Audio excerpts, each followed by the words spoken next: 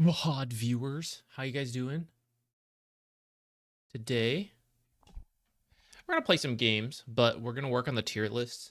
Um, hope there's not gonna be a patch before because this probably isn't gonna come out till Thursday, Friday, because there is a video prepped for Wednesday, and I don't think we're recording live today. Probably gonna record tomorrow. So then by the time it's edited, Thursday, Friday. I don't expect a patch, but you never know. Hopefully these make it out. But anyways, we're gonna play games and we're gonna like prep all the stuff today, and we will do the actual recording some other time. I'm like jinxing myself here. 7.39B, no C patch yet. What shall we start with? Why don't we do some initial tier listing as a mental warm up, and then we will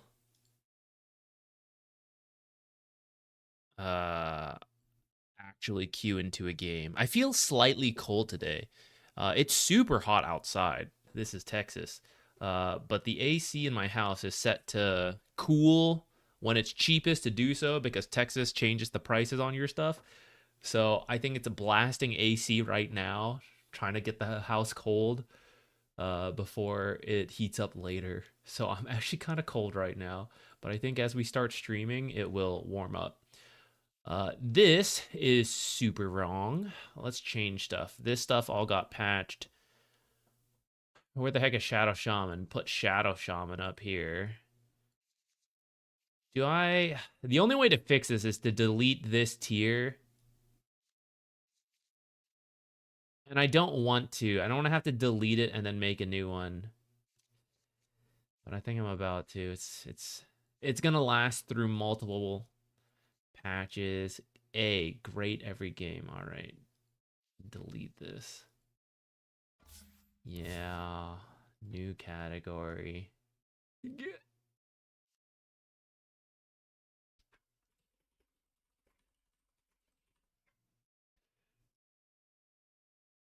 All right. The deed is done. That wasn't that bad. I was whining for nothing. I'm just gonna stick someone in there.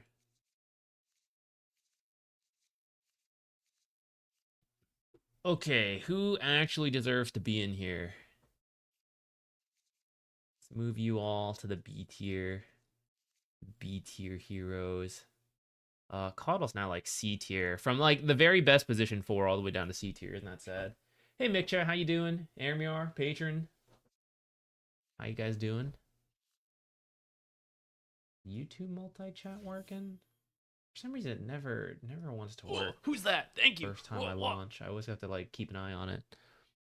Yo, one shot here with the Prime sub. Thanks so much. What a way to start the stream. I think Muerta will still be okay. Tiny, people like Tiny, but I don't believe in it as much. But for the pro, this is the pro tier list first, right? We're on the pro tier list. Yeah, these are the pub tier lists.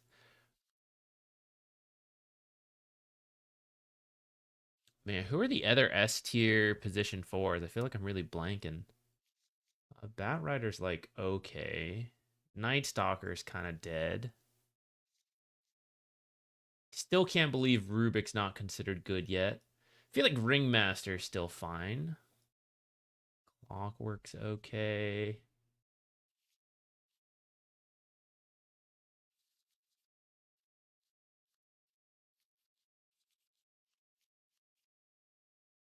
Need a little bit more pug now. Let's move him forward a bit. Oh, Nature should be higher too. Is he actually still A tier?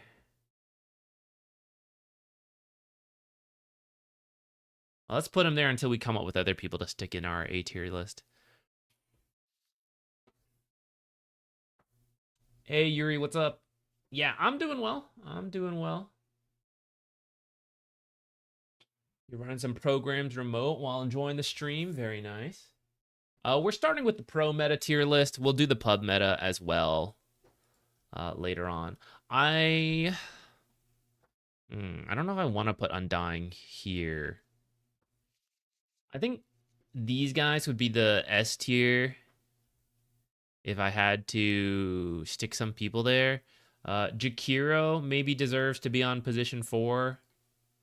Tier list now. Even post nerfs. The fact that he's sometimes swapped over is like good for the hero. I feel like sometimes you'll see Clockwork and maybe Marcy. Okay, let's be real. Even though I don't like them, probably deserve to be for the pro tier list, A tier, something like this.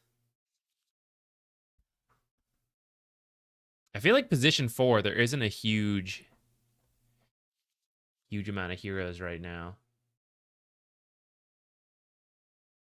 Let's go to let's do position 5s. I think position 5 there's a lot more. I did catch the end of what's it called? The Spirit Navi game that was just happening, right? I was kind of watching that a little bit as I was prepping to get ready for the stream. Pretty exciting ending for sure. I wasn't fully focused on it, but it was exciting just, hearing what was going on and everything. Okay, bump these guys up, bump you all down.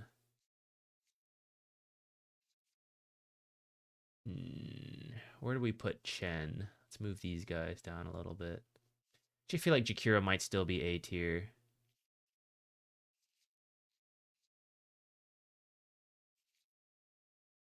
A little bit more of this.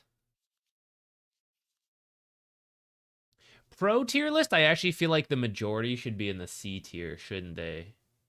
Because there's usually a very strict doot than the rest. Though really, I guess the pro tier list really only matters for the first 2 phases anyways.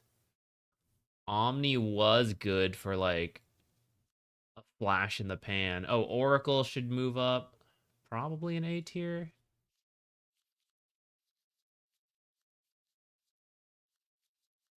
I'd probably keep all these guys down there. I'd maybe move Enchantress above them.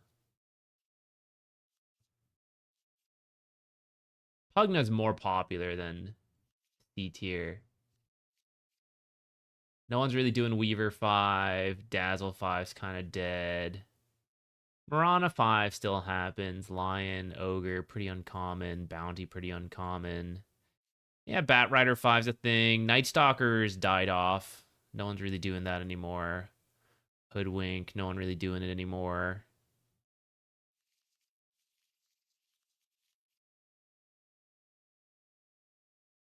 No one's doing it, right? Surely if a hero has like 1 pick in a pro tournament, that is D tier, right? I mean, in that sense, like Treant should also be D tier. Should that be how we do these tier lists? Like, if you're not even picked, if you're picked less than 2 times in a tournament, you're D tier. The pro tier list should be like more sparse, I feel like.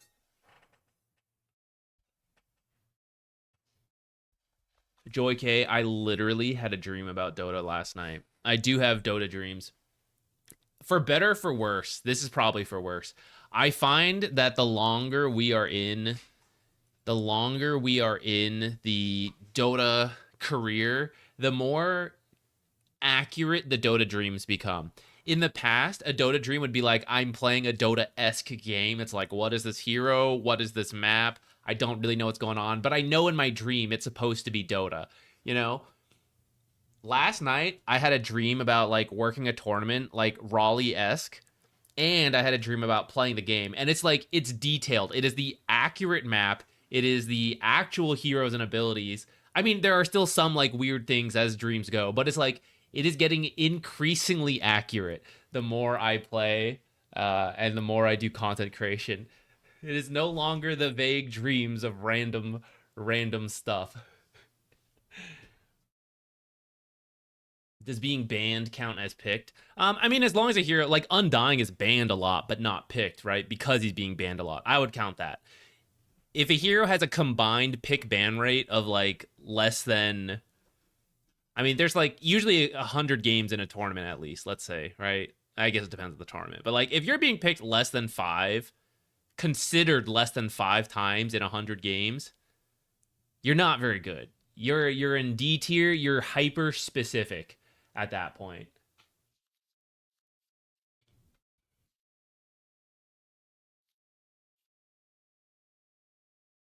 There you go, Joy K. You're in. You're filling in. Let's go. All right, we're going to start queuing. I feel like some of these guys shouldn't even be in here. Take them out at this point. Let's go back to our position 4 tier list real quick, because I actually think... What the heck? Okay, it's just 2. Too soon. Too soon to be finding a game. Tinker...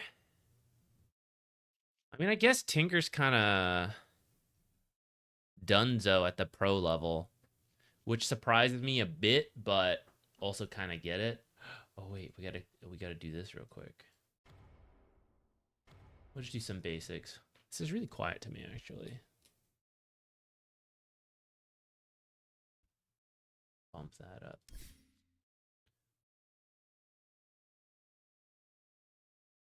Who else is being played position 4? Let's look at Wallachia.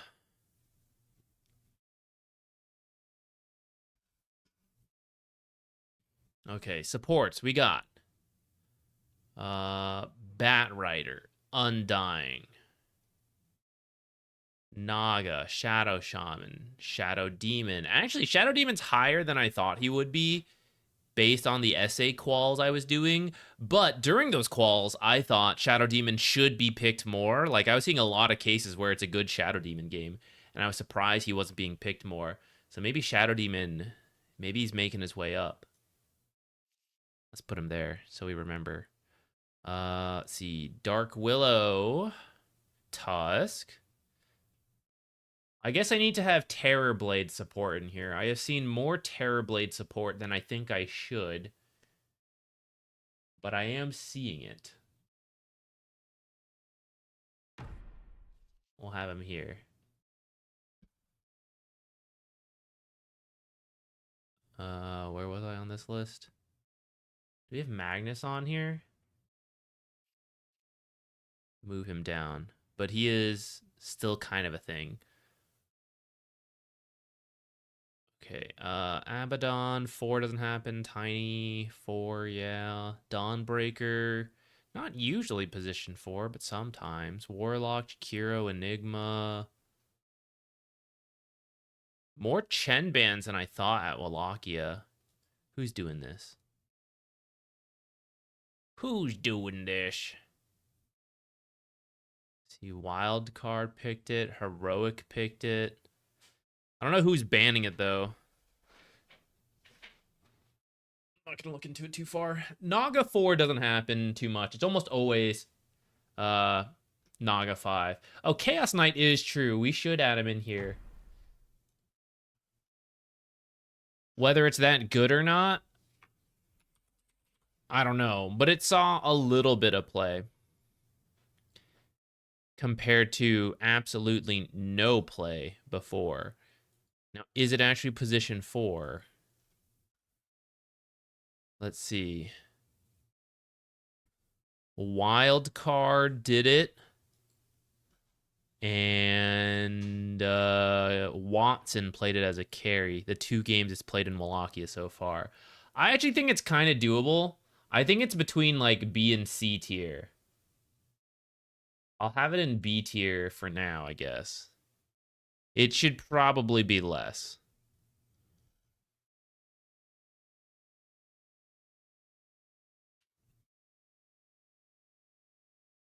All right, I guess I gotta lower Ringmaster too. He is not being played at all.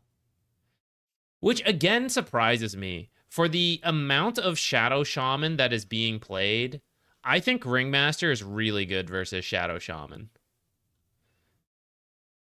Though I guess Shadow Demon is also good versus Shadow Shaman and has some of the dispels you want right now. So maybe that's some of it. If they reduce the cost of chainmails, do you think Clock would be OP?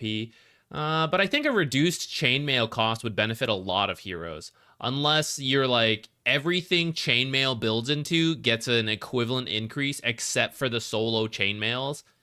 But then you're going to start seeing casual chainmails that people are just going to buy just to have it, to fill slots. I guess it would be a buff to Clockwork. But I think the bigger issue is, even if it's cheaper, you still wouldn't do it until like 30 to 40 minutes. That is why that facet sucks, is because it doesn't come online until way too late. Let's look at a random like Clockwork game. You know, my most recent one. If we look at the items, like, when did I have the slots to start building chainmails? I never did as a support. We had Tranquils, Wand, Observers, Blade Mail, Yules. I filled 5 slots, and I then filled a 6th slot before starting to eat chainmails. So I never even reached that point as a support Clockwork that I would start eating that. Now, it looks like this game I wasn't that rich, but you know what I mean, right? Where it's like, it's so late into the game. Even if we said 30 minutes, which I'd say is being pretty generous, like even a core Clockwork, Phase, Blade Mail, Aghanims, like, what are you building as core Clockwork? Phase, Orchid, Blade Mail, Spirit Vessel. That's 4. Wand, right? Like, how many of these do you need to build before you can start eating chainmails? That's the biggest issue. They should just make it part of his innate ability.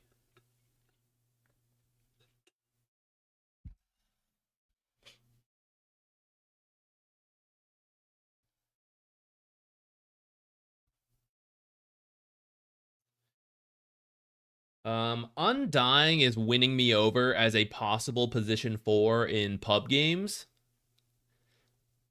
I always knew it could work, but I didn't love it. But I'm seeing it work more and more and more, that I'm being convinced. For pros, I still think you'll only do position 5 Undying, though.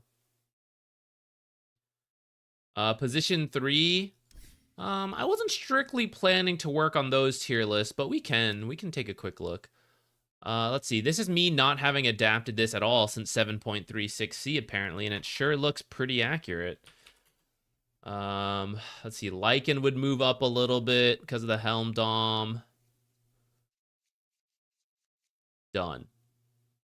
Is this actually it? No. Death Prophet goes up.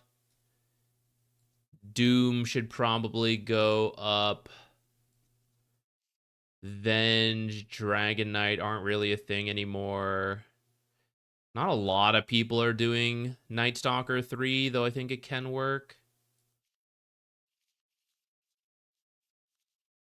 Bat Rider 3 is kind of a thing. Abaddon until recently, but I think he's still better than some of these stuff down here. Sand King is better than a lot of these guys. Oh, Bristleback should be up here. Now that's pretty outdated. These guys should be way up here. Omni Knight. I actually don't know if people are still doing that. Oh, okay. Actually, a lot of these, It's nice to see change, guys. A lot of the D tier offlaners actually should be now, like, up here. Let's do...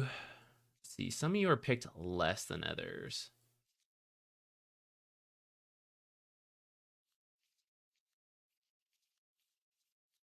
Oh, we need more D tier heroes. CK's not even being played offlane. Take him out. See, no one's doing this shit. Ain't nobody doing that shit right now.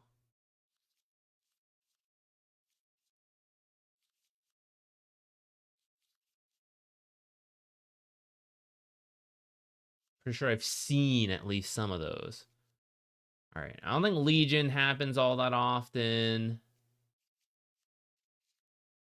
Oh, this is a weird distribution now.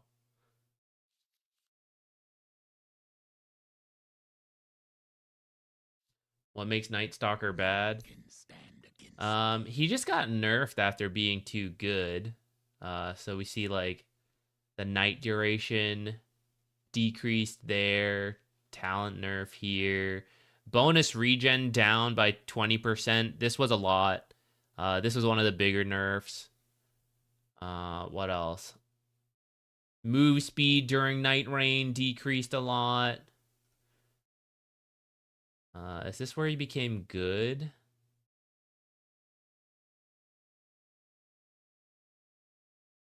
I think this is where he became good, 7.38. And so he's just gotten a bunch of nerfs since then. And the Tormentor spawns. Well, actually, maybe that's a buff to Night Stalker. Let me think on that one. Undying becoming more popular is good against Night Stalker.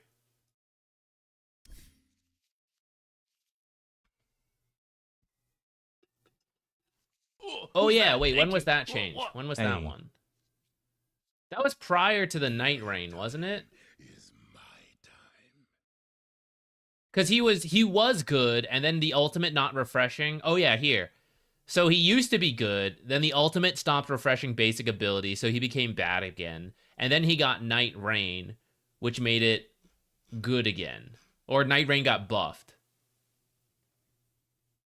Because he was good with the Night Rain, came bad, became good, became bad again, became good again. Because he got it for free at that point. Yo, Char, thank you so much. Sorry, I just totally... I was zoning out there. The tier 3 sub. Let's go. Thank you so much.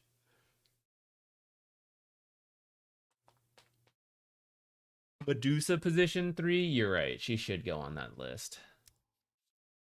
I think she's become less popular, but I think she's still relevant enough. But where? I think we need to start adapting some of this.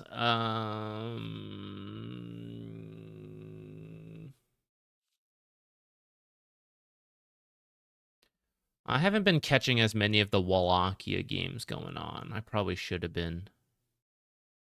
Let's see where people are playing it. Let's see. Death Prophet's at the top. A lot of bans. I've seen her played in the off lane in pubs and in some of the qualifiers Ricky and I were casting. I don't know if she's actually being played as an off lane right now. Same with Batrider.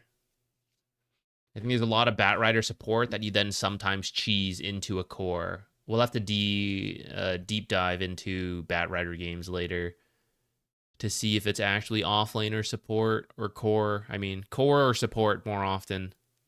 Let's do that in a second. Let's see. If we just go off pick rates of Wallachia. So Death Prophet, Batrider, just said we got to double check. Let's see. Bristleback is still pretty high. Where do I have him? In the A tier. Let's leave him there for now. Doom's pretty high. And then Pango, which is a flex for mid-off lane. I'm actually not that... I don't love the off-lane Pango. I think it works. So I'm actually fine with him being an A tier still. Let's see. Axe has climbed up since I last paid attention. Beastmaster dropped down a little bit. So I have to move... Do I have to move Axe up here? See, who will be our S tier offlaners? Oh, Terrorblade. I don't think I have Terrorblade on here. People are still doing some Terrorblade offlane.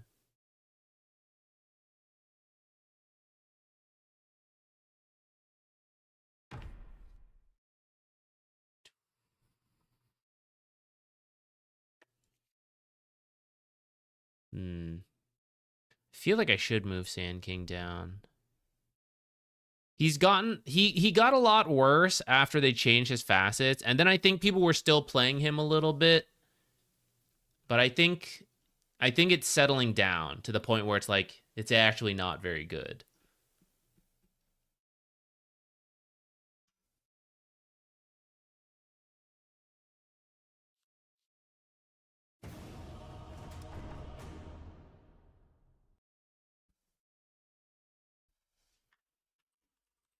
Has Slardar dropped off as well?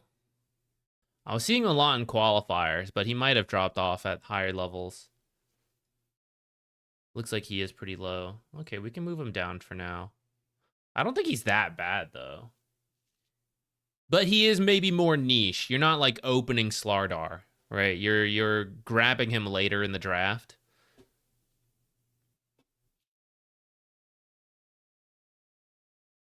Where do I have Omni Knight? I think Omni Knight, ever since he got nerfed. No! Is that what happens? There's a couple bugs where like this ends up happening. Man.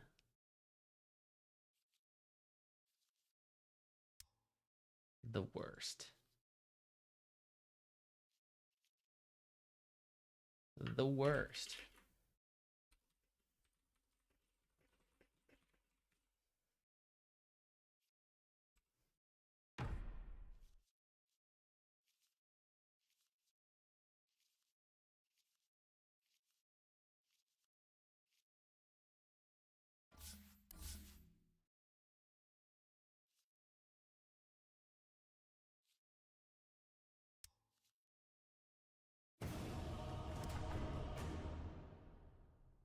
I don't mind because we're just working on tier lists, but it's kind of crazy to me. We've been queuing for like 20 minutes now. 20 plus minutes.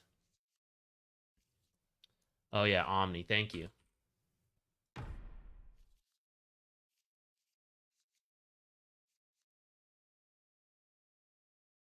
Is Bristle actually S tier? I feel like he's got the most picks because you can flex him.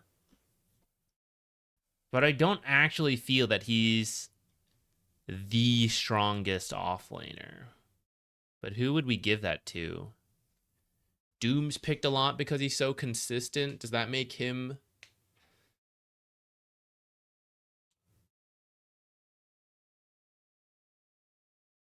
Undying? Well, Undying offlane should be in here. But I don't think he's actually...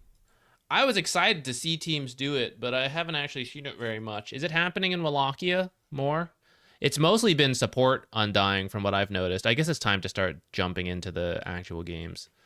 Let's take a quick look. Let's see. This one is offlane Undying. This one offlane Undying. This one offlane Undying. This one support Undying. Support. Support. Support. Offlane. Support. Okay, there's a good mix in there. It does seem like we can maybe move him up a little bit. Let me take a look at the Batrider games.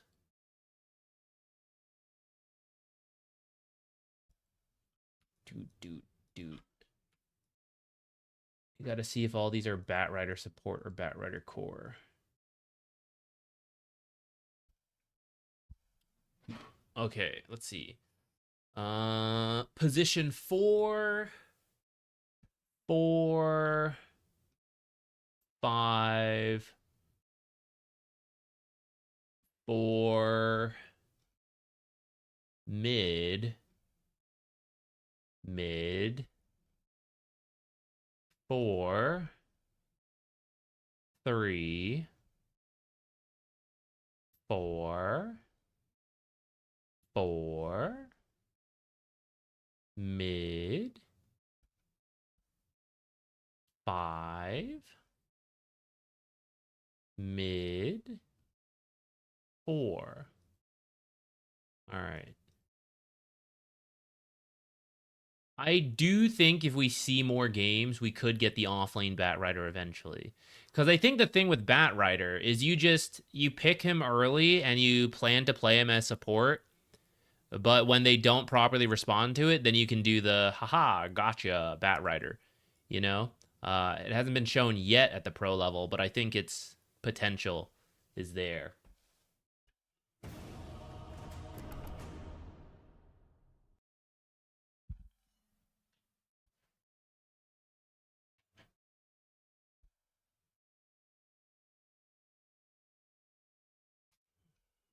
Batrider support's a little tricky in pub games just because you're supposed to be greedier than a usual support to get to a fast blink dagger, but a lot of pub games don't like when you're doing that. You know, you're like stacking for yourself and farming that.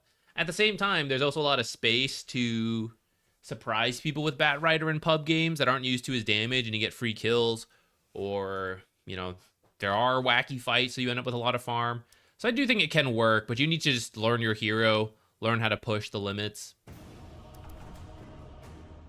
I don't know who my standout offlaner wants to be. It would have been Beastmaster Darkseer from the past, but it looks like the meta has shifted a little bit since I was last casting. No, I'm not so sure on that. Well, I don't think I'm making a video on this tier list anyways. I don't know if I believe in Death Prophet offlane enough to put her in the S tier. I know she's being highly contested, but I feel like it's more for mid than anything. When we play games, we're going to play stuff we want to play. I don't care for exploring some new tech right now.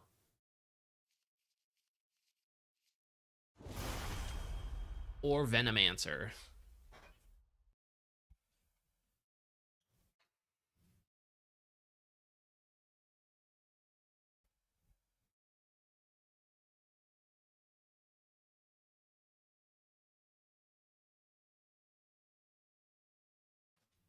Sorry, I was feeling a little stuffy. So I was blowing my nose real quick there. Let's do our timestamp.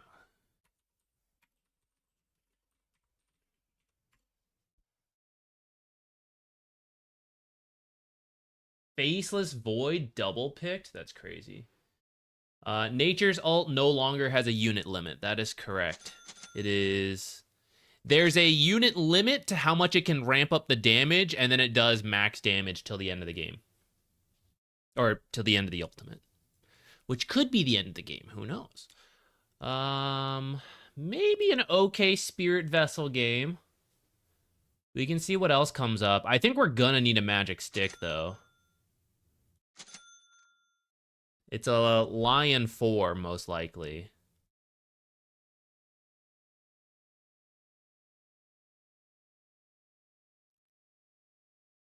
Ursa? Oh, this guy might get...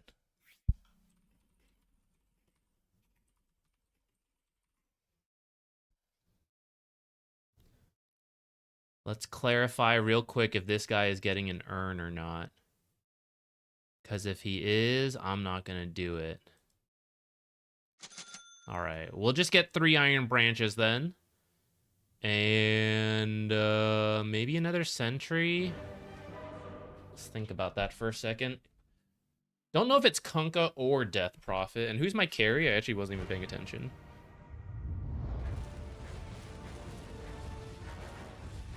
Sven.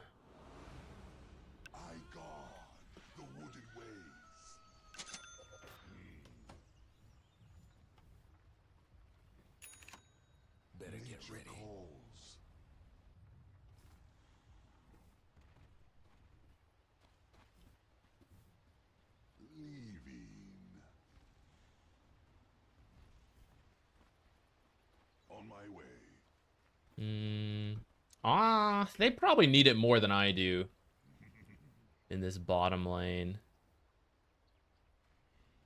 En route. By my shaggy bark. By hidden paths. Give it to them. I would maybe stick it in front of the tower so Visage can maybe get soul assumption kills. I actually don't need it in the end.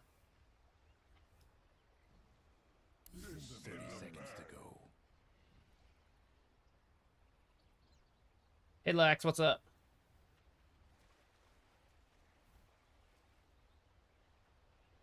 Naturally. Go ahead and take Sprout. It would have been a good time to go for first blood with this many people. And with the Visage support. In silver.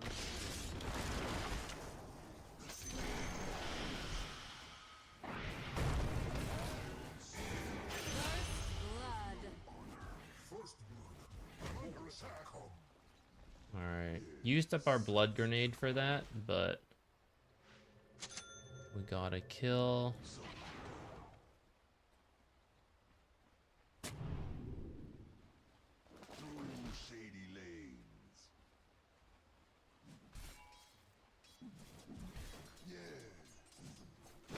Death Prophet 4. That was not on my bingo card.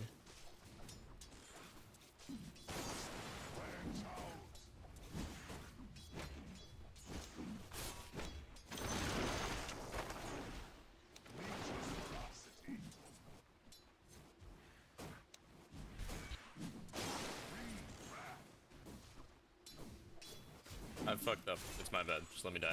It's fine.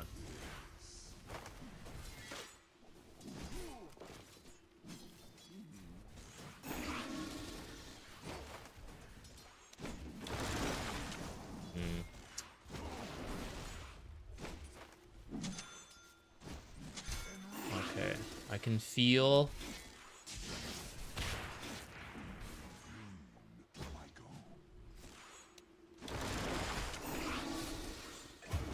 Wow, that was dumb.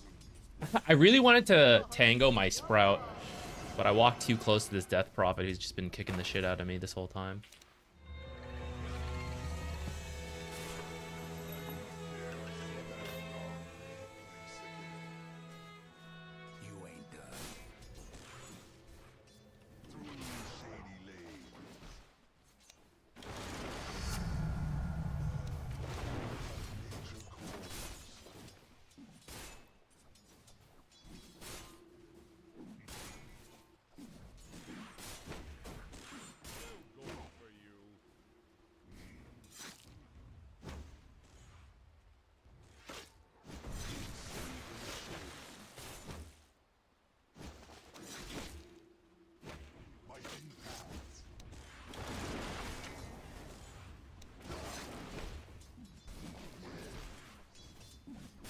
I hate that that tree path got changed.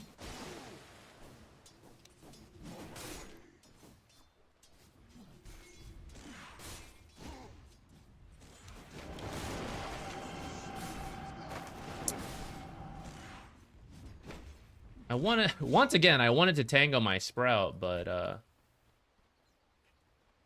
naturally.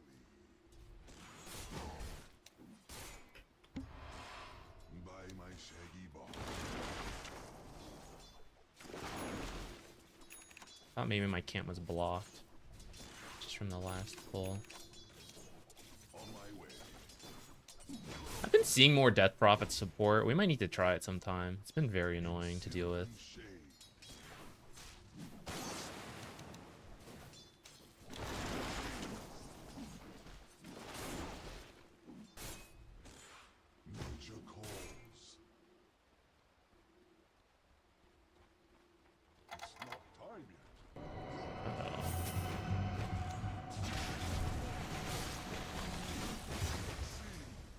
This X mark, level 3. Didn't expect that.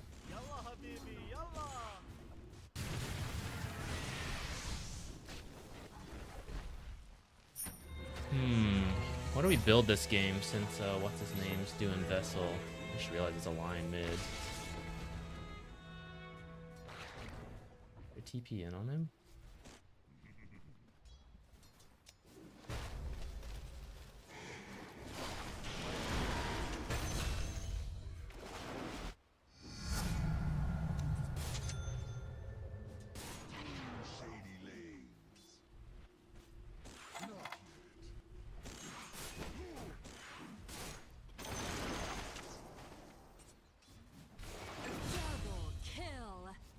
Well done.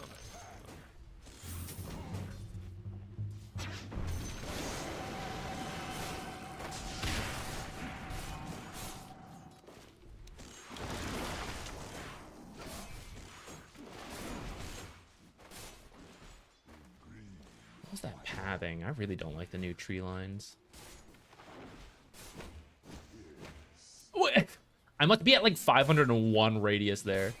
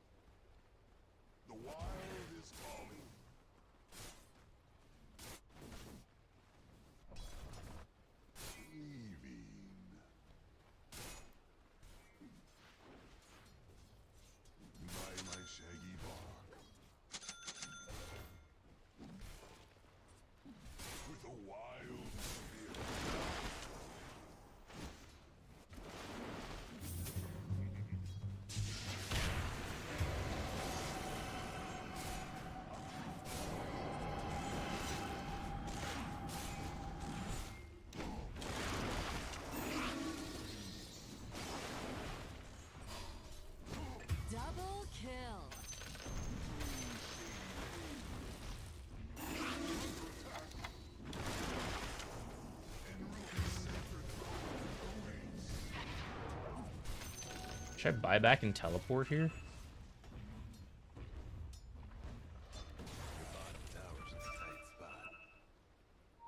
Lion is here, bro. What the fuck?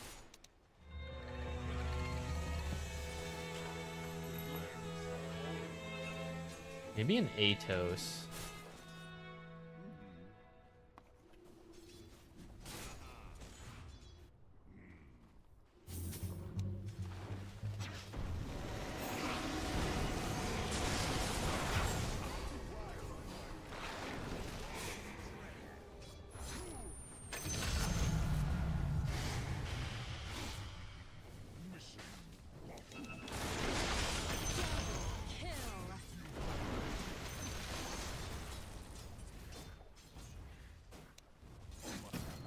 Radiant's gone and fortified their structures.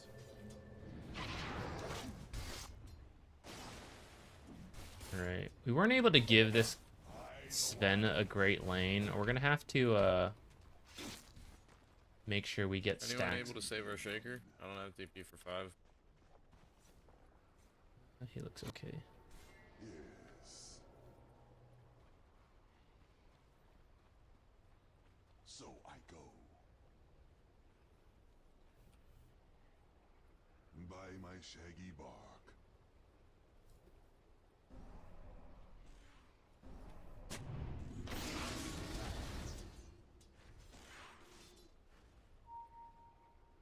Naturally.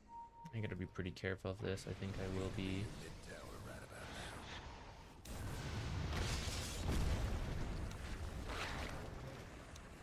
Okay, back over, I guess. now. Your mid-tower.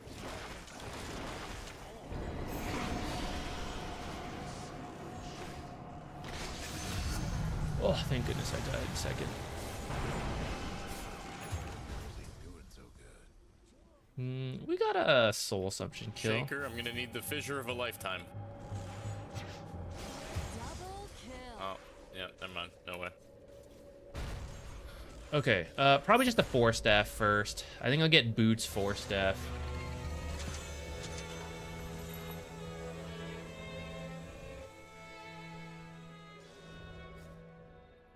I'm not ready. Might want to check your bottom tower.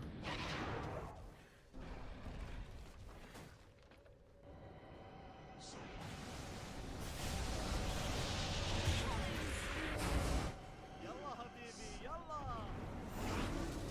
a fond farewell to your bottom tower. En route. Your mid tower needs a little help. With a wild Death Prophet is coming top. Careful, get out of there. Death Prophet's very strong. Has 3 or 4 points in E. Oh!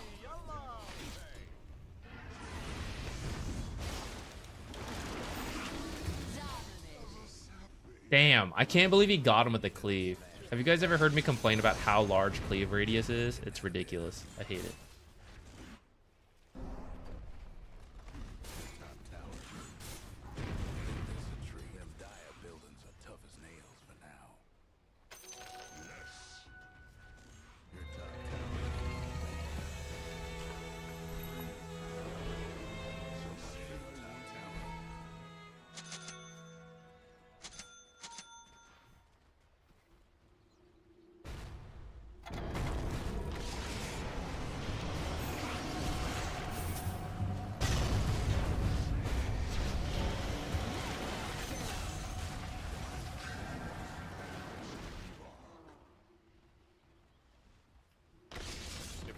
Get back, I think.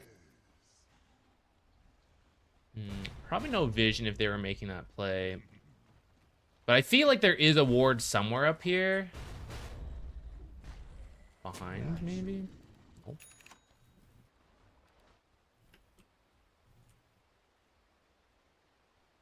By hidden paths.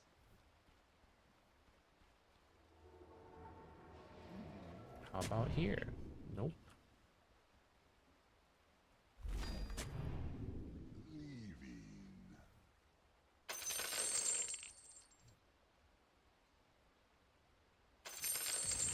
Your mid tower ain't doing too well. Hello guys, what the fuck are you doing? Can you start play Dota?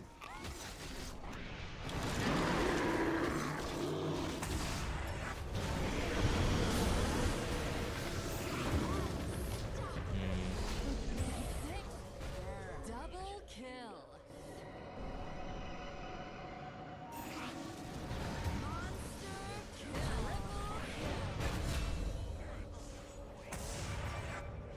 Dude. That's profit, man. Mid tower's done for. Oh, greatest Sunstrike ever?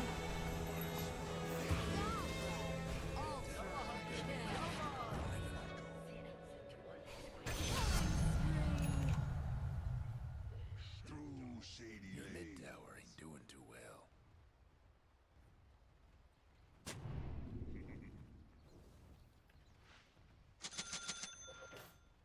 In sylvan shade. En route. Hello. I just TP'd to the last fight. Can be. Uh-oh, he's not having a good time. Bro, just farm. Please relax. Nature calls.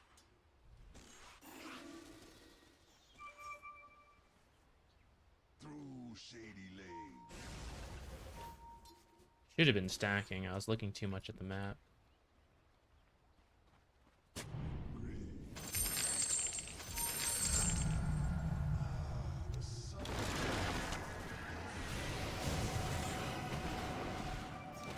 Go, Shaker, go. Oh, that didn't catch her. Damn. That echo catches her if she dies right there.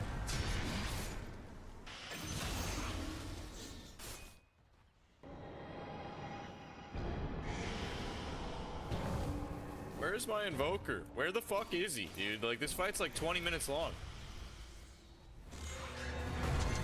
Things are breaking apart for the team.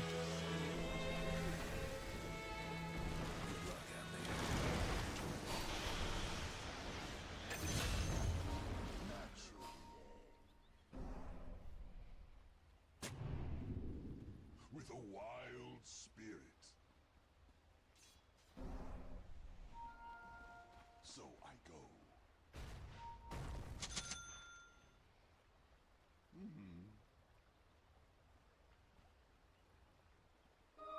See the power before us.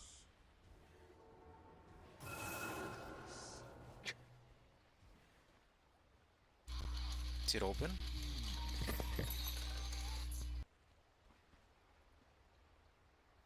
Through shady lanes. Hello.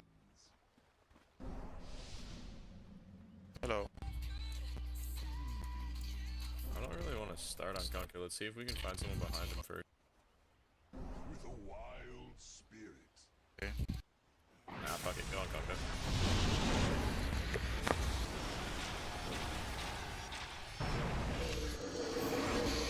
Anti-beam.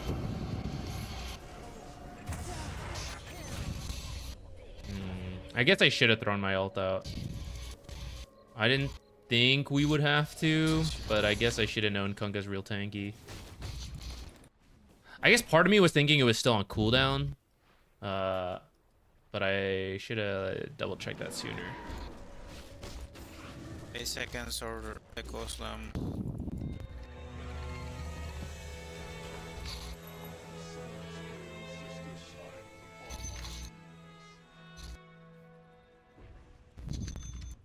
Almost feel bad for your top tower.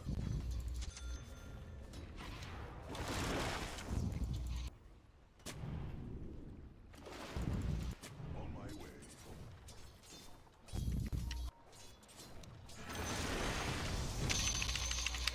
Brand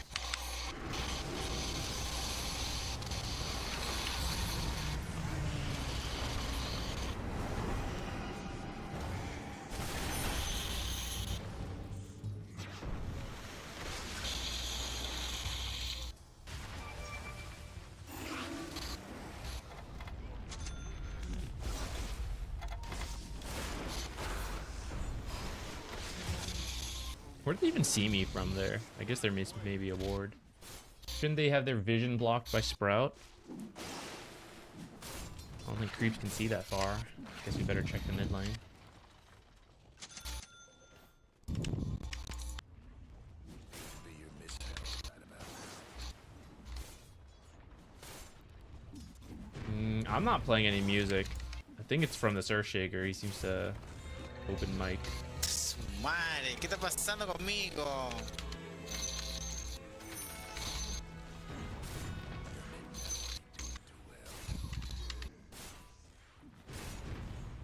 Desanimo, pero... Tower's gone. Sorry, folks.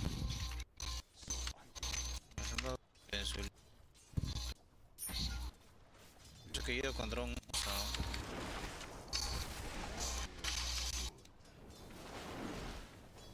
Ahora...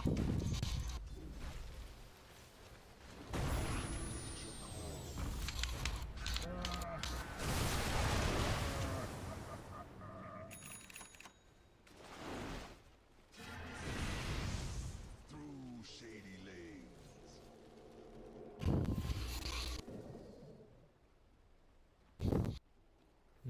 I better TP out to be safe. Sylvan shade. By hidden paths. I should have stacked. I wasn't paying attention.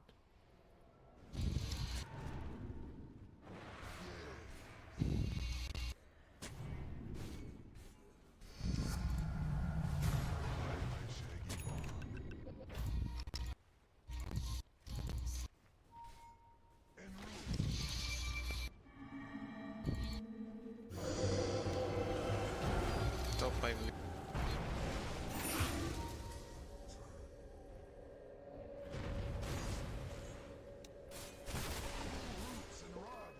Your top tower. I'm going to keep this one actually. Nothing about dire structures right now. Top tower's hurt.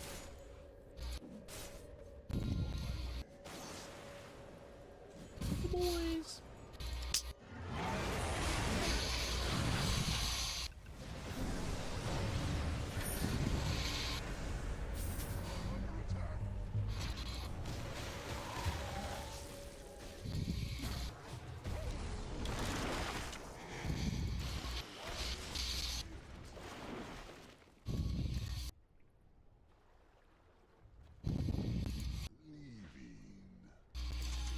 Creo que era para entrar, ¿no? Y vaqueaba. I don't think I'm going to understand him anyways. And he's got a lot of background noise. I'm going to mute him. Your mid tower needs a little help.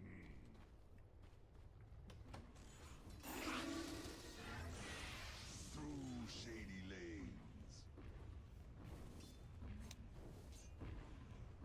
Nature calls.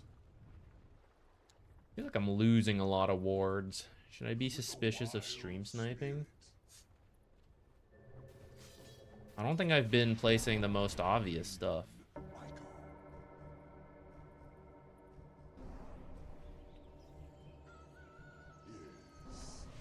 See if they kill Sven. If they kill Sven.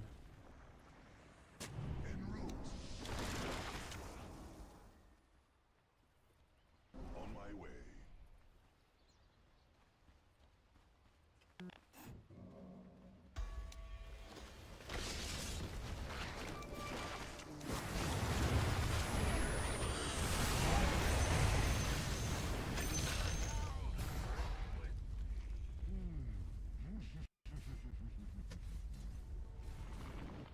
In sylvan shade.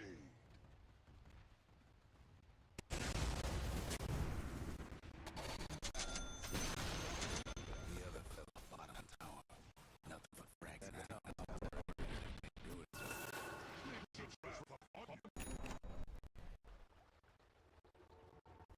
By my tower. Naturally.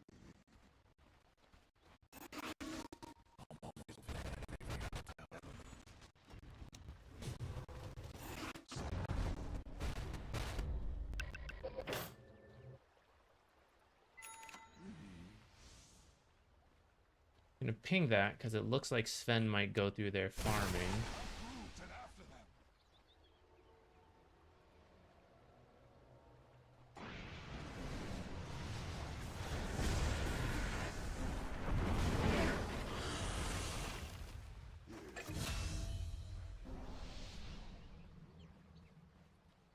Through shady lanes.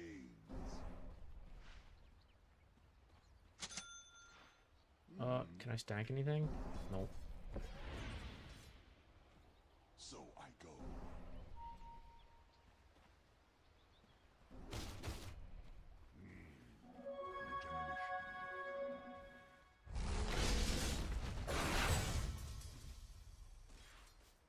Leaving.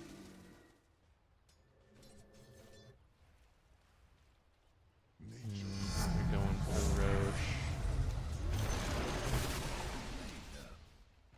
en route. No. My way. I should time that better with CS. I'm kind of missing stuff here because I have no damage. Oh my god, that was so fast. Immortality.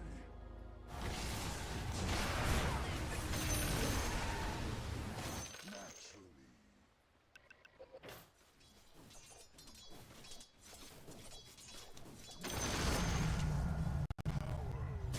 Tower's in a bit of a bag. Burn and fury.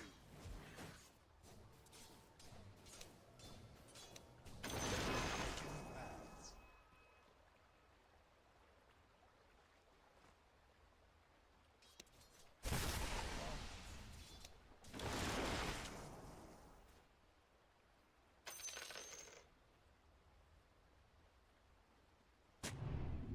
By my shaggy bark.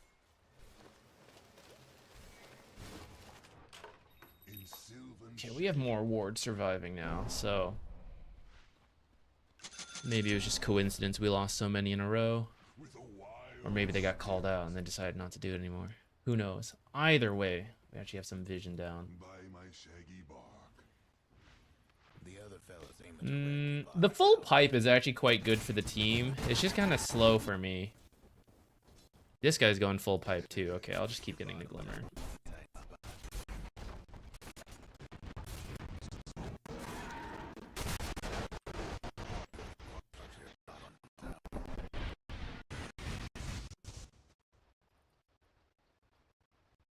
En route.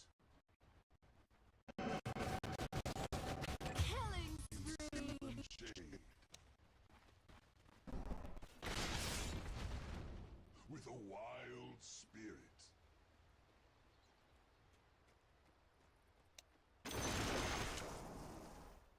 In green, I go.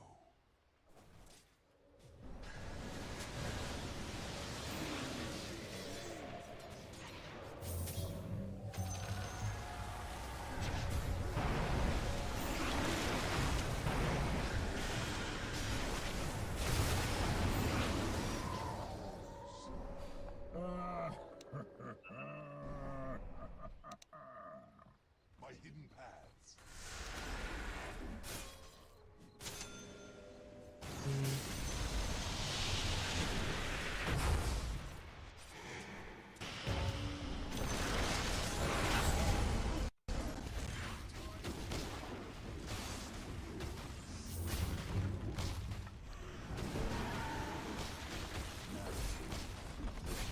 X marked the bird. I can appreciate that.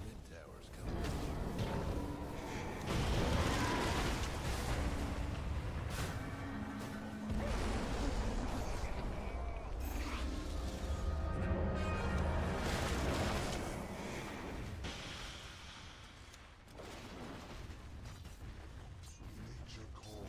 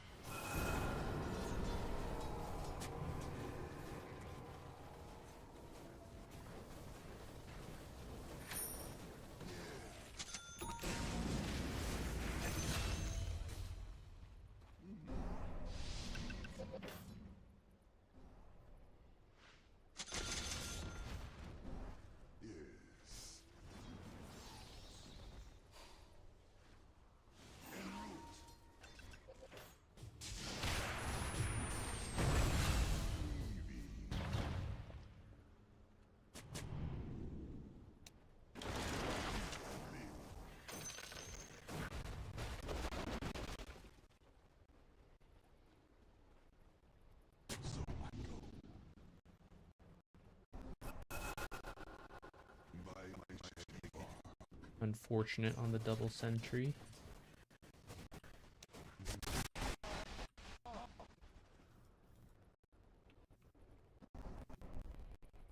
Very scared about this.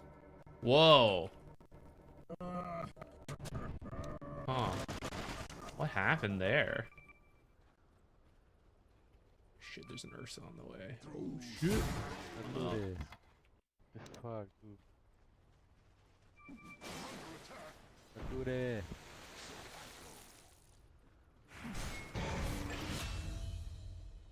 Nature calls. Hmm. Hmm. Get out, get out, get out, get out, get out.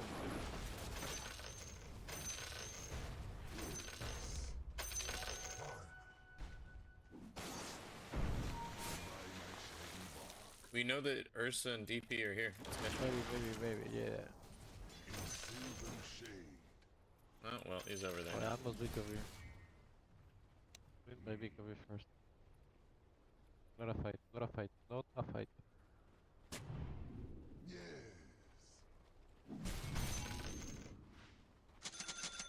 Well, I guess we've got his Sunstrike. And what else? Got a feeling things are gonna pick up real soon.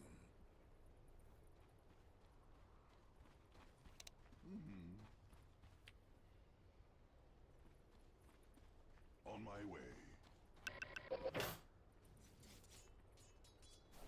Naturally.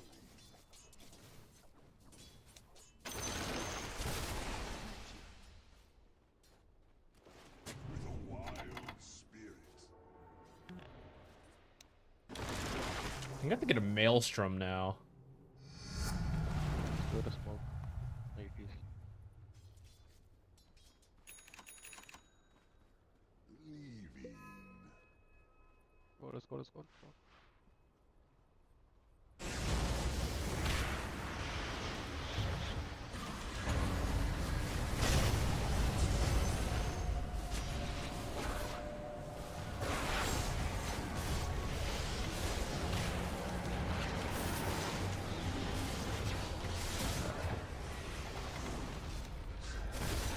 Oh, so dead. Come along, creeps. Come along. Double kill.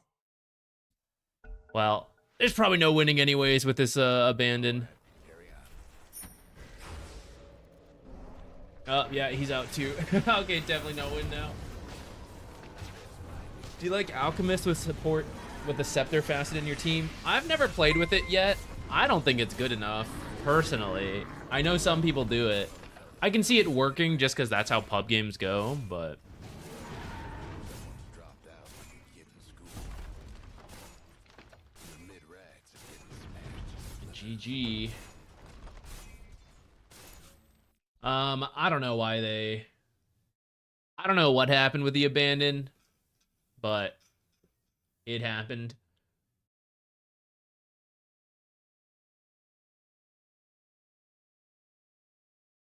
We were losing anyways, so I didn't really expect to win. Even prior to the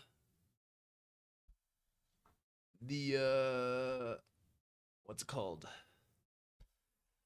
The disconnect abandon. I don't know, maybe it's some kind of emergency. It happens.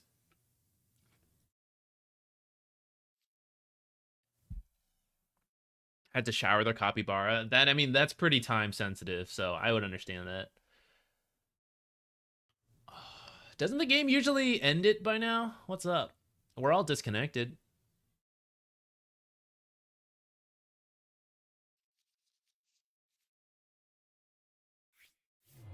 What are they doing here? Oh yeah, Death Prophet. I will say, I didn't have a great lane. This Death Prophet kind of handled us. Gonna keep more of an eye on this hero. I've seen a lot of Death Prophet supports do pretty well. Just really doing the same thing regular Death Prophet, like core Death Prophet is, just like harassing with Crypt Swarm, attacking. But I think I had some dumb positioning that game that also got me killed. Is Juggernaut support good? Vessel into Dagon? But why not do Nature's Prophet with Vessel into Dagon rather than Juggernaut? Right? Juggernaut Juggernaut's not a great support because so much of his abilities scale off of stuff. I think Slasher recently did a video on it. So I'm not gonna say it's like 0% win rate, but what the heck is Juggernaut? The biggest issue is that your ultimate and your passive both scale off of right-click items, and you have some of the worst stats in the game. So you also need to farm up items to fill those stats. And then even oh wait, no, this one doesn't scale off of attack speed anymore, right? It used to, and that was actually the recent change to it. Yeah, okay, so this one no longer scales off attack speed, so I guess that helps with support Juggernaut in theory. But I still think like two of your abilities being very right-click dependent are a big deal. And if your other two abilities were good enough, you know, maybe.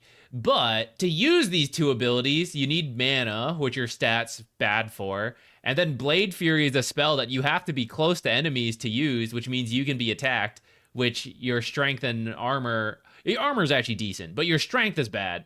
And so now you're not going to have any items scaling for it. So I'm not really seeing the benefit of it compared to a different support.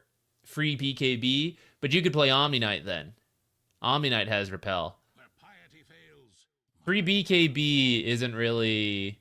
It's good, but it's not... I don't think it's enough to overcome everything else he has as an issue. Juggernaut stands ready. Now an Alchemist game, maybe that would have gone better. Could have given Nags over to who would we even give it to that game? I don't know. Come here, Droopy. Part of that game, the playmaking was a little awkward. I think Nature's Visage support duo is kind of weird. I would have picked a different support. Oh, who's that? Thank you. What? Acknowledge my existence, SENPAI. Hey, It's notice Alex, me, SENPAI, you've been but acknowledged. different. Do you get it? Thanks, dude. I got it. Jupiter, come here. He's meowing in the distance, but he doesn't want to come over. Come over. Just come here, Jupiter. All right, let's do a pass at a pub tier list.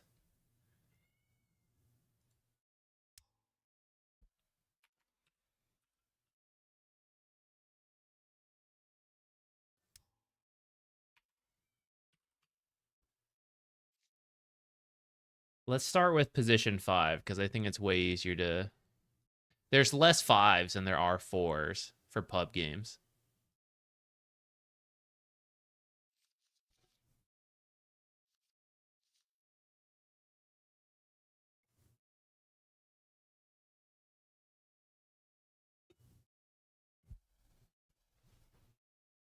True, Cataclysm. Maybe Cataclysm would have saved us.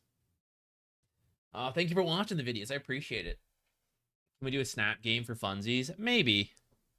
I don't like Snapfire that much right now. I think she's okay, but it's not really calling to me. Okay, position 5s. Let's see. Undying and Shadow Shaman are going to be top tier. Let's move some of these guys down. I think Oracle's maybe also a top tier pub hero. Here is the Jupiter ass in my face. Wait, this is position 5s, right? Yeah, okay. What is stronger since last time?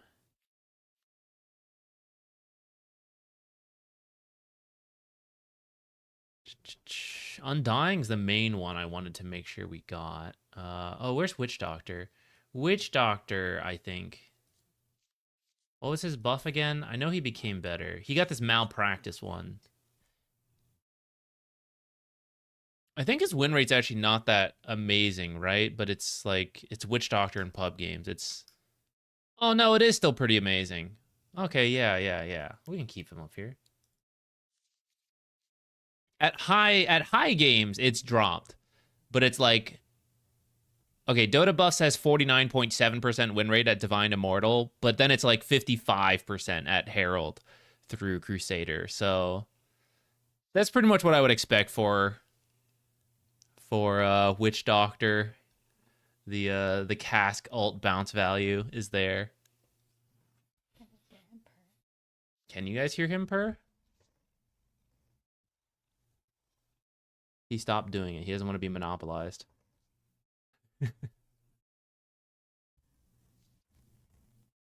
This time, this is pubs.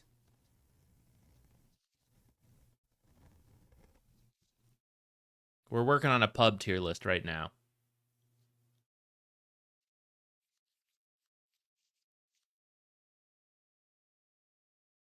Oh, Omni I would move up. Even after the nerfs, I think Omni support is better than it used to be. What's his actual win rate? Let's see. About 50% in all brackets. That's pretty much B tier. That's B tier hero. I'm going to move Naga down. I don't think Naga in pubs is as good as Naga in the pro scene. These guys all feel about the same to me. Who else? Who else? Should we consider Death Prophet as a hero in here?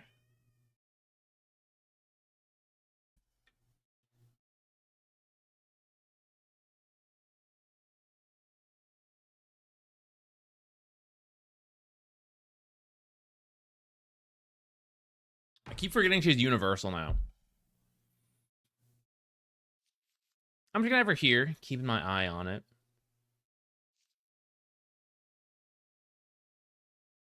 Ah, shit, guys.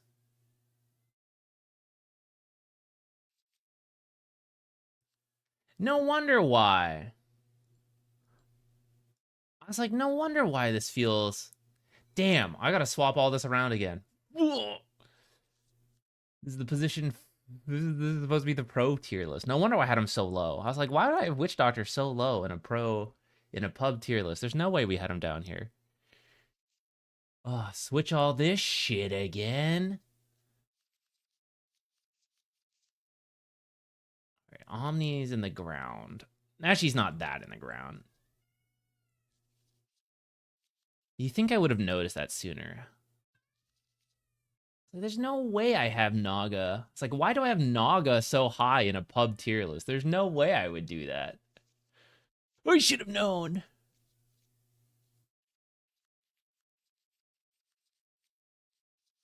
Okay, who else do we have to move around?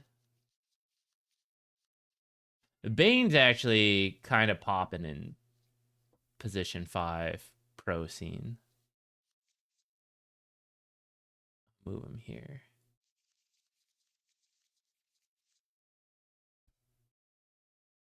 Bat Rider should probably be higher.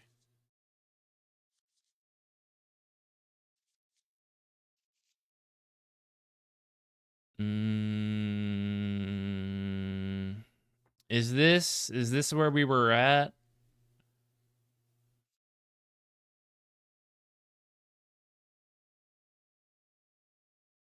We'll have to fix that later a little bit more. Doing IO dirty. I think Valve is doing IO dirty. He's not that great.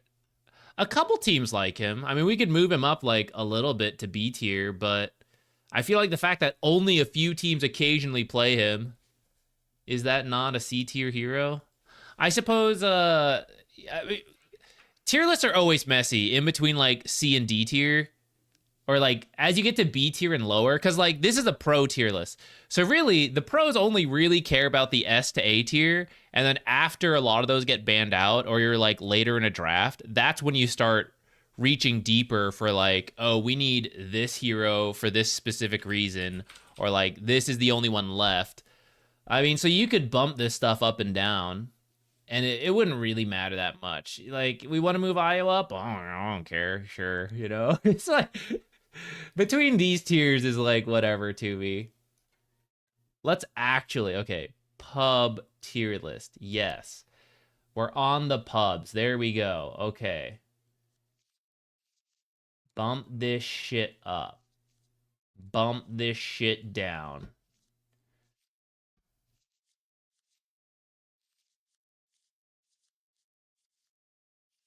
Yeah, Warlock's like the king of pubs. Who else needs to move? Do we have Naga in here? Yeah, she's in here. Where's Omni?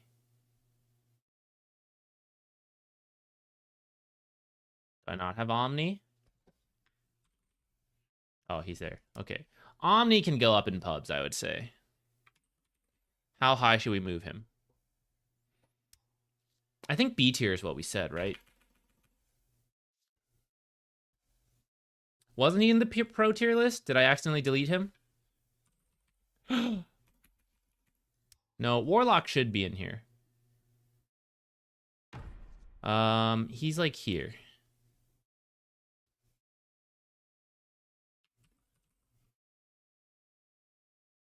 Maybe he even should be A tier.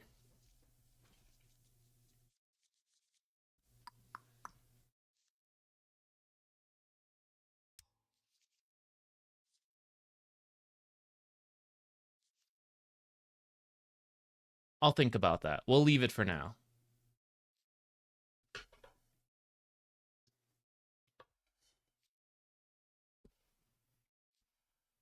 Sometimes heroes accidentally get deleted as I move things around the tier list. Good catch. I didn't notice Warlock wasn't on there. I'd probably catch him later as we... Well, I don't know. But usually before I actually record, I like look through everything again. Hopefully we would have caught him. Okay, so this is pubs. I think we can take Sven out of here. The whole Sven support days are pretty dead. Let's say he's dead.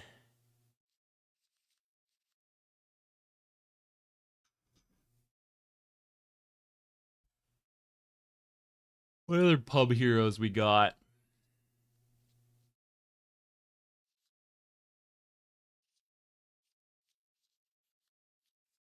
Am I forgetting any classics? I'm always surprised Techies isn't doing a little better. What's his win rate now? I feel like Techies...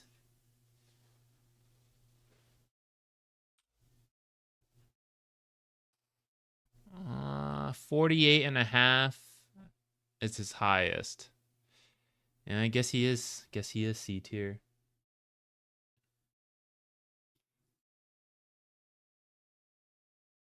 Bane up. Oh, you know what? I think I agree with that. I think Bane in pubs is like not that bad. I think he's been buffed. But he's better at the pro. Better in the pro scene and better in high tier pubs. Low tier pubs, everyone's just like breaking your nightmare all the time, left and right. And I don't think this hero scales well enough for like Herald Crusader games. But as you get to like Archon and higher, I think it starts paying off more.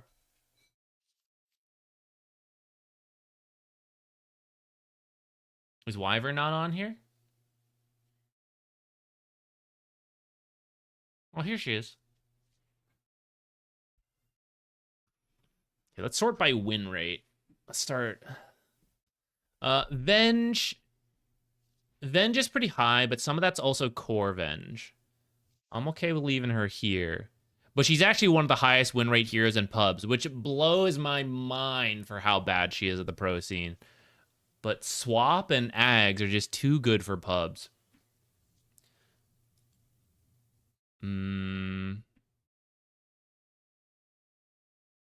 Okay, so maybe Venge deserves to be S tier based on pub win rates. Let's see. Let's list off supports. We got Undying. We got Witch Doctor, accounted for. Shadow Shaman, accounted for. Lich. Pretty good win rate, actually. Where do I have him? A tier? I think that's okay. Dazzle. Yeah, A tier. Oracle. Abaddon. Where's Oracle? I had moved Oracle up, and then... Oh, here. Yeah, I want Oracle to be up. We did that on the wrong tier list. Where was I? Wyvern. Then we got the Venomancer. Where do I have him? B tier. Maybe he could go up. We'll think about that. I think Ringmaster has actually been nerfed enough at... he used to be pretty easy to get value out of, even though he's a harder hero. I think now that he's been nerfed, it's harder to get value out of him in pubs if you're not like a proper Ringmaster player. Isn't Disruptor pretty good? I think he's fine. Let me check his actual win rate. Let's see, 50-ish to 51, 52-ish. Where do we have him? B tier? I mean, that sounds about right. I think for pubs, I would probably take Weaver out of position 5. B tier, maybe move him more to like C tier.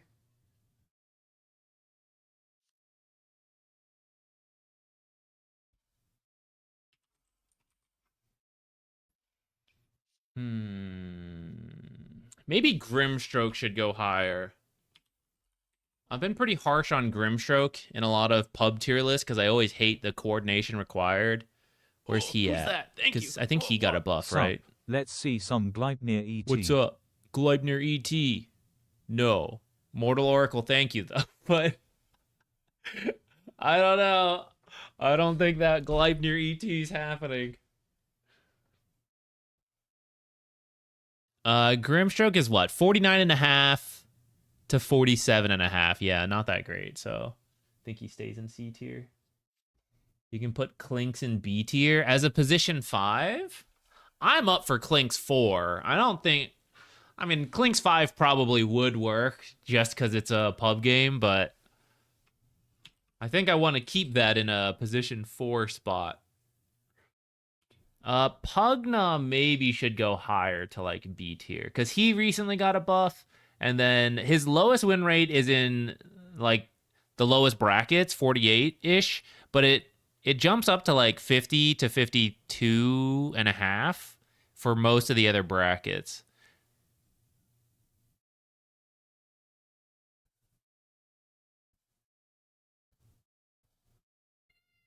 I'll tell you what.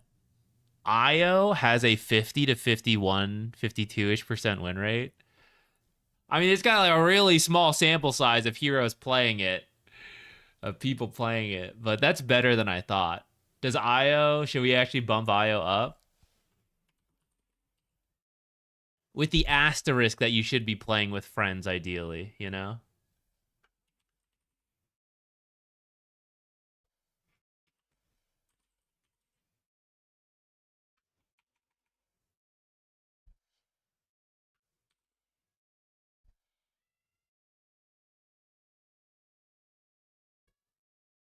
Okay. This is maybe where we're at. Maybe Nature's I would consider moving higher as well, depending on the bracket. I think he's still like an A tier. How do we feel about this?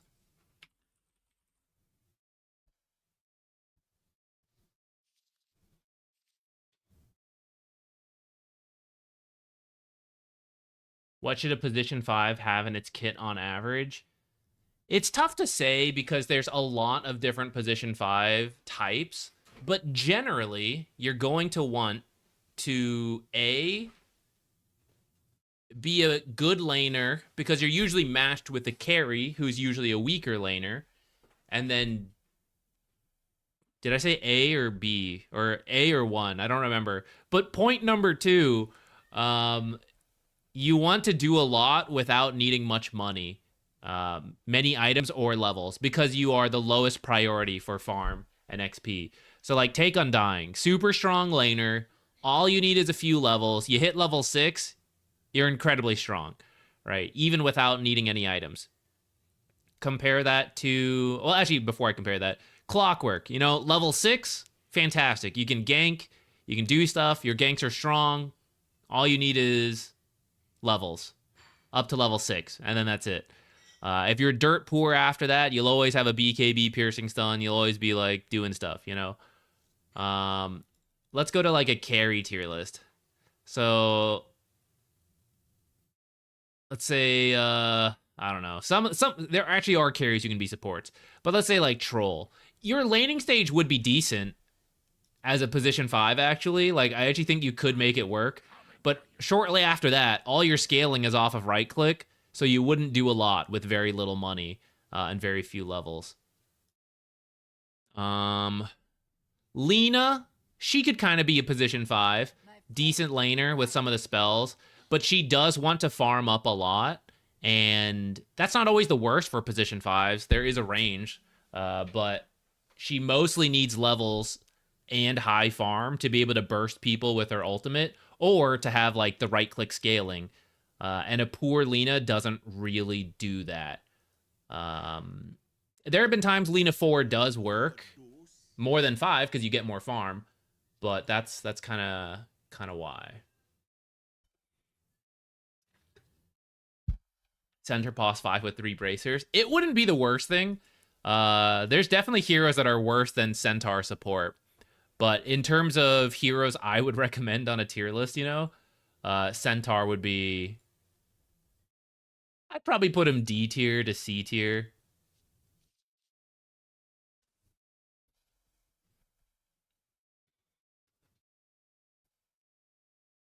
Venge is S tier. What's new? So this is for pubs.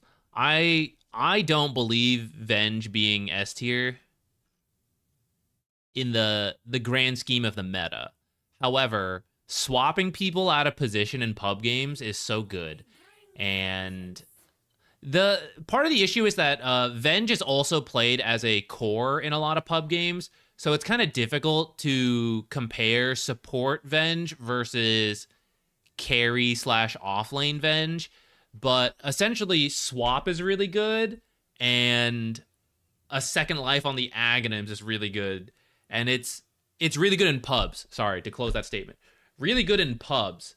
And because of that, she has a really high pub win rate, but almost never contested in pro matches because her laning stage is so bad. And then the pros would play around both the ult and the Ags.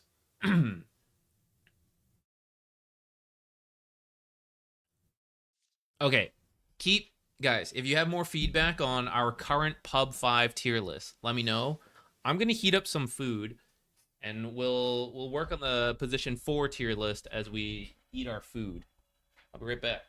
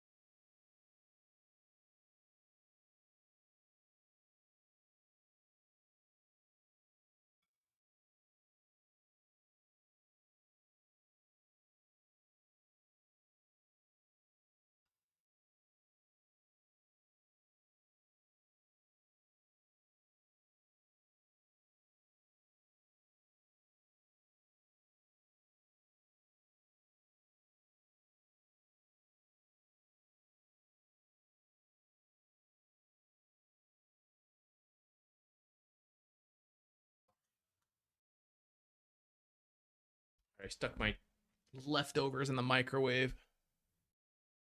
Get me some too. I think I have enough to feed one other person. You guys are gonna have to fight for it. Why is her laning stage so bad?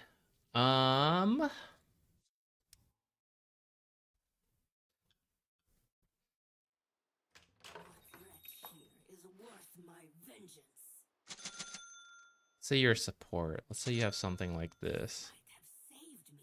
Better get ready. So we have 54 damage. The health is okay so long as you buy all these stats. But your like actual right. Let's take Silencer, you know. Let's give him like the same build. What else did I give him?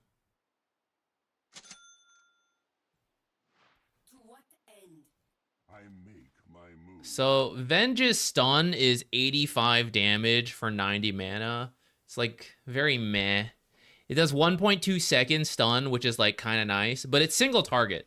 So in the fights itself, in a double side lanes, it's like kind of eh. Silencer is like AoE hitting everything, and you're more likely to get like more actual value out of it. Even as this one is like, this one's more front loaded because it's like a burst, but right over time it kind of does more for Silencer, along with hitting multiple heroes. The right click is like okay, but it's also very short range, so you tend to have to get close to people to right click trade, and then they can just punish you really hard when you get too close, which happens more at higher level games because they can coordinate like, okay, Venge is trying to walk up to get us, so just like throw 2 spells and hit her and she'll almost die. And then like what she actually gets out of that trade, she's like, okay, so I paid a lot of price, paid a lot of health to get close, you know, I'm level 3, this is my build. Like, how much did I actually get done?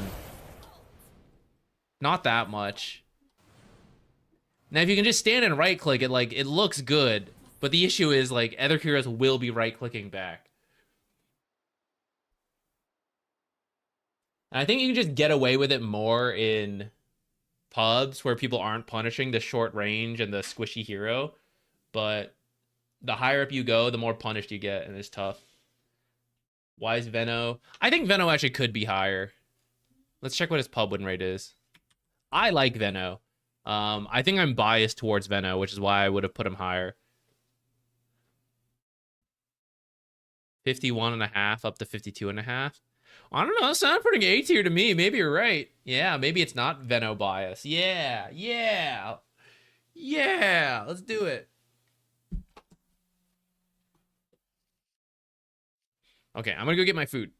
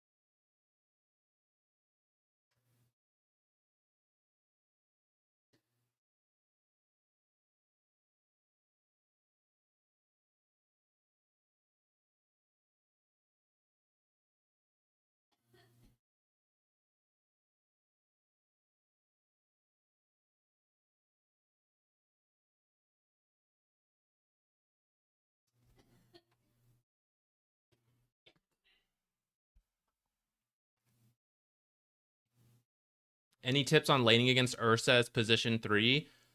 He's weaker in the first few levels. It depends on exactly who you're playing, but in the first few levels, he's actually not that strong to fight. Once he has phase boots and like an Orb of Frost, potentially, that's when it gets really scary. But you hopefully have your own boots or items to kite at that point. That's kind of the thing. You need to be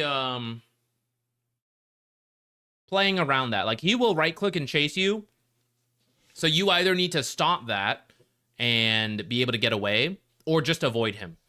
Some heroes can also just fight him. He takes time to build up Fury Swipe. So if you can actually burst him first, you win the trade. Centaur is a hero where it depends on what supports are being played and then how the two heroes interact. But if Ursa gets a lead, he can burn through Centaur's health because he stacks up all the Fury Swipes. But Centaur has so much burst, and Ursa is not the tankiest hero at the start when he doesn't have Enrage and more items, that if Centaur gets the level advantage, you can actually burst through Ursa's health and kill him before he can build up enough Fury swipes.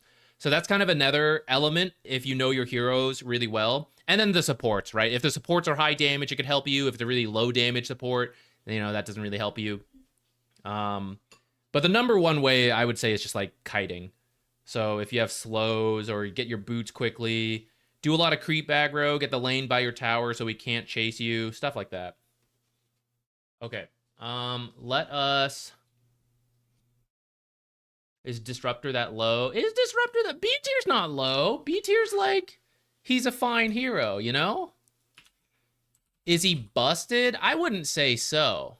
And that's why I don't have him higher. But I think he's like fine. You could maybe move him up, sure. Between the tiers, you know, like give or take a tier or two on any given hero.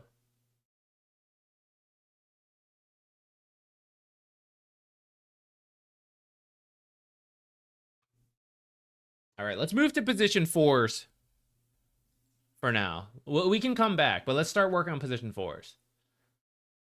Not sure how you feel about Tinker and NP being above C tier. Feels like you need to know how to play them. I mean, that's the tricky part, right? Should like a tier list be based off a person randomly playing a hero for the very first time? Or should it be a tier list based on, you know, if you have 100 games on this hero, this is how well you're going to do. I think both would be fair. If I think there's a significant difference, I try to mention that, you know, like you have to really know how to play this hero. Which, I mean, to some extent is what these like tiers kind of say, like, oh, you need to really know what you're doing, which you could maybe argue is like, oh, we should stick him in there. But I actually think Natures and Tinker are better than that. Tinker maybe can go lower because Tinker has been nerfed recently. But Natures, I don't think it's that hard to play a decent Natures and show up to different stuff. The micro can be a little tricky, but you don't even play around the treants for like the first 10 levels anyways.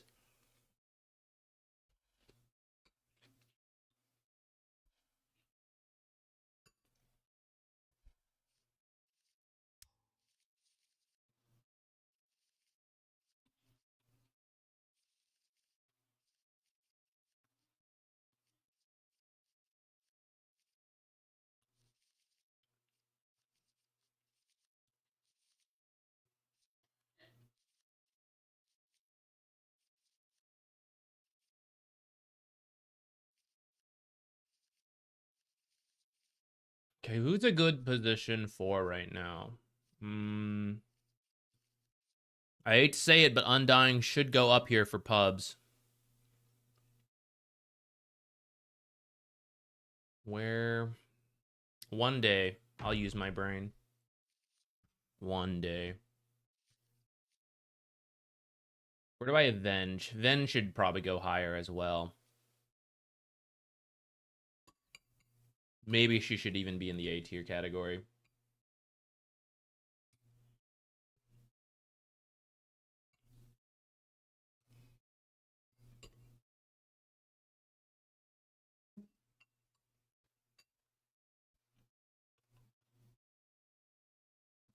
I tried a fun video idea. Hang on.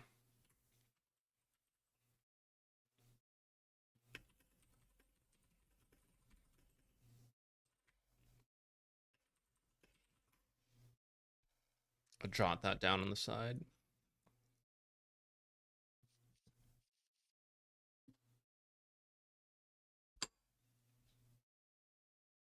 There's an extra Undying.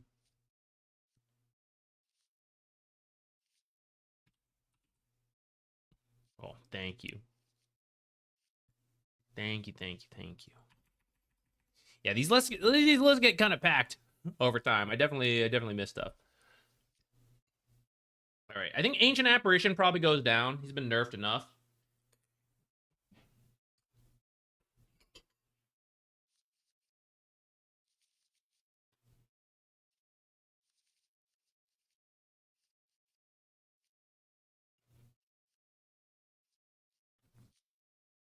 Who feels busted as a position 4 right now?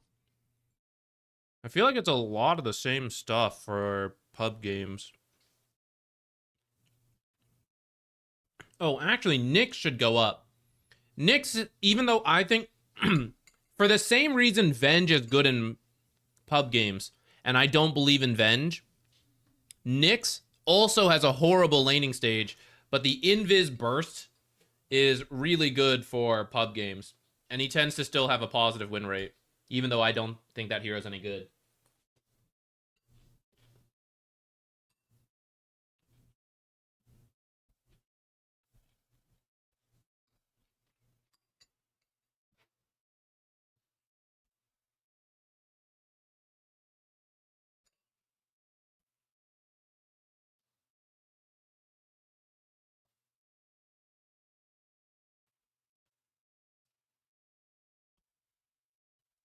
Oh yeah, CK? I agree with that. Somewhere in like the C to D tier.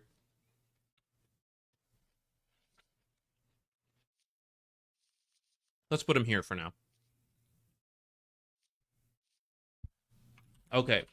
Would we actually want a Viper 4? I don't think so. But would I want Viper 4 more than any of these heroes? Maybe.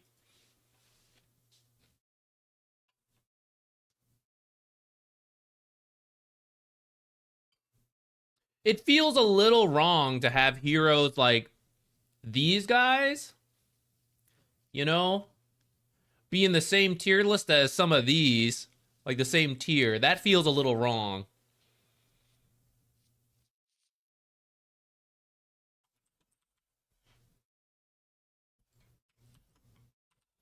I might move Pugna up, because I think Pugna 4 does work. That feels like a very B tier hero to me. What's Snapfire's actual win rate? It's on the lower side, right? Yeah. We need more A tier heroes for the tier 4 for pubs.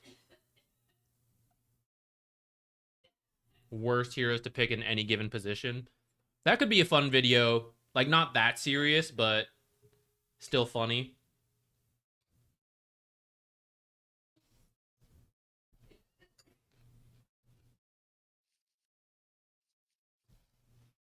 Shaman's right here, baby.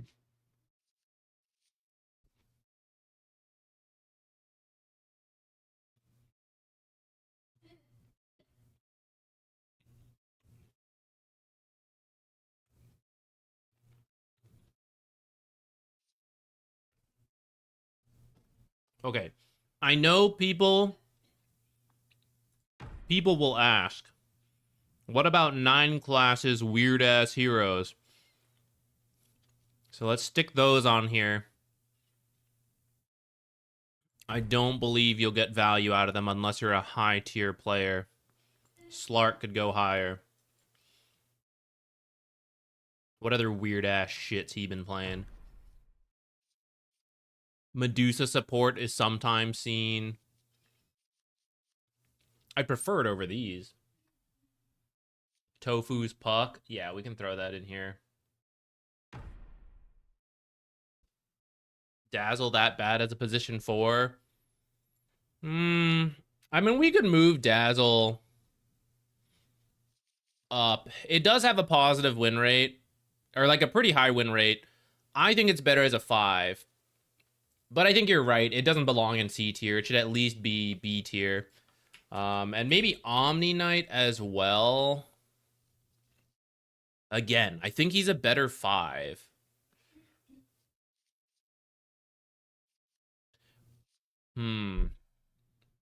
But wouldn't you prefer seeing an Omni Knight 4 on your team, probably compared to some of these weirder ones at the end?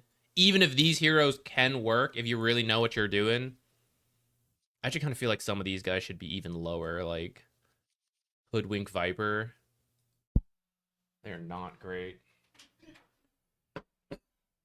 Oh yeah, axe support. I mean, it's not the best. It is something you can do. I'd probably give it C tier.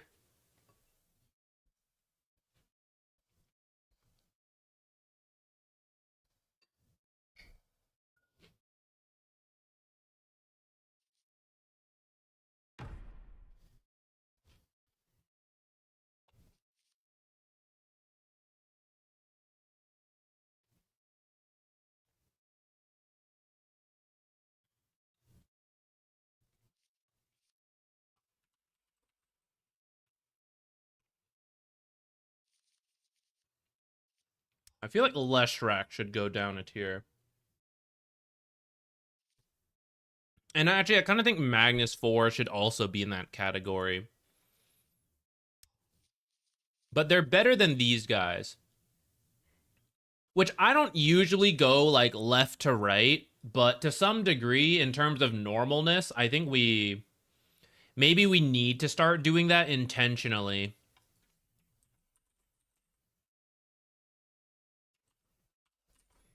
Just because there's not enough ways to separate all these different heroes.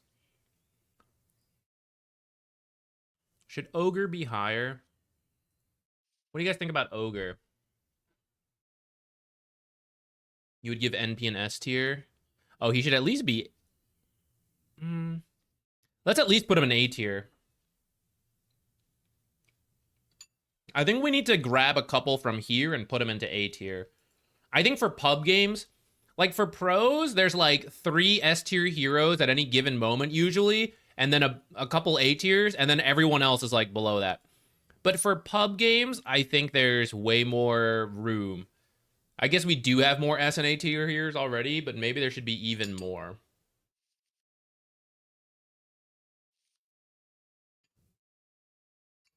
Here's your position 5s to play. There you go. Shadow Shaman or Undying. Go with one of those. Tusk should maybe go lower. I feel like you really need to know what you're doing with Tusk.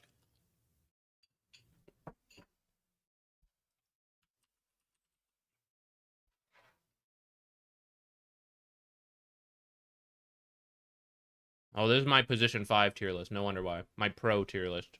He is lower. Okay. Actually, I think it should be even lower than that.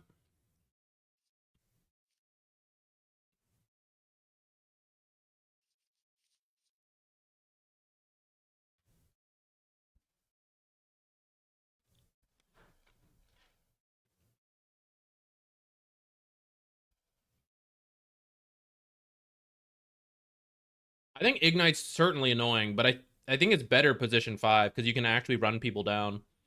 And you're useless level 1, but it's easier to be useless at a position 5 level 1. Well, actually, maybe that's not true. Maybe you just creep dragged. But you're too slow to creep drag.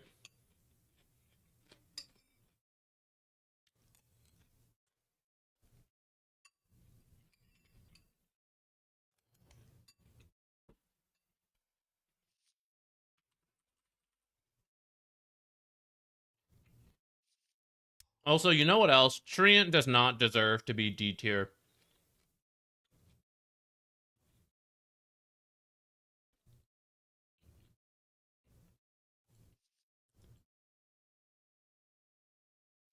Okay, he's not D tier here. That's fine.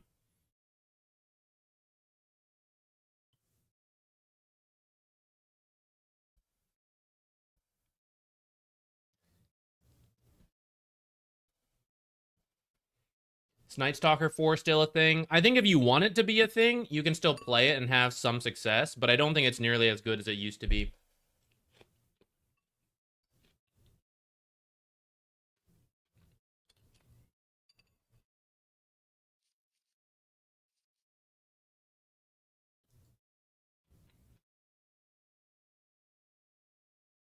Shaman's definitely S tier for pubs.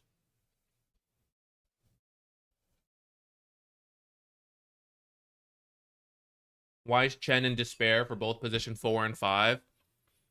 I think if you know what you're doing, you can make it work. If you're really good with the micro, you don't have to be like amazing, right? But you have to be like decent for your rank. The issue is Chen wants to group up and push fast. Chen wants to win the lane and then make space either by pushing really quickly or by farming up 2 items super fast. You know, like Drum's Mech, Vlad Solarcrat, whatever. You know, and you just jungle for a while and you go for this crazy strong timing push. And that just will not happen in pub games. You're going to win your lane, leave, and your carry's going to feed. You're going to try to go push another lane and they're going to like jungle. I think the concept of Chen in a pub game is really lacking unless you You have to really know what you're doing. And that's why I think this hero in most pub games is just not as good as others. Your scaling's also not great. So you can't be like, oh, I'll just jungle. If no one wants to push with me, I'll just jungle. I mean, you will, but your relative scaling compared to others, like imagine you were a Muerta doing that. You're going to be so happy going late in a really passive game. But as Chen, you're just getting sadder and sadder the longer the game goes and your team's not doing anything. Yeah, that's true. You could try to rat with Chen, and I'd say that's probably decent. But you could also rat with Shadow Shaman, and Shadow Shaman's gonna have a better late game.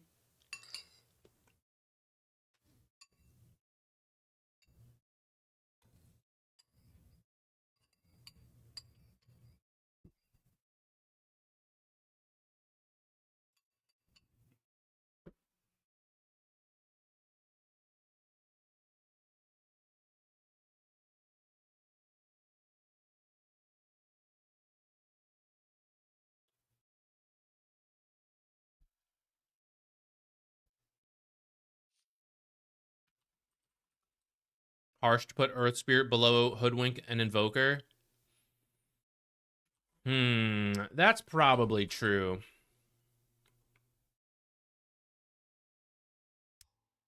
Shall we move him up to at least C tier?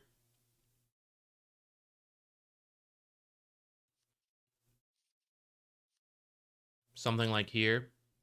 I actually think Ricky in pubs is maybe better than C tier if you knew what you were doing. But I guess that's the tricky part, isn't it?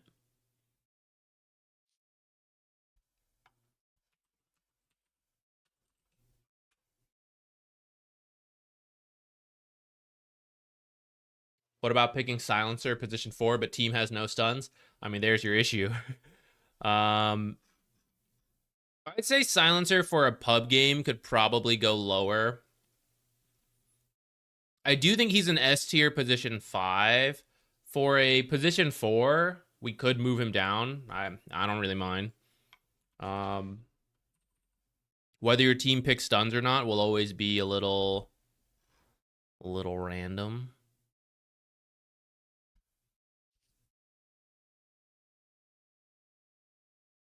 Lion. The thing is, Lion is a super popular hero who typically has a below 50% win rate. Some of that is because everyone likes to do the Aghanims build in pubs. You know, like, I just want to build up ult stacks, even if that's not the way I'm supposed to play that hero. So he's a very popular grief hero, not like in full intentional griefing, but just like, I want to play him this really fun and really bad way. Similar to Pudge, except Pudge actually has a better win rate than Lion. So that's where Lion's tricky. I think if you know what you're doing with Lion, he actually is like an A to B hero. But for an average Lion game, many people are actually not very good at Lion, and he ends up being like a B to C tier hero because of that.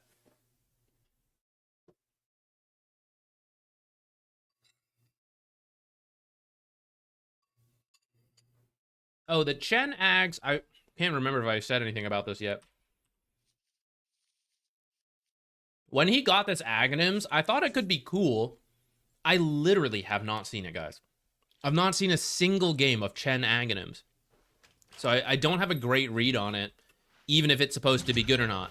Because most Chens are not going to rush as Aghanims. They're still going to go like any of the typical support stuff, but just faster. You know, like something like this. Drums, Force, Glimmer. You need NATO, sure. You know, he's still going to do the general auras paired with an offlaner going Helm of the Overlord. Like, that's why the pros sometimes play Chen again. Is it's often paired with the Helm of the Overlord builder for a Zoo-style build. And the Zoo-style build isn't farm 4,000 gold to get the Ags. It's like, win the game with the first couple auras, and then that's it. So I've almost never seen the Aghanims actually come into play in the few cases that Chen actually gets picked. I think it's interesting. I think it could be good in certain games. It's tricky, though. It's actually not that long of a... For someone who is not BKB'd himself, this range is actually not that large, right? It is mostly, to me, a way to prevent a carry from being chain stunned. Let's say our carry is here, being killed, and they're trying to like launch a bunch of stuns, and he can't get his BKB off. I'm gonna BKB for him so that this doesn't dispel. I think it's not a strong dispel without the talent, right? Yeah. So he's still stunned off the first. Let's go with like.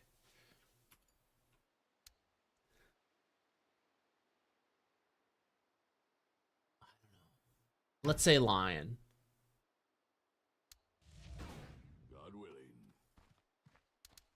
You know, Lion comes in with the Hex. You know the next one's coming out. Oops. Okay, Lion comes in with the Hex, so you know the stun's coming, and now he can't be chain stunned, and our carry will get to use their BKB and then join the fight. Or like, you know, they'll sit in my ult until whatever, and then this guy's gonna stun me instead because he sees me. He can't stun Silencer. Maybe he can. He's gonna cast it on me. So now you need a BKB and an Agonist to make this work, and that's just like too much money. So I don't know. That's why I don't think the Ags, although cool, I don't think it's actually mattered very much yet.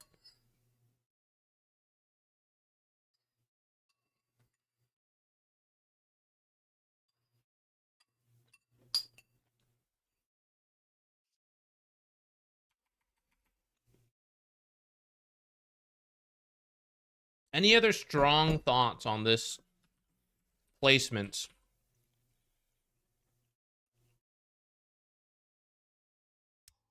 I'm going to move Disruptor a little higher. And I think for the rest, I don't know. What do you guys think?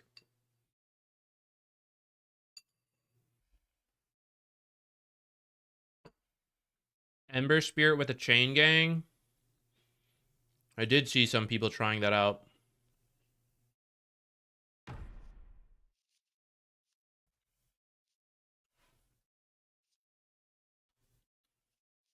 It's the same with like any of these heroes, the TB, all this stuff.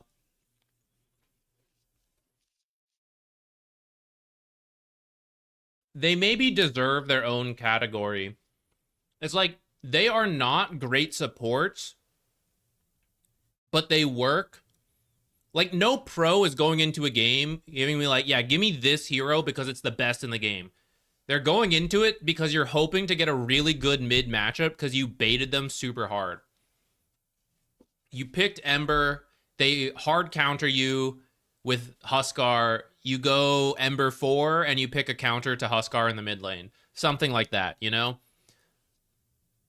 So there's a decent amount of these supports that are like that now at the pro level, and I wouldn't recommend you really play them in most pubs unless you really wanted to just for fun, which is what then a lot of people do. And then it doesn't look good because you're not being carried by your mid lane with the winning matchup. So then you're just depending on pub games being weird to make it work. That's how I feel about like some of this stuff. But I will say Ember, I think, is not the worst for. I have seen it before. It's miles better than like trying to play TA support, in my opinion.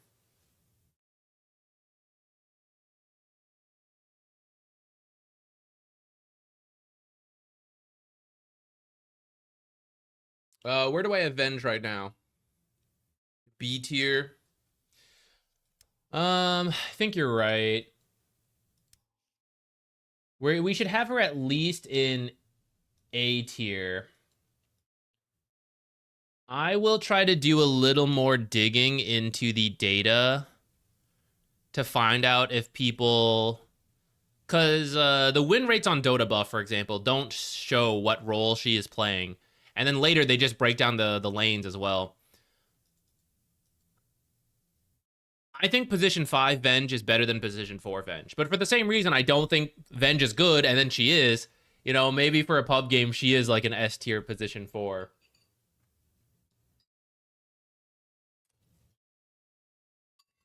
Even for all the weaknesses I think it has. You know, the same thing that makes it work as a 5 makes it work as a 4 in pub games.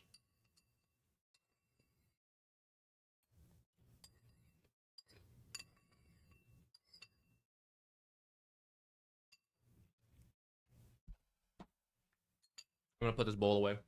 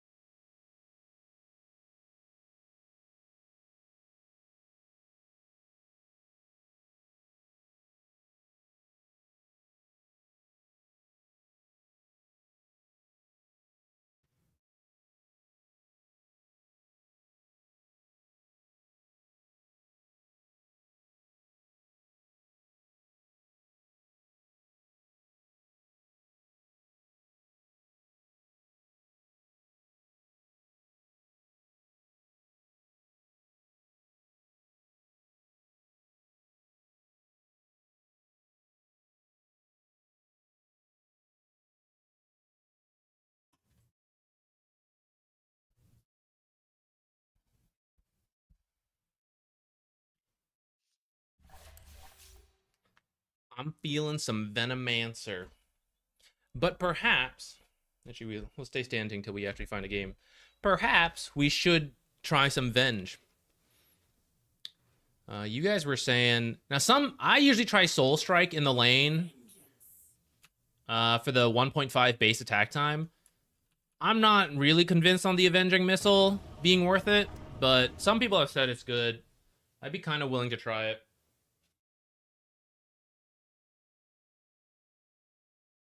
Slardar, position 4, Null Talisman, Shard, Blink, Boots of Bearing, Ags, Opinion, excuse me. So, by the late game, that would be great. But the early game would be really awkward. For the same reason the early game for Core Slardar is awkward. Excuse me. The only way you'd stun people is by running in with Guardian Sprint and Slitherine Crush. So it's really televised, and it depends on what heroes you're playing against if it would ever actually work. Like, if you look at a lot of elusive mid heroes, how would you ever stun them? Pucks, Ember, Storms, you know? Ranged carries, Drow, you know, Sniper. You're never going to surprise any of them. Morphling. Melee carries would even have time to react, you know, depending on who they are. Anti-Mage always blinks away. You'd get ruptured by Bloodseeker. You know, Jug's gonna ult you as you sprint in. So there's no element of surprise without the Blink Dagger. That's why off-lane Slardar works, because you usually win the lane, you get a decent amount of farm, and you eventually reach the Blink. But as a support Slardar, your Blink's gonna be really late. Now, you're skipping boots till quite late, unless Tranquils are just like assumed earlier. So then you can't really farm well, because you got a Null Talisman for magic regen, mana regen, but that's not going to be enough to like really use Slitherine Crush to farm. And if you're maxing Slitherine Crush, I mean, you would, but look at your mana pool. It's so teeny tiny. Let's do a couple levels with like this Null Talisman. You know, here we are, level 6. We got a wand. We got a Null Talisman. Better get ready. Alright, so as soon as I use like bash once, and if I'm thinking about the shard, it means I'm thinking about bashing all the time for farm. And then we'll be a little higher level. We'll say we're, you know, I'd say this is quite high level for a support. We still have 500 mana. So, like, every creep wave we farm with W, we're quickly running out. And then soon we can't join fights anymore. Especially if we, like, Guardian Sprint a couple times. I don't know. I know these abilities are pretty low mana, but you also use them a lot. You know, prior to having the Shard, you'd be ulting all the creeps you're trying to farm and then bashing. You do get some mana regen from a neutral. So, I mean, that could help a little bit. But I still think you would need Blink before the Shard, I think. I don't think you could delay the Blink beyond that. It's going to be a 40-minute... Nah, 40 minutes too late. It's going to be like a 20-plus minute Blink which isn't great.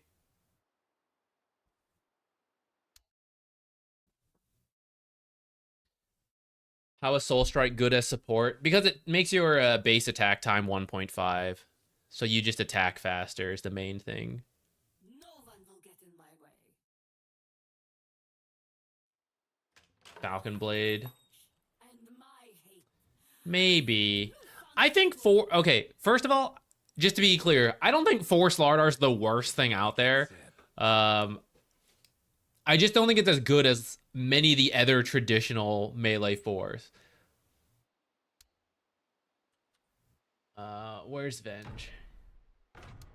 I'll trust you. Forward. If you insist. Okay, let's give this dummy target like 4 armor. On wings of vengeance. Good scouting. Alright, so just having the faster base attack time on the Soul Strike, you can see is like starting to add up here over time. So this could be just harassing the same hero a bunch, but it could also be like harass, deny, stuff like that. I think that's some of the value of the what's it called? The 1.5 base attack time compared to 1.7 base attack time. And this is with just like level 1, no abilities, no items.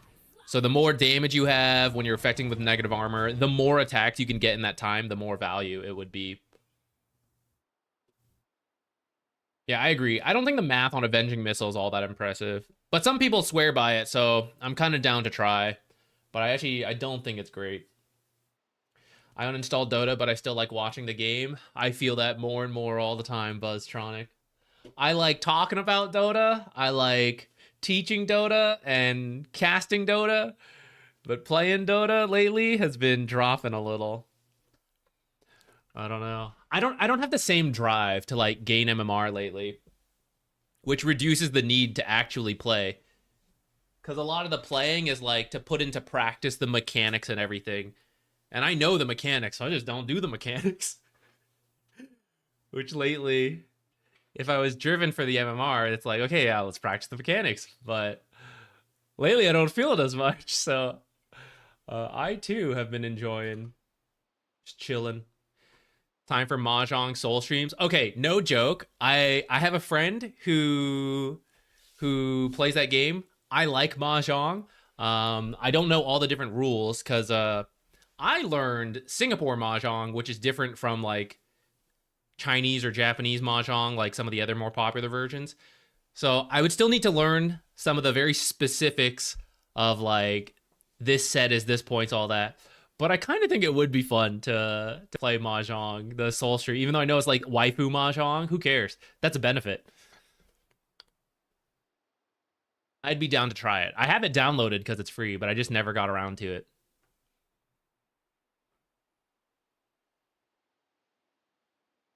You know what I've been having a lot of fun playing? Alex got me to play Rematch just out of the blue, and he had a key for it, so I was like, sure, why not? I'm super into it now. I've been playing a lot. It's fun. I think it's more fun with the party, though. I've been trying some solo. I still have a lot of fun with it, but I think the actual party version of it is a lot of fun. And then we've been doing Elden Ring and all that. We've been doing a lot of variety lately. It's been good for the soul and the fun and having happiness again. Sure is bad for Dota. Dota mechanics, Dota knowledge, they've been dropping. Excuse me. They have been dropping a little bit. Free play Fridays? Maybe. I just kind of like fit it in where we can so far. How's Rematch bugs? I don't notice too many bugs. There are a couple of cases of it I noticed where it's like, I had one game where someone just like couldn't touch the ball, which sucks. That's a pretty bad one.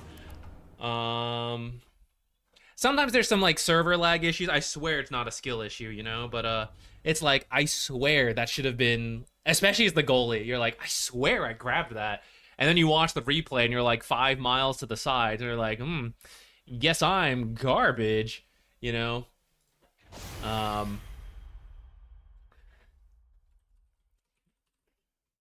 There were a lot more. The first couple days we were playing, there were a lot of disconnects where your game would crash or you would just get disconnected from the game and not be able to rejoin. But when I was playing yesterday, I had very few of those. So I think they're improving it. Maybe the initial hype is also dying down, you know, so there's less people playing. So it's less strain on the servers as well. Could be. Bounty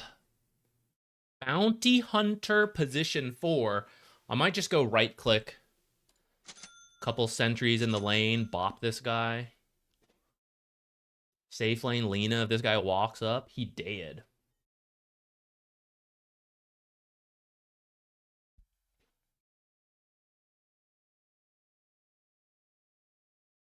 Very true. It's good to take breaks.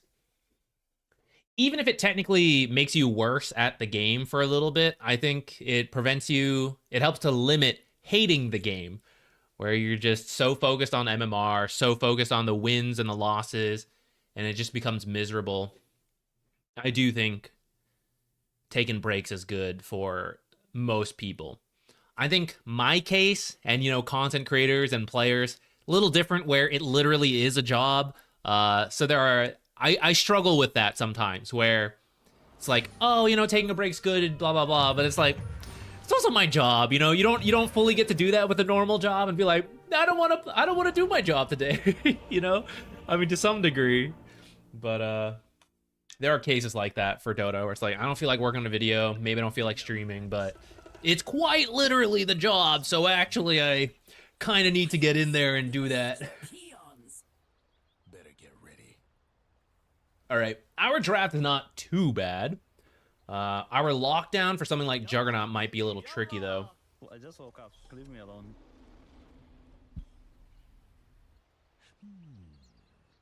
We are going to ward here. And then I expect some Ion Shell pressure in this lane. Depending how well we do, we can maybe just have... we can hold the lane with the Plague Wards. Otherwise, maybe Lena would like to... If Lena does well enough, she can just shove it in with... I am super dead. I guess I should attack. I should have warded this and then moved south. I was being a little lazy since my team was in the mid this way.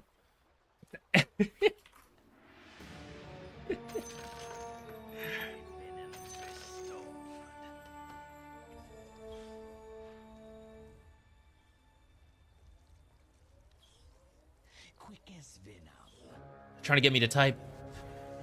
They're gonna get me. And here we go. Alright. Fed level 1. Yes. I owe it all to me.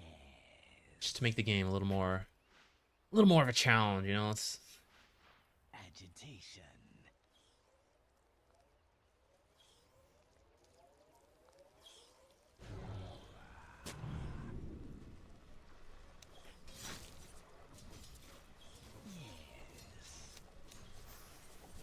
Three top, three top.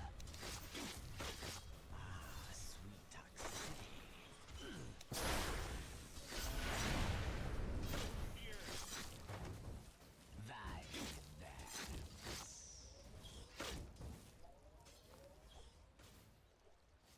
My venom flows. they should body block the first camp. Why is that creep walking there? Yes.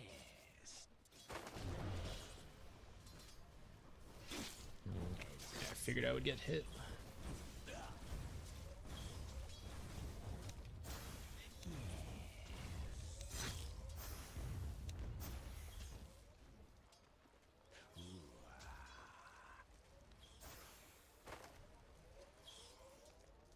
Vile advance.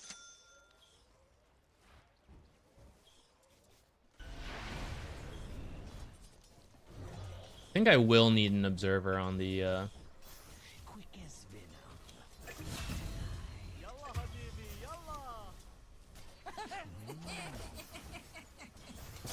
I'm like full mana, so I might as well just launch an attack or two. Agitation. With Vim. I'm just gonna save straight for boots.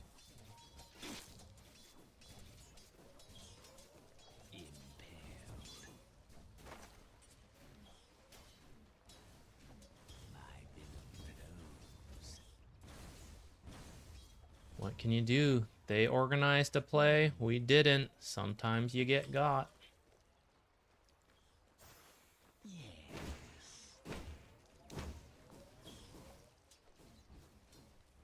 A touch of venom.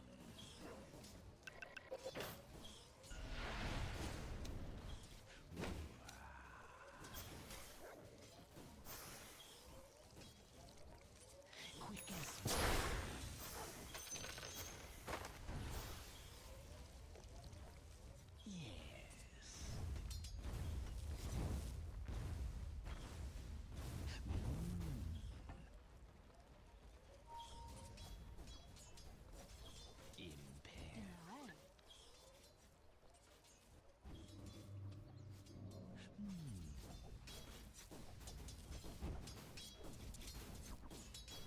Agitation.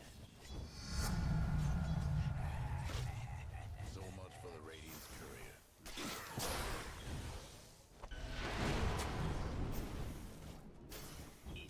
Don't kill the sentry! Damn. I was really hoping we would kill him before the sentry got killed. I'll take it though. I'll take the first blood for a sentry cost. Well, here's where I gotta decide if I want a second point in this passive or not. My venom flows. I should have been doing a... Man. Oh, it did... Oh, okay. Weird. Weird. Yes.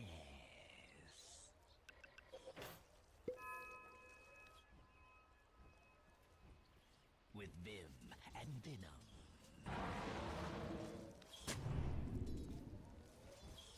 Going.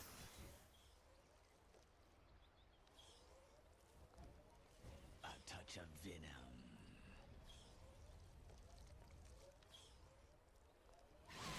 As you say.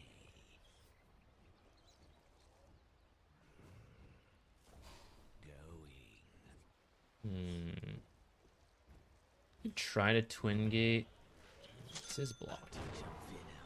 Thought it was just from the pull earlier. Okay, I'm gonna stack back here, I guess. Vile advance.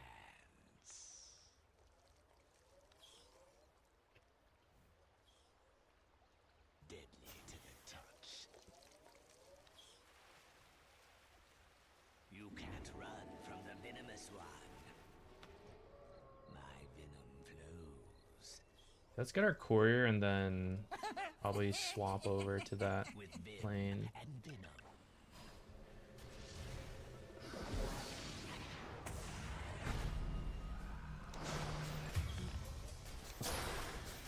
I am in here. This is a really bad spot, actually.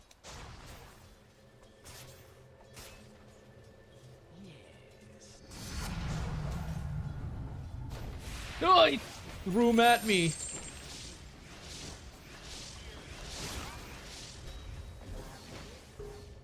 Don't bounce back. On our foes. Yes. Plague our enemies. Very nervous about Bounty Hunter.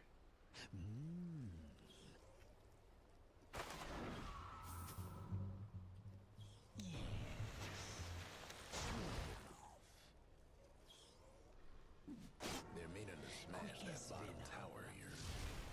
This ain't gonna end well, will it? Yeah. Hey.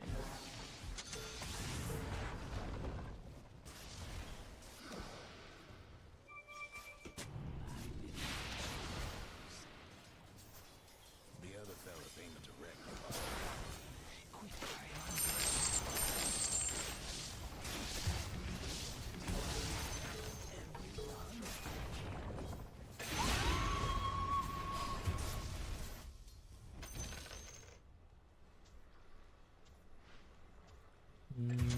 Let's get a stick, wand, clear up some slots here.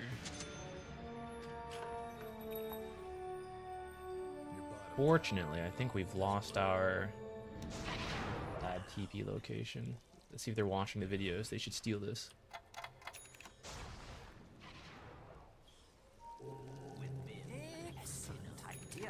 I'll let him have it.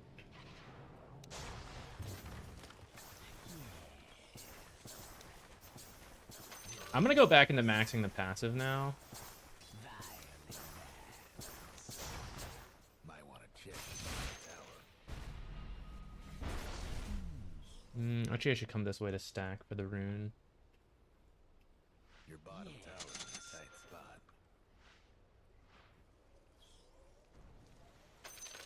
Agitation. Your bottom tower's in a tight spot. Envenomed. Touch of venom. Invisibility. I'm just gonna grab it. I know this guy's got a bottle, but I don't know where Bounty Hunter is. I don't have, what's it called? As you say.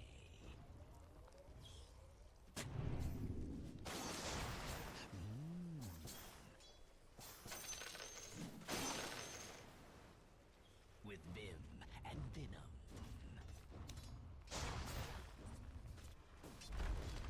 A touch of venom. Wanted.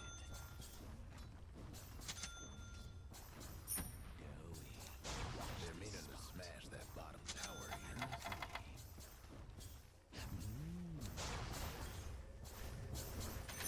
other side aiming to wreck your bottom tower.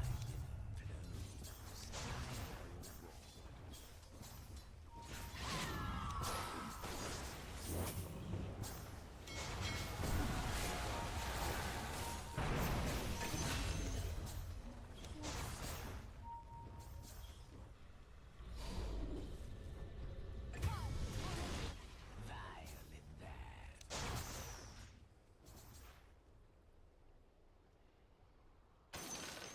Might want to check the bottom tower.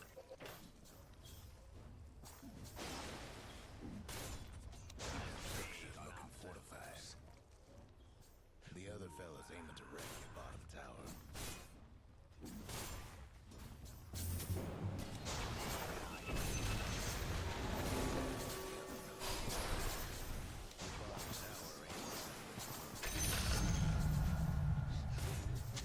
Buildings are tough as nails now.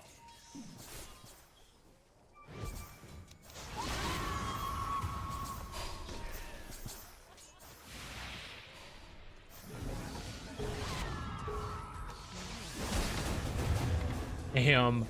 If I had enough for my ultimate, that's a kill there. That's where mana management matters. Arcane boots were on the way. We would have had that. All right, since you're on the bottom half, I don't know how much I care.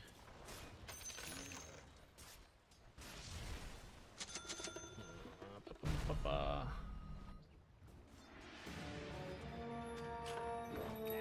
from the brink.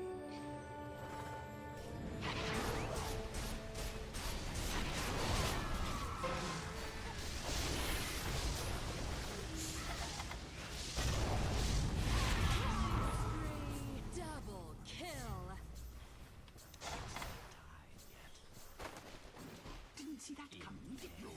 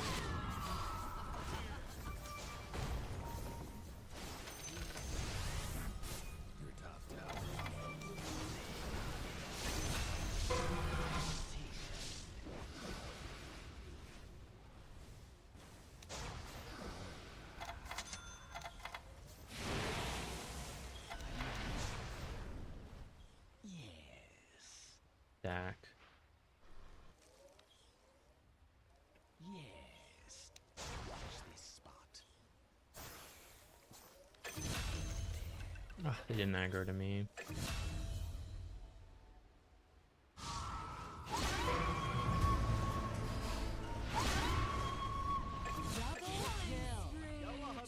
Nice. with Vim and Venom.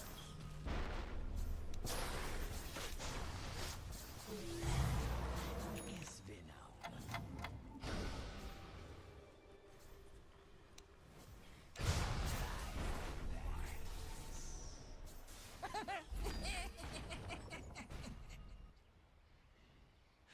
Hmm. As you say. Not yet. A touch of venom. For my efforts.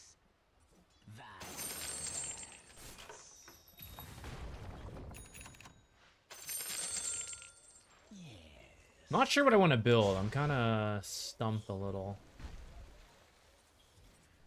On one hand, I want auras and dispels. Because they have Dark Seer, and we don't have anyone to match, so I kind of think I need to do it. A shitload of magic damage. Maybe I can go pipe first. Quick as venom.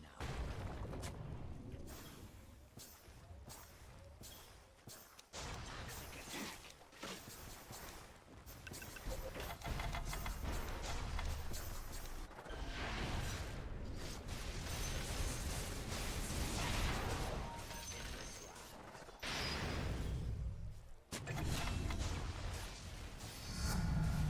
With Vim and Venom.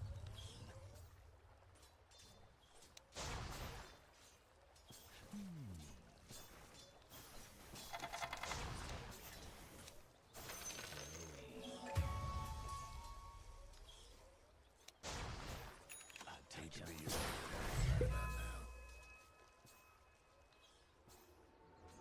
I would like to ward somewhere in our jungle, but I'm not sure where. impale.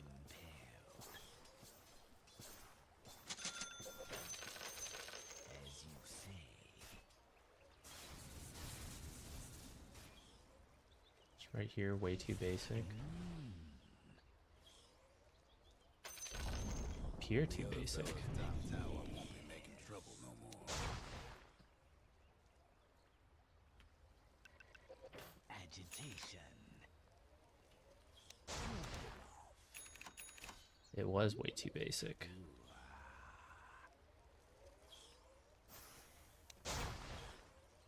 Sweet toxin.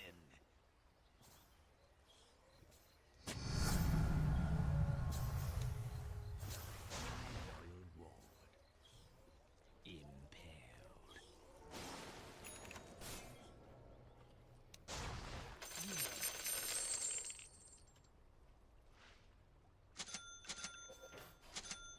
Yes.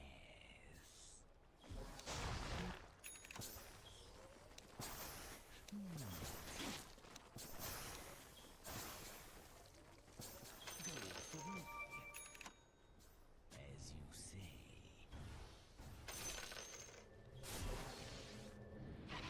Venom flows.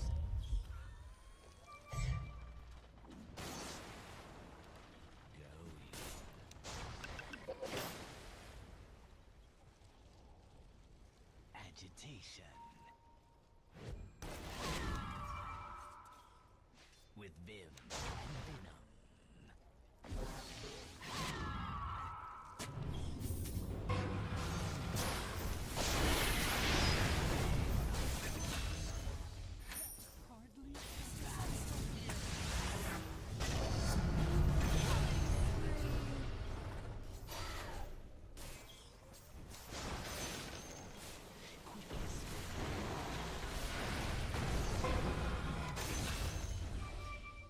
Yes. A touch of venom.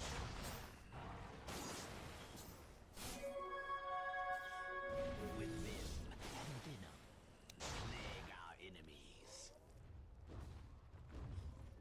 Yes.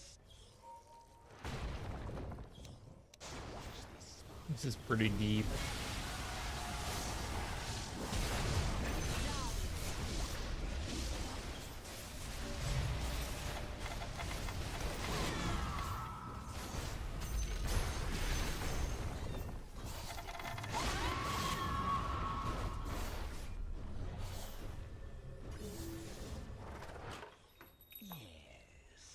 That last part was probably unnecessary. Didn't need to go that far. But I think overall it was okay. Lena's out farming. I guess we lost more here than I would have liked. Plus it's track. Not the best. No Urn on Veno. Urn is a good item, but I think this game it would have been not the best. Darkseer gonna have his own dispel. The healing, anti-healing versus like Witch Doctor's kind of cool, but then everyone else like pretty mobile. You know, they're like not gonna die to the urn because they can just walk away or blink away. Any of that stuff.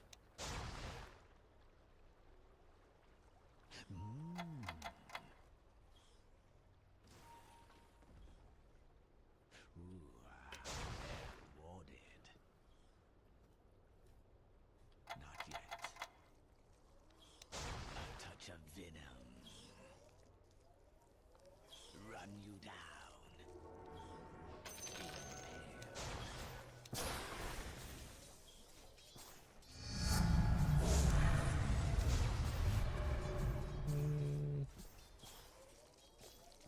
Violent there. 5 million things in here. Holy crap.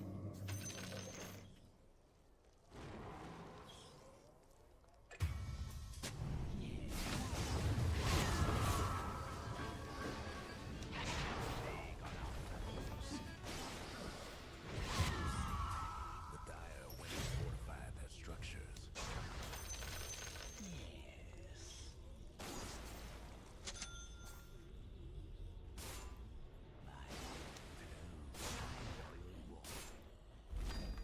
It's not agitation.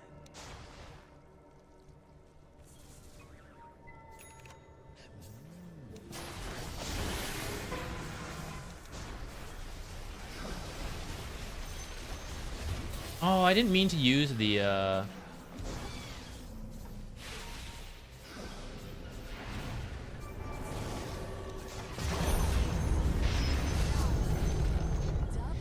amazing. Bad about your top tower. I'm gonna get like sniped by Quap. Okay, she's up there. A touch of venom. Go mana draft into. Top tower's getting all banged up. With Oh vim well. and venom. Nah, yeah, I'm gonna do that. Yes.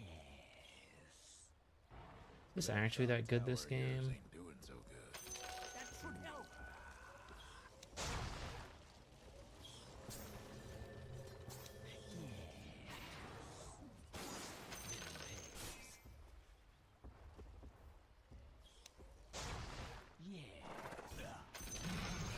The other fellas disown that bottom tower.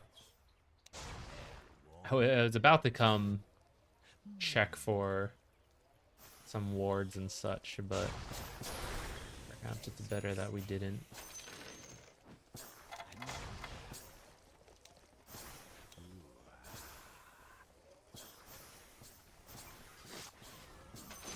With vim and venom.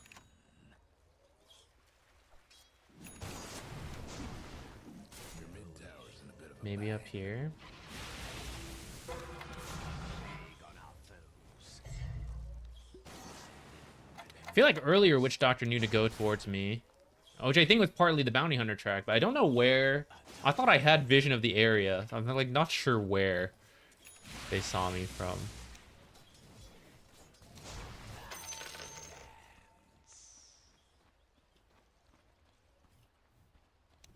My loyal ward. Agitation. Combustion thing.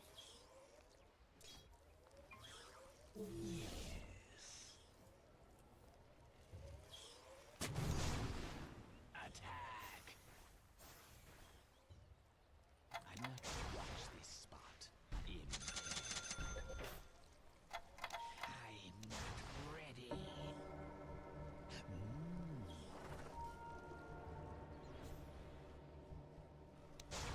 Quick as venom.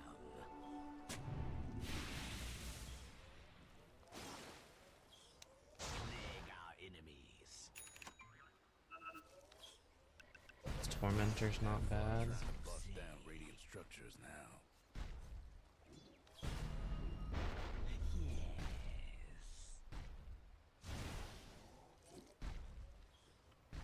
Impaled.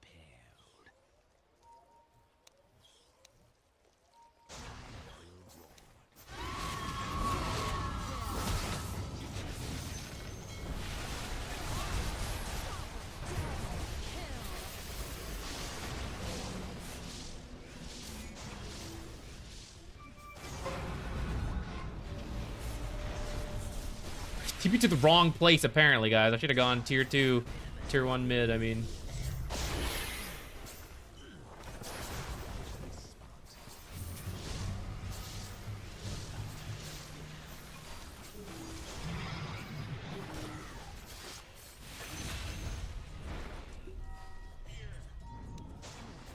Oh, slow is so strong in there.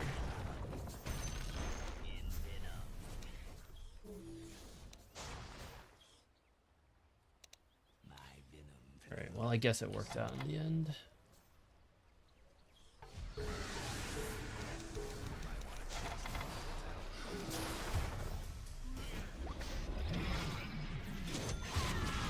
Ah, not what I meant to buy.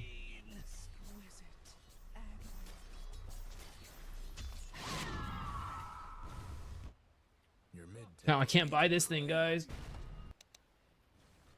I was hoping I could buy that in time before I died. So I panicked did it because I'm not using the mark for buy stuff. just hang on tight.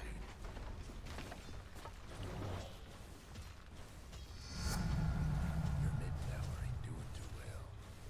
Heavy. Your mid tower's gone. Radiant's courier didn't make it. Dying's just a part of living. Your mid Let's just try to farm up the pipe. And venom. And I also need to get some wards down. It's been pretty tricky. I need to use videos. I need to use wards we don't cover in the videos, guys. What do we got?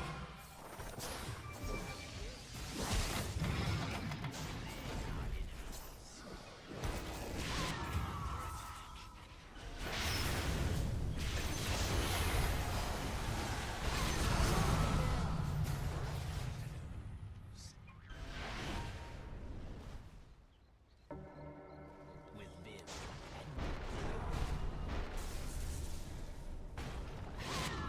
Oh, that was scary.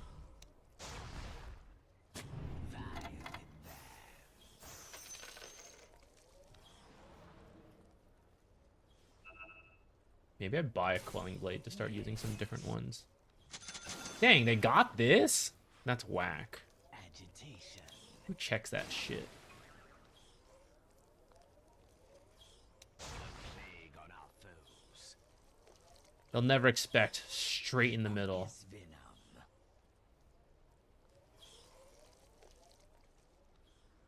I guess. There's nothing to stack here. As you say. Killing spree.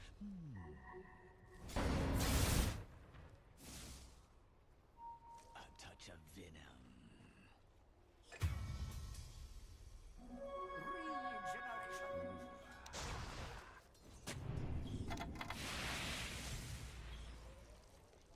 Watch this spot.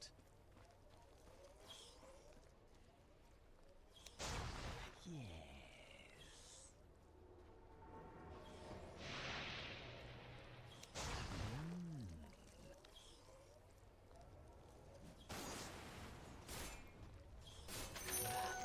For me.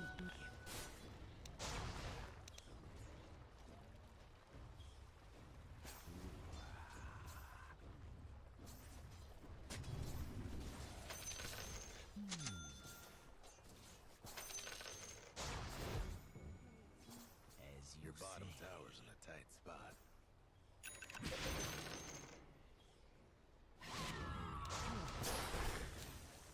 Your bottom tower's in a tight spot.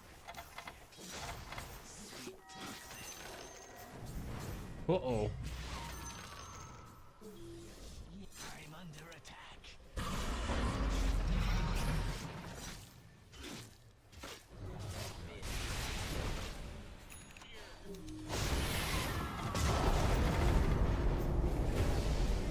He's so low.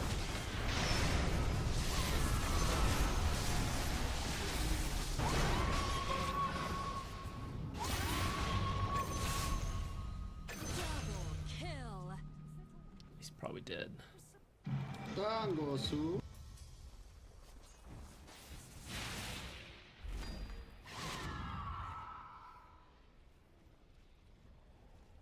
If we could apply this, it's actually kind of good, but it's going to be tough to apply it.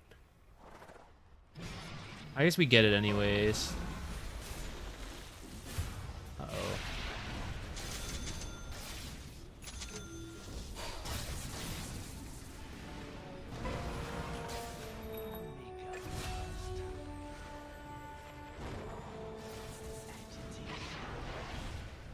Oh, that guy's out by now. Greaves? Maybe I need a 4-staff, actually.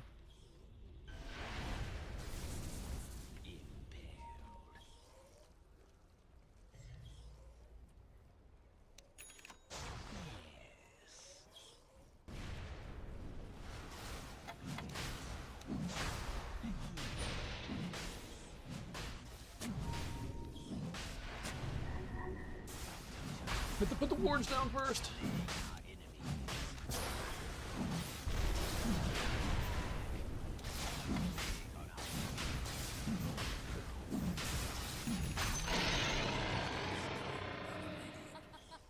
Immortality.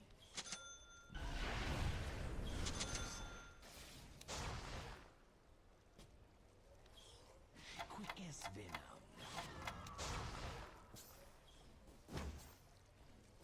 Violent that. Only the one guy ran out to me. What's with that?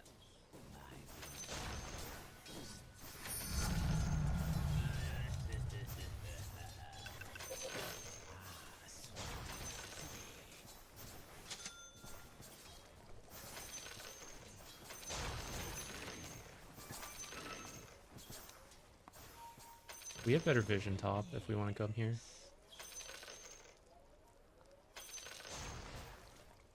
Taste my venom. Wingate, Tormentor, push top. The plan is flawless.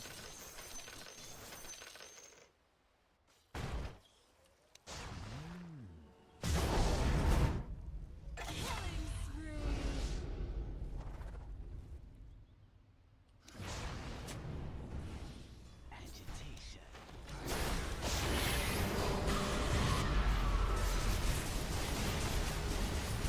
Tank the Omni Slash a little bit more.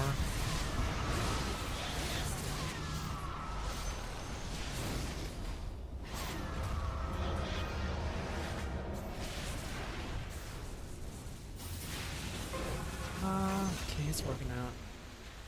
A lot of good Rubik steals this game. All right, in the end, that fight paid off. I will say part of the reason they surprised us is because we're playing down here instead of top. We had way better vision top already earlier. That kind of play would have been much less likely to catch us off guard. Can't do nothing about dying. Wednesdays are usually the replay day.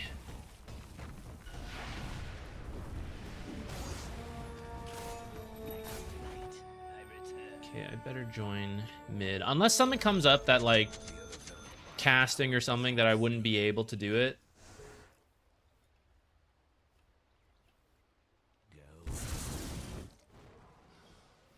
It's almost always on Wednesdays.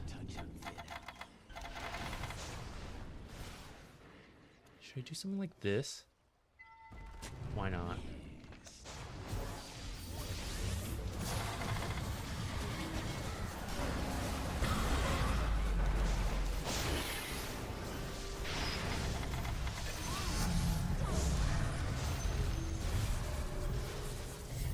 I don't know if I want to force her in.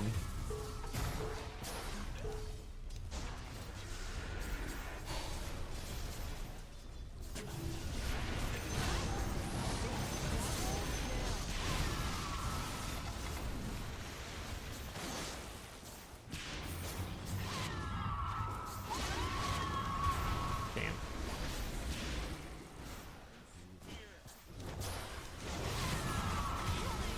I was gonna try to force staff her, but I couldn't get close enough to do so. All right, we chased way too hard on that, and I think I was part of that. I should have just called to leave. Does the slows matter as much this game? Probably not. I want to max this first.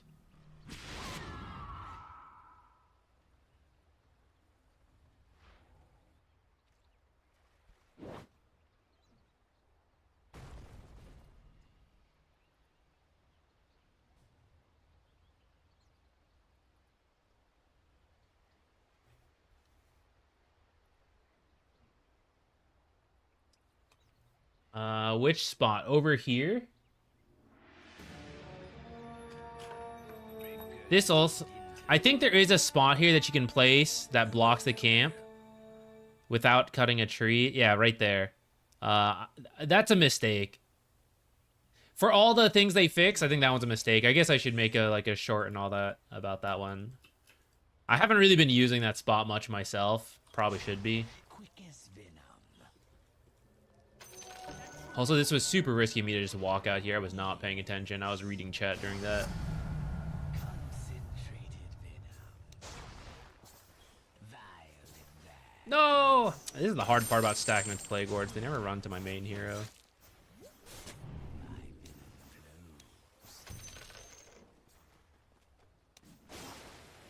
Agitation.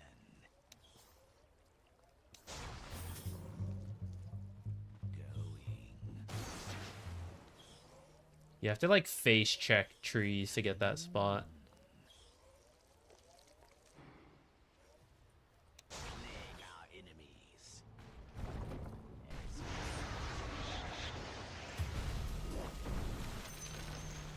There goes one of the other fellas with towers.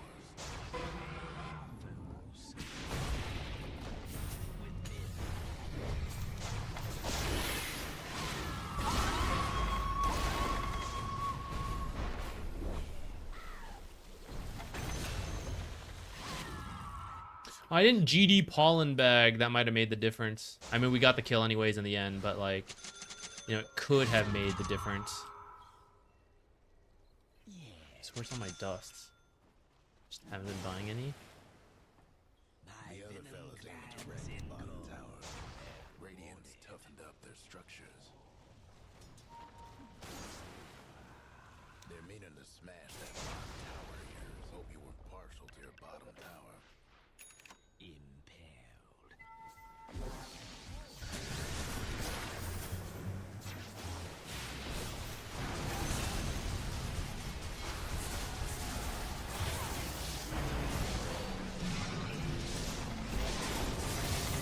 Man, I tried to walk into him to absorb some of it, and I guess I just didn't get close enough. Okay. I'm debating between Ghost Scepter and Yule's now. Yule's could remove track and lift him during Surge. Block Juggle. So could Ghost Scepter to dodge this. There's a lot of magic damage, though. Ghost Scepter also saves me versus Witch Doctor ult for longer. I've got like 3 smokes. I have not been very good about organizing my team together. I'm usually pretty bad about it anytime we take a little bit of a break.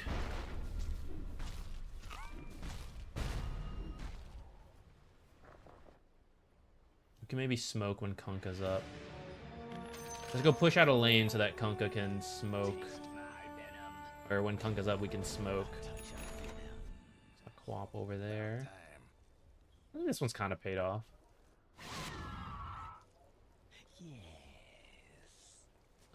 Nothing to stack.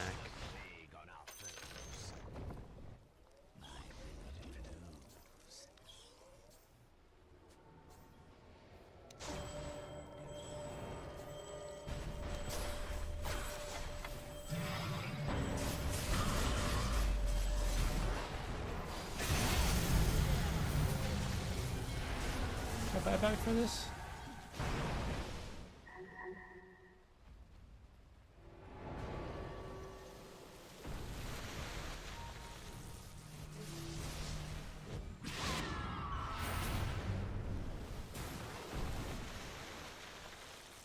I mean, she BKB'd. She did.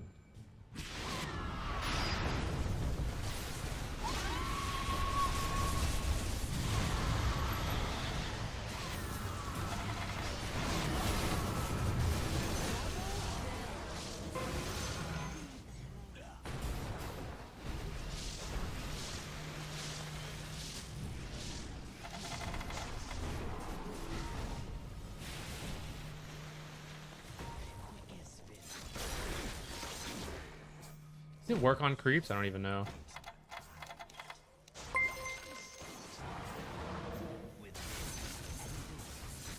Let's see if this was worth buying back for. Let's do Roche. That's why I bought back, in case Roche was up. And it seems it was.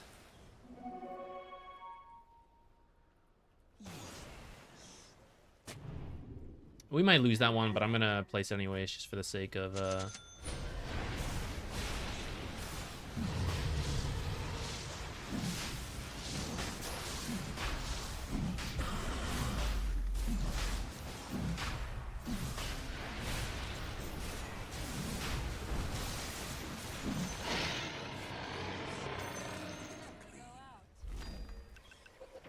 touch of venom.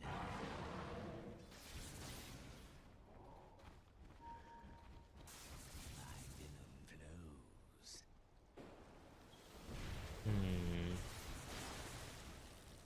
As you say.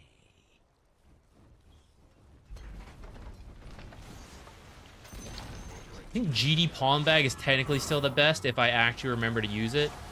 Oh, she's not BKB. No, that's fine.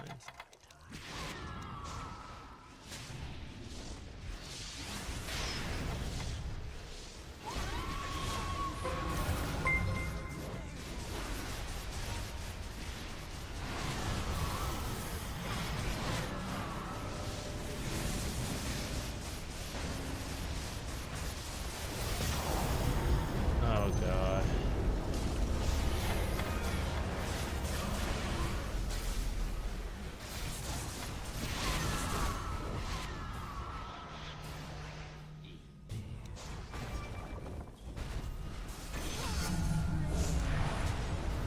Jeez.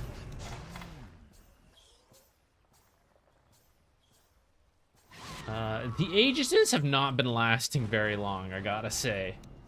But we'll take it.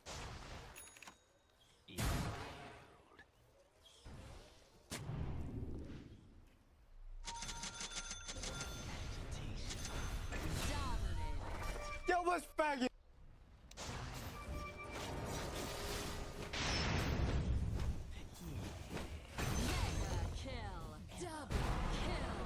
Who screamed that? I missed who screamed that.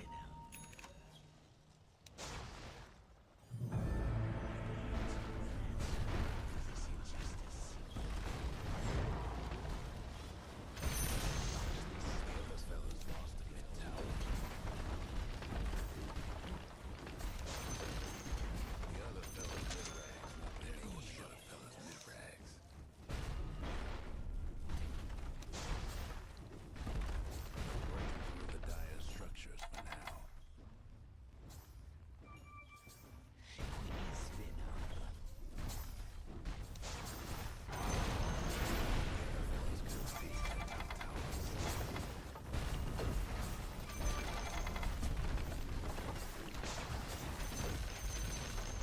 The other fellow's top rags is done for.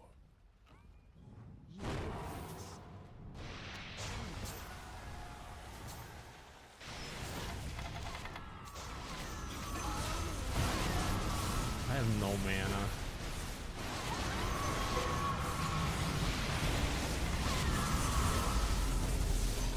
GD Pollen Bag! I think I killed her with that force set, by the way. I think she would have died anyways, but... we should not have been up here. We just need a full retreat. We just got 2 sets. Just a full retreat. Go spend the money. Top up on resources.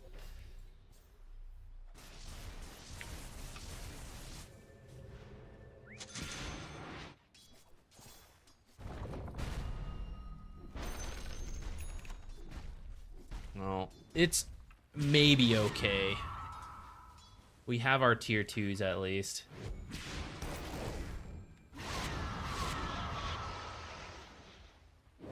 Yeah, I can get the Lotus. Probably would have been good, it's true. Maybe instead of Yules, I should have gotten Lotus. Stick it on Lena more. Hate to be your mid tower right about now.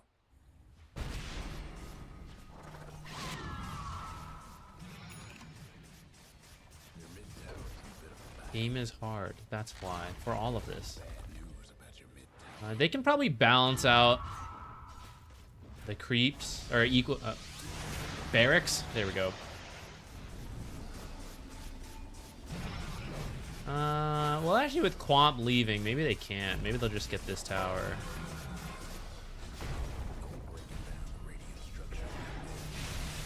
Oh, shit. Is gonna get status resistance? Did not last very long. How, though?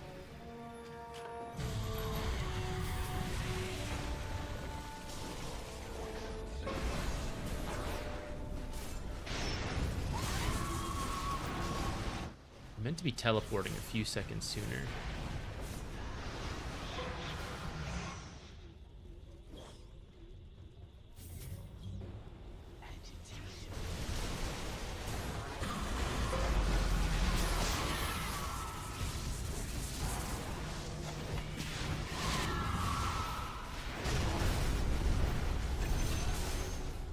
How does he have another echo? How's this? What? Echo is 41 seconds?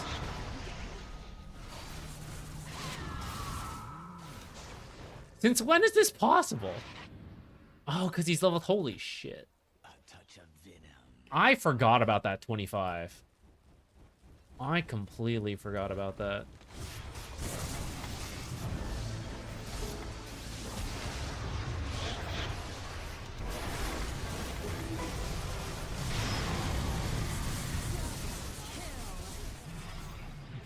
We are trying to throw, guys, I gotta say. I completely forgot this was a thing. Who made that a thing? That's crazy.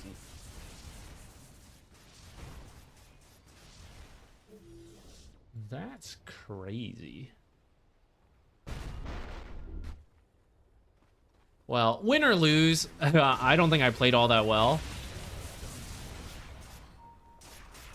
Let's see if we end up winning or losing. Best minded mid rags. Ruh-roh. Does have buyback. Should I buy back? I don't feel we can fight without Lena, but maybe with Kunkka being up, I'll buy back.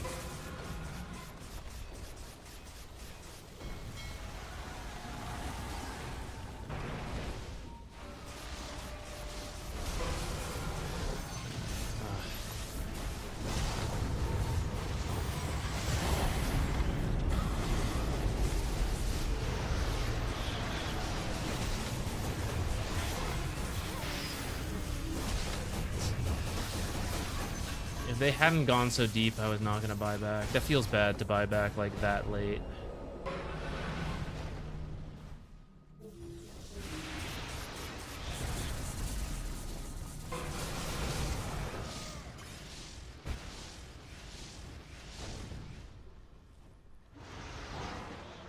Did he mean to blink that way?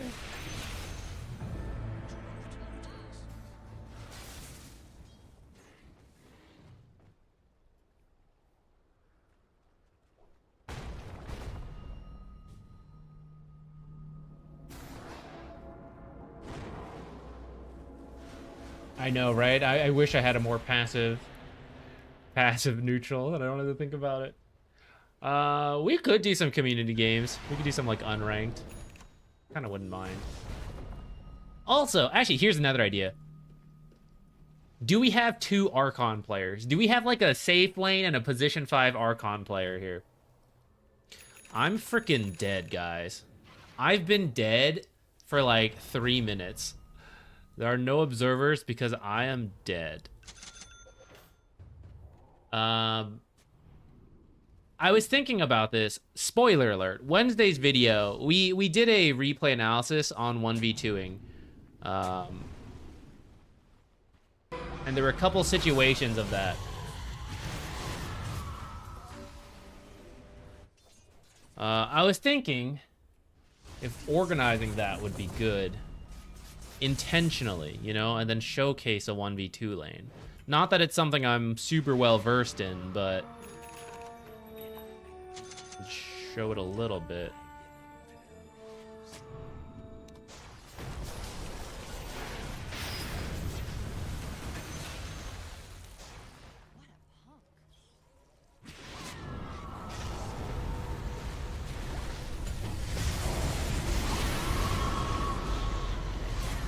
Why would you turn around right there?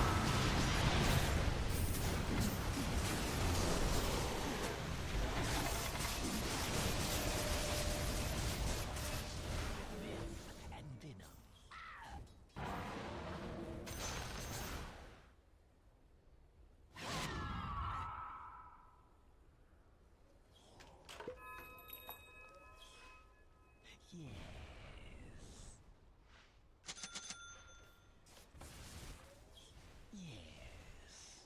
Just hold the gem.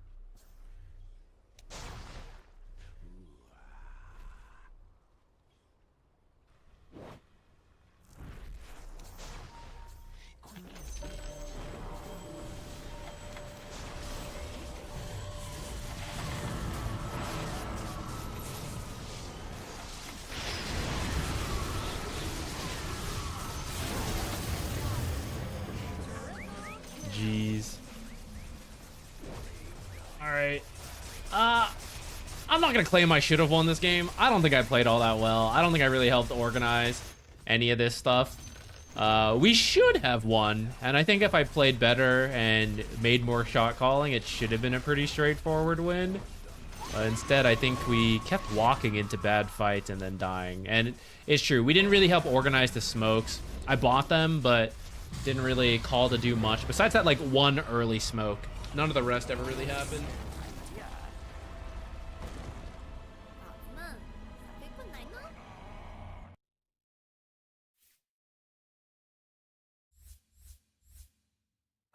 No, we're not queuing West Europe. If I move back to the East Coast, which I might next year, maybe we'll try queuing Western Europe, and it'll start to happen more. For now, I don't really care. I just play an NA. I think we're around 7K. We've actually gone on a bit of a losing streak, so we might have dropped below that. Let's see. My lane could have been a little better. I think it started okay. I think Darkseer did some good creep cutting to catch up and farm, but I think the time I left the lane should have been okay. I do regret dying level 1. That was bad. Wasn't really thinking that hard. Something we critique and replays a lot, but I did it. Haha. But mostly I think after that, I just needed to organize more plays for my team. It just didn't really happen. And we kept going into bad places.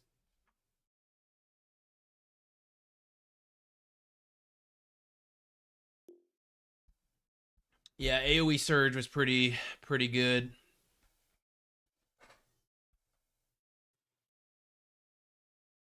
I'm going to report this guy then. He was kind of toxic. Okay. I will be right back. And then let's decide what we're going to do next.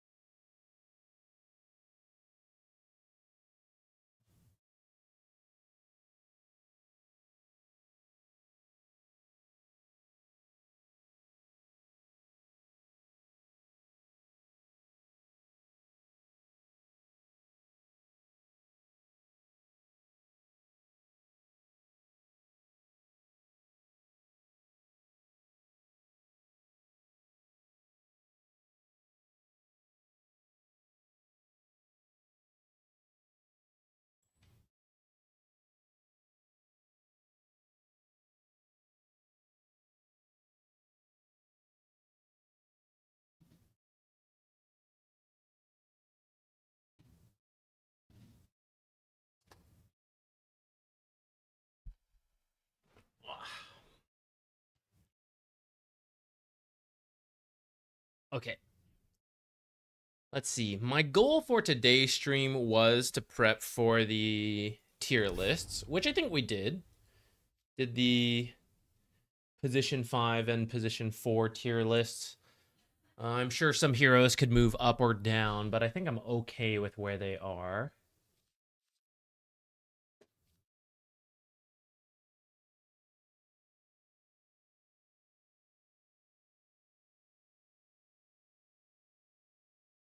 Yeah, I'll maybe look into this a little more down the line. Clink should probably not be up there.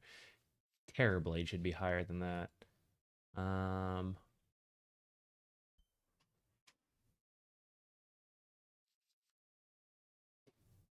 Then pub tier list honestly didn't change that much.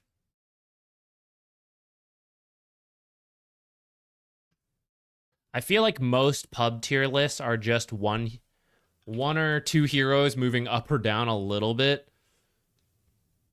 Most of the time, pubs are pretty stagnant. These are the kings. This is even the position 5 tier list, right? Or the position 4 tier list. These are the position 5s. Maybe it should just be the same, honestly. Like, what's the difference, even?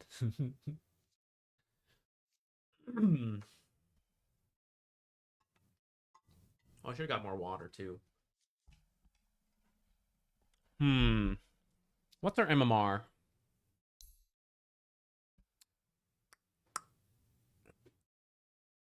What's this? 5 losses in a row? Yeah, easy come, easy go. I'm not that bothered about it.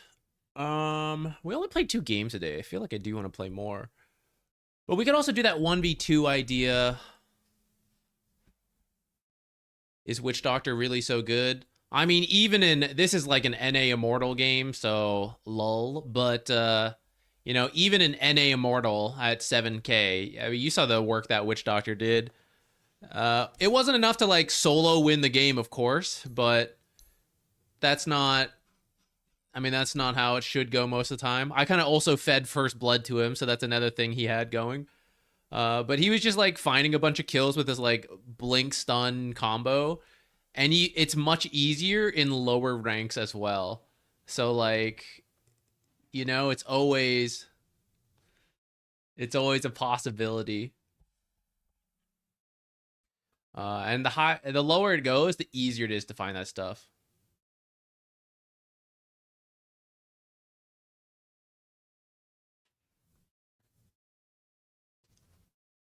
Did someone say tier list with slacks? So I won't do this tier list with slacks. I did have an idea while I was preparing. It gave me an idea. A goofier tier list with slacks.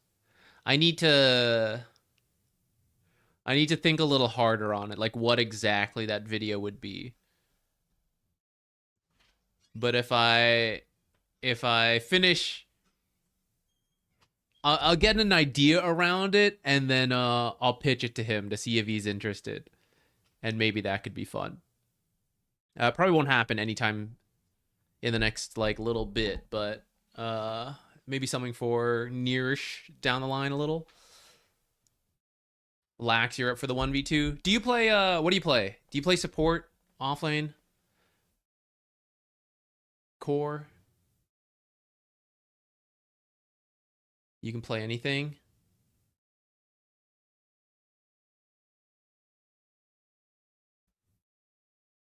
Are you still queuing on WEU sometimes? Not right now, Sunburst. I might move later, and then I might start doing it. Sometime next year, 1 year plus from now, we might start queuing on Western Europe again. For now, we just queue NA. I could do it, like, if I really wanted to. Where is it? It's 120. That's not the worst in the world. At the same time, you saw I'm not even playing that well. I wasn't shot calling. There's lots I can improve on here in NA without even having to queue EU. So I don't really... I'm not really tryharding MMR right now either. So I'm kind of down to just keep playing NA until till we move, and then, you know, we'll see what the ping is at that point. Do you notice a difference in NA and EU queues? So I only played about 100 EU games, but I did make a video on it if you want to check it out. I do notice a difference. I don't think it's, to summarize it, it's not like the best. It's not like the good NA players aren't as good as EU players. But the consistency of a high skill EU game is much better than NA. NA has a lot more giving up, a lot more flaming that has nothing to do with Dota. You know, here, we'll change it this way. There's a lot less playing Dota in NA. When you get the people who are trying their best, it's very similar. The top level NA game is the same as the top level EU game in my experience of a certain sample size. Like when it's all the people trying, it's about the same. But you just get way more of that in Europe compared to NA.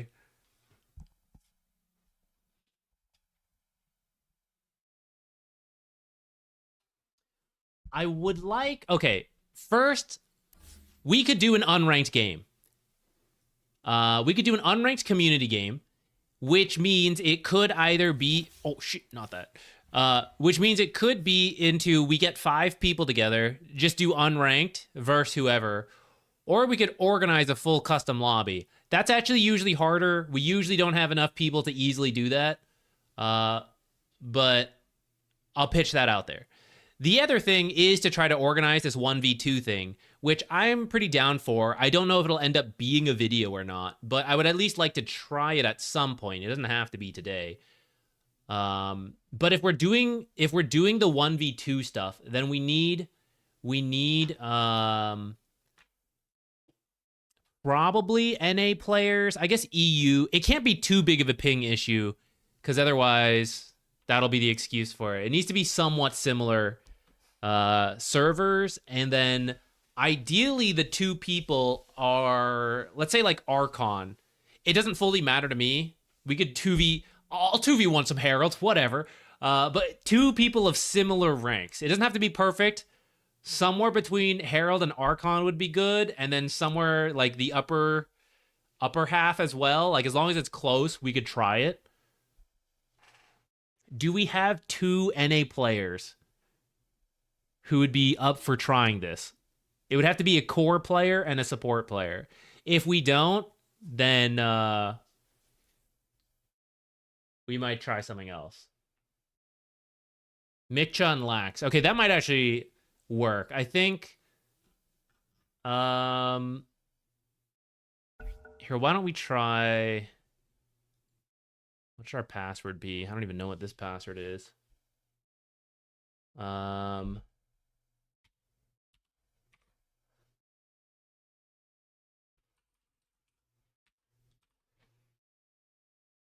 Do I need cheats enabled? Probably not.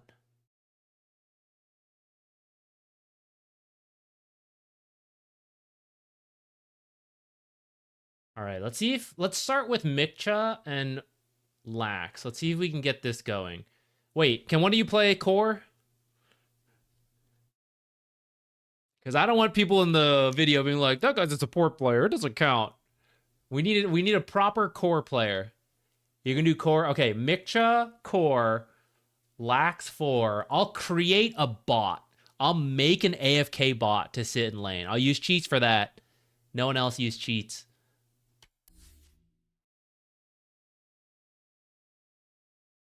Okay.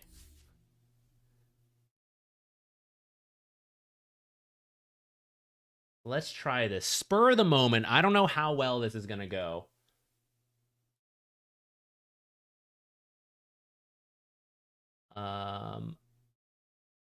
I am going to not ban. Where is the option to just send a message? I was going to send you guys the password.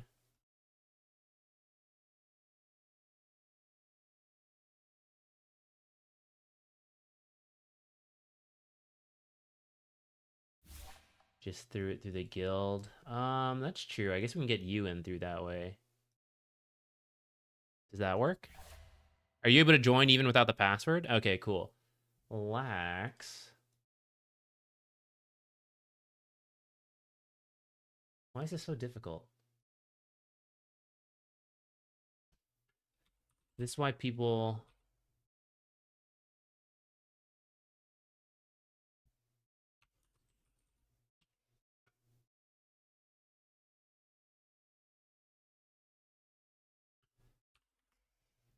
Test. All right, Lax. I think I just sent you a message. Did you see this? I've already forgotten what I made the password. New password. Do you see a DM, Lax? I tried to search you through Twitch.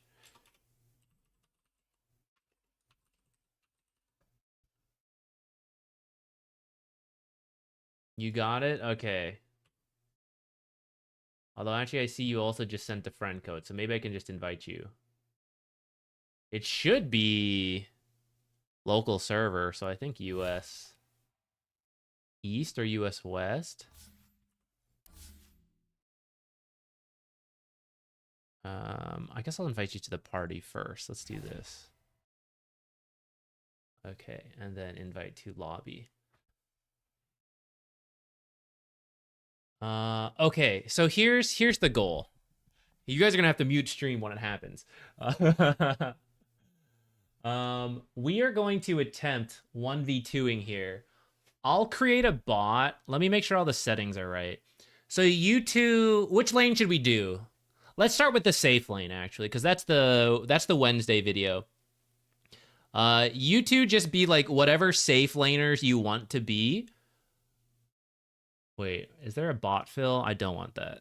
Yeah, okay, that's off. So go to the safe lane. You guys can pick whatever carry, whatever support you want. I will just attempt to do 1v2 stuff. I'm trying to decide if I should have an AFK bot or not. On one hand, that could be good to absorb the XP, because I feel like that'll be the hardest way I could possibly do it, is if there's also someone AFK. But I think maybe to start, let's just do it without the bot. Let's pretend it's like, oh, my support is jungling or something.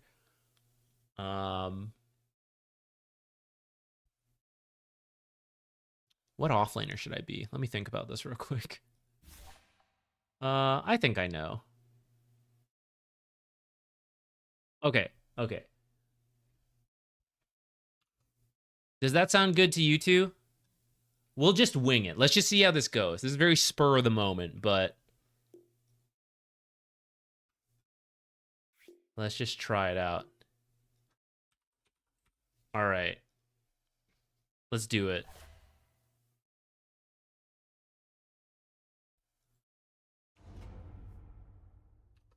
Put a timestamp so I know where this is happening. Well, look who's back. Take your pick.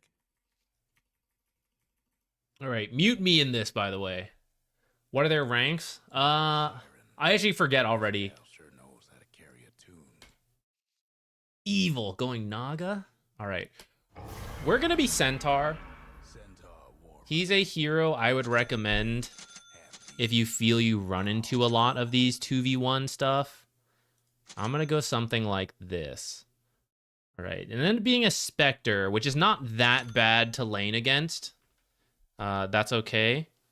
I should be on, let's do horsepower. And actually, maybe I should do another gauntlet. To do this. Would I recommend this? No, I would probably, for most pubs, you're probably doing something safer like this. Let's do something like this. So my goal here is to just 1v2. And we'll pretend we don't know I'm 1v2ing. You know, like if I knew I was going into it, I'd buy my own sentry, observer, stuff like that. But we're just gonna pretend you go into the game, you're preparing to be an offlaner, and then, oh my goodness, my support's not doing it. Disaster. Everybody get set. Tell you what, I'll even...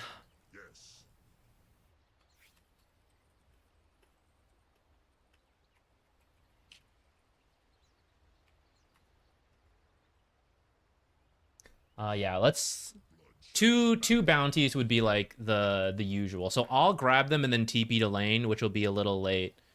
But that's fine.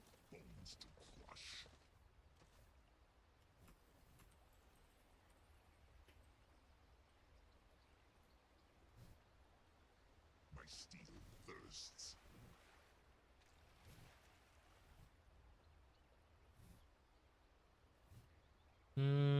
Should it matter? 30 seconds to go.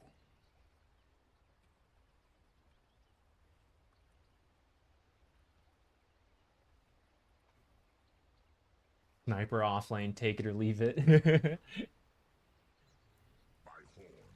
The thing is, no matter what they pick, a lot of the same tech would be the same of what we're trying to do here. I'm gonna go Stomp level 1, I think.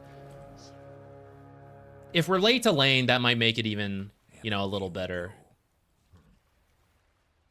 Alright.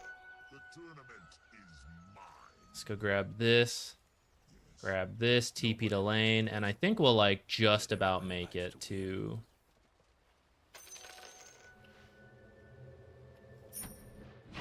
Okay. As an offlaner, I'm a big fan of blocking the back three.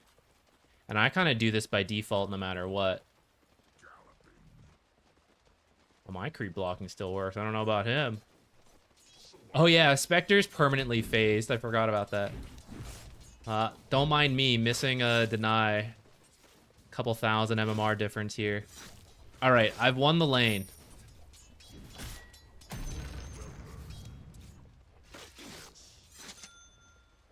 So now we drag this back, and now we maintain the lane. I did this all without a support. The support had nothing to do with it. I did the initial body block. We're in a good spot already. I'm going to bring these back because they're getting close to being last hit. We get that one.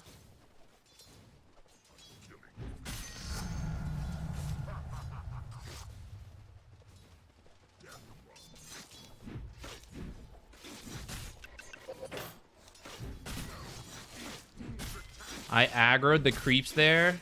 I missed the last hit, pay no mind. I'm going to take my Retaliate. I think that's what I would recommend in a hub game.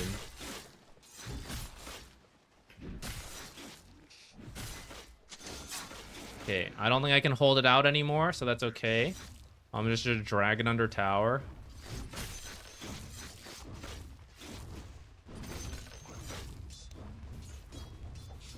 Oh, I misclicked there. Pay no mind, I'm terrible at offlaning.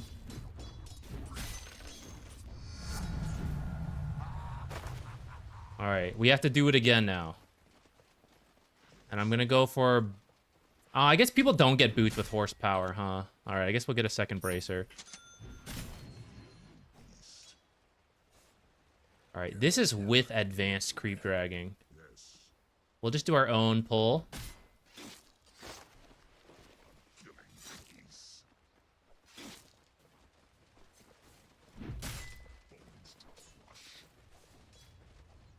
Lane's real messy, but that's okay.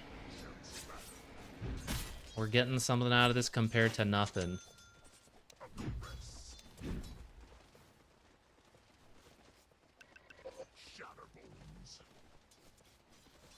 This is a little kind of stuck in there. Alright, I lost the wave for a little bit. It's back.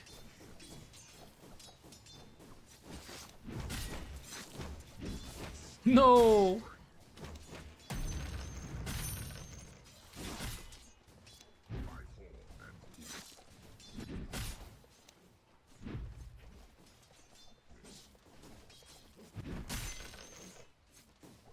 Let's go for, trying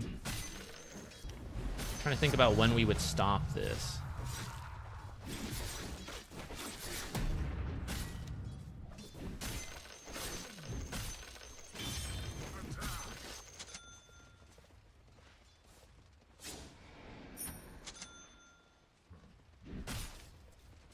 I can just come to lane at this point. I think we could have done a creep drag. That might have been better.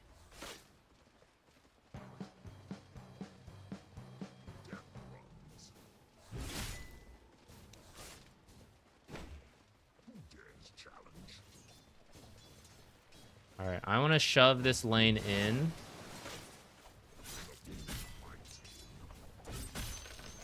Your mid tower deserves a bath.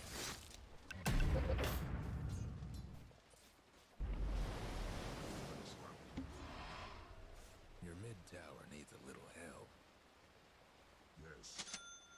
I don't even know what the usual build is. Do people rush Blade Mail or Vanguard? I don't even know what Centaur's build is right now. All right, they have 2 range creeps, so again, this lane's gonna push whether I do anything or not.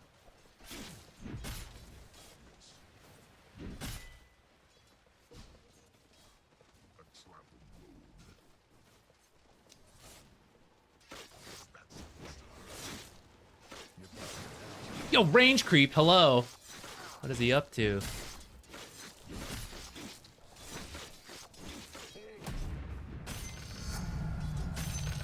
I end up kind of nuking out the wave again, but it'll still be here. Oh, Lax did a pull. Let's pause. Okay. All right, let's do like a 5-minute check-in for CS and net worth. Mine's not great. I'm not an amazing Centaur player, but we are at 21/2, 1800 net worth. Looks like Miksha is very similar. Naga has been doing some pulls. So even though this started as a 1v2 lane and I'm not even good, we're getting farm out of this compared to some of the replays where people get kind of shut down. Now this one, I think Centaur was pretty strong versus these two.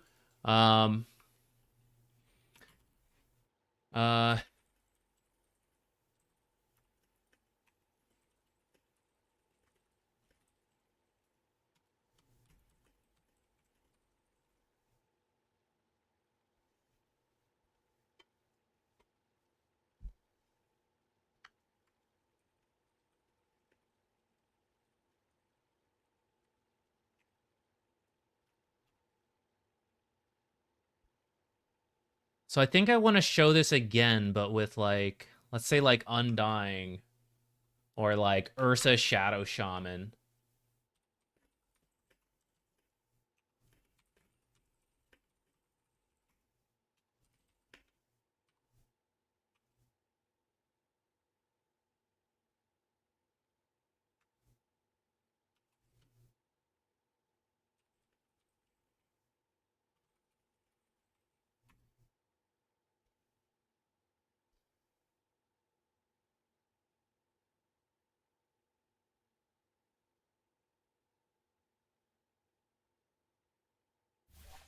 Okay.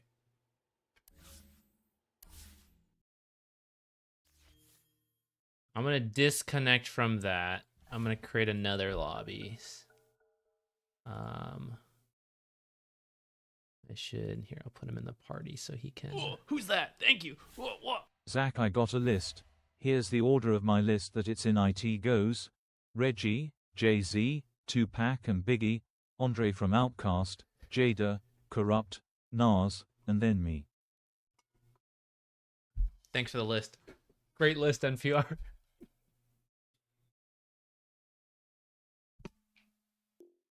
Where's my fan? Okay, let's turn the fan on. Okay.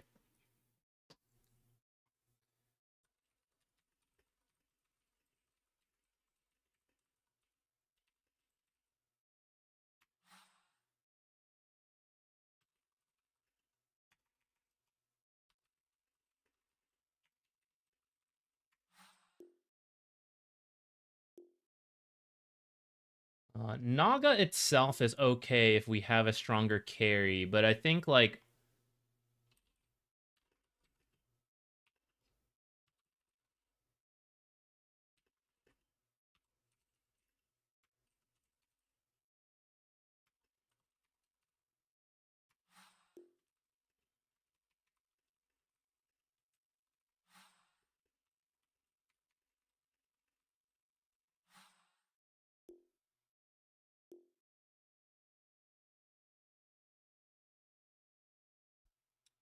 hey everyone joining in. So spoiler, Wednesday's video is going to be about 1v2ing. It came up in a replay analysis.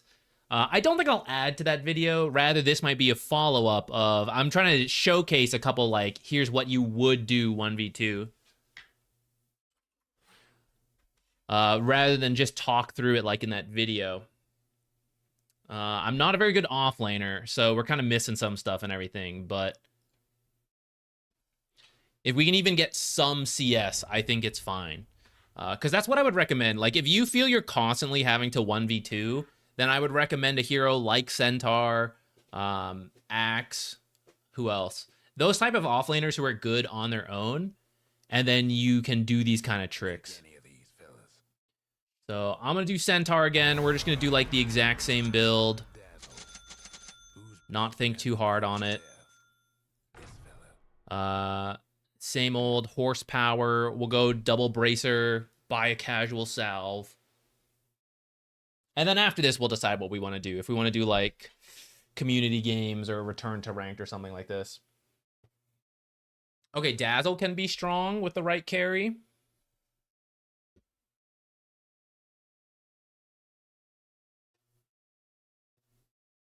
See what Mikcha is thinking about.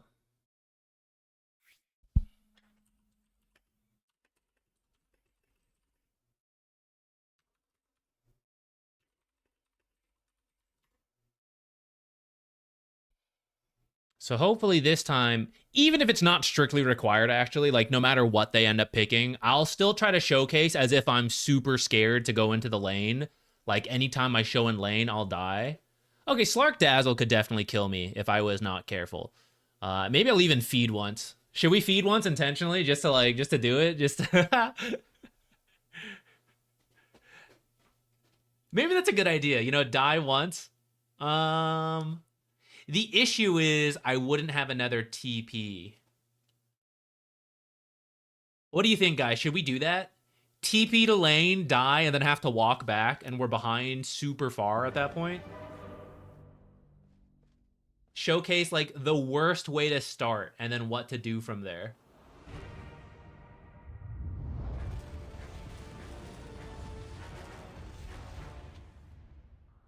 Nah?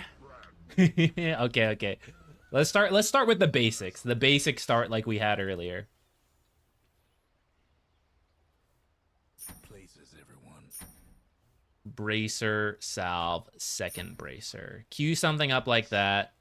You find out it sucks. I guess most other heroes I would recommend boots. Centaur wouldn't really do it. Would you go the W more? If it was a 2v2 lane, yes, I would max double edge for this lane. Because we know we are intentionally 1v2ing, which is kind of the concept we're trying to practice / showcase here.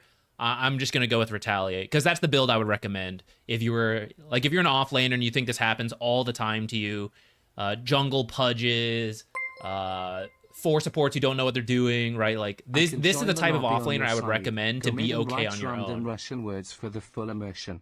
30 seconds to go. We might, NPR, we might get someone who just like is useless in the lane. That could be the next step. And then ping me, you know? Ping my abilities, ping my items. There we go.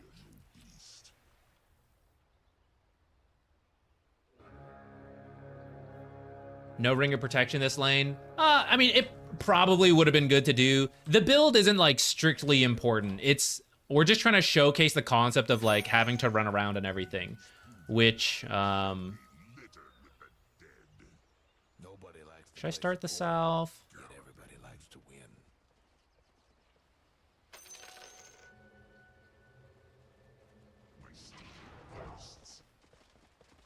It actually probably would be something I would recommend to offlaners who feel they struggle with this a lot.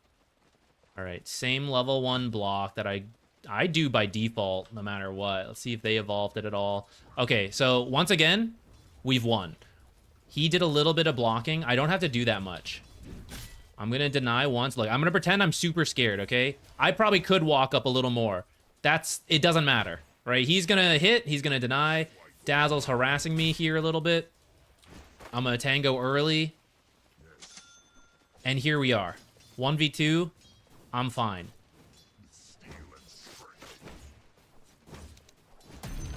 I stunned a little late there.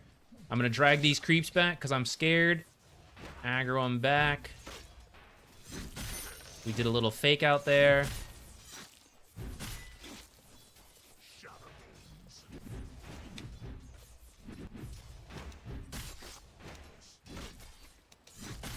Oh, misclick. Taking some damage. Doesn't matter. I'll even drag this under tower. I wouldn't usually recommend that, but...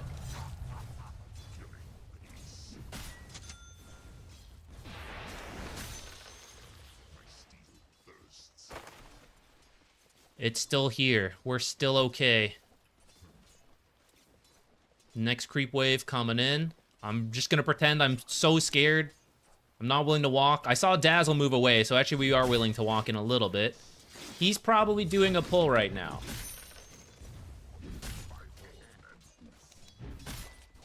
Gonna hit our own creeps and we have a chance. Okay, a pull has likely happened, so we're gonna go investigate. And we might be ready to creep drag after that. I have no TP. Usually the teleport would give us more safety. You know what? I see what's going on here. I have a hard camp available. This is gonna give some extra farm to the Slark, but it's still gonna get me farm, which is the main thing here. Because I pulled, it's pushing up. So now I'm zoned. I'm too scared to come here. This is where Slark is going to farm this hard camp and get more out of this than if we had done a normal lane. But the important thing is I'm getting something out of this in a lane that we're just pretending we're ultra scared here. Which you could be. Like, Slark Dazzle could definitely get you killed if you weren't careful. Now, I just let this come straight under tower. I didn't try to hold it out because that also would have been scary. Still here. I'm gonna pull this back a little bit.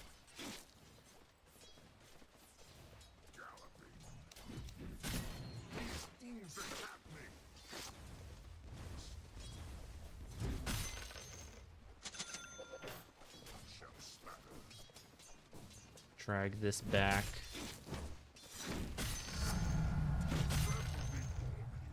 Alright, I think a pull has happened. I'm okay with this. Slark would have to tank this wave right now. He doesn't really want to. We're kind of fine. I'm gonna run away because we got poison touched. I don't want to tank it too much. I am scared. That's fine. I should have actually... I should have showcased this too. We can have the XP range. This is how close I need to be or not.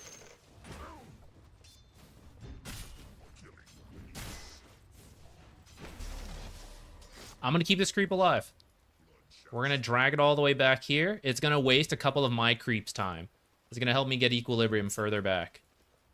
If I was another offlaner, I would just tank it. But because I have Retaliate, I'm not allowed to tank it too much. And that helped me get the lane here instead of, like, up here. Oops. Just going to stun and walk away. Again, pretending to be super scared, that's fine. I'm not going to worry about these denies and CS here, because even if they try to deny a lot, it's going to push into me here. The most they could do is try to dive me here, which just won't happen in a lot of your pubs. I'm going to lose these range creeps. That's okay. I'm still going to get these. We're just going to focus on the last hitting more than denies. Denies would be good to do in between, but I'm just going to... I'm legit bad enough that I can't do it. All right. CS check. I am 20-2 again. 19-3. So it's similar. Like, even though we played super scared, we ended up doing the same stuff. I didn't actually have to do a lot of the creep dragging this time. Still. I managed to just... I didn't have to. I still got some to just pull back because the very first wave went under tower. And notice after that, even on my own, there were times I had to go up and be careful, but, like, I mostly kept it in this area. Or, like, there were enough times it came back to this area that it was easy enough to do. Do you guys have any questions on this of, like, oh, but this doesn't reflect how my games go? That's what I want to try to create here. Okay, so you think we should do it again, but maybe block the hard camp? We can also maybe swap things around, guys. We can get different players in. If you guys think like, oh, I can do better than that, we can swap things around here if we have people to do so. As long as you're in the NA server.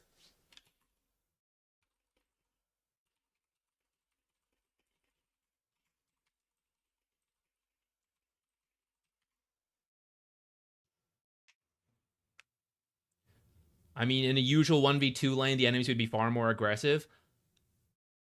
Maybe. I told them to try to be aggressive on me, right? I don't think they're not trying to be aggressive. I think that's just showcasing one of the ways that this can happen, which there are lanes that are harder, and we're going to try to orchestrate that. We're going to try to get like a super difficult lane in here. At the same time, let's pretend it was a more aggressive lane. How much different would have happened when the lane keeps coming up to here? Now you could say, oh, well, the best way to do it would be to block this, do this, whatever. That could happen. But again, in many of the pub games where I get these complaints, you know, maybe it's a Herald game. My Herald teammate doesn't know what he's doing. That's okay. You know, they're not going to do the perfect 2v1 either. Even if they are making some mistakes or you're like, oh, they could do stuff better. I think that's actually quite realistic. These are literally two players who are trying to 2v1, and we're abusing that. Now, I'm still okay. We can still potentially get some other people in here who are like, let's be more aggressive, let's do whatever, and then try to showcase that. Your courier's bugging out? Oh, that's weird. I have to manually grab items. I don't know why that's happening, Lax. That's so weird. Mikcha and Lax, by the way, I forgot. What were your rough MMRs? If you don't have it perfectly, that's okay.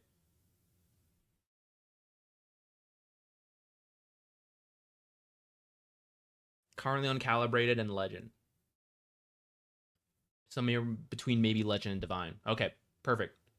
Okay, so then let's do, if we have other NA players who are free to join a lobby right now, we can try swapping it up, or we can just do like some other situations. Mikcha says he doesn't play too many aggressive carries, but we can just, again, simulate it as if I'm super scared to walk up. I can try playing a different offlaner as well. Like, I think Centaur's really good at this kind of stuff. That's why I would recommend him if you think you run into these situations. But I can pick someone worse at this stuff. But I would expect to then obviously do worse. That's, you know, part of why I recommend picking heroes who are flexible in this kind of stuff, who can 1v2 and can 2v2.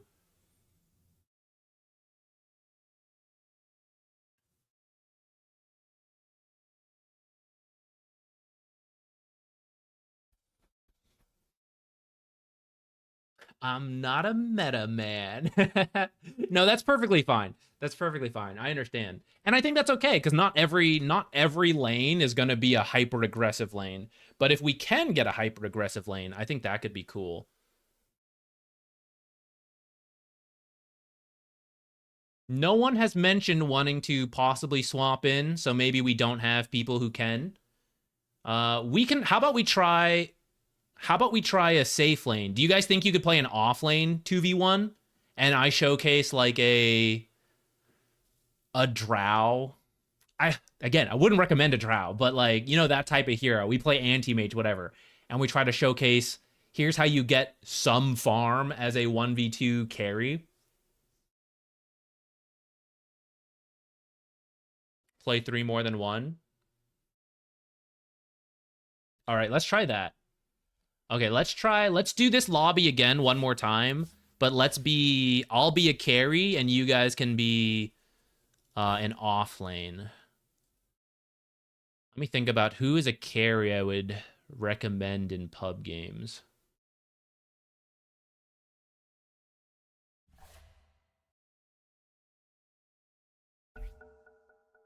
Yeah, NPR. Next up, maybe we can get you being a pudge in here, sitting in the trees, AFKing.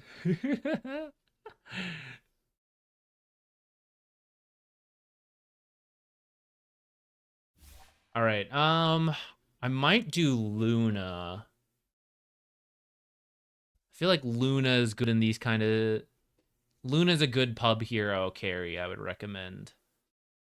Sven's not bad either. Gyro's good. I'm probably the most comfortable with Luna. Okay, let's start with this.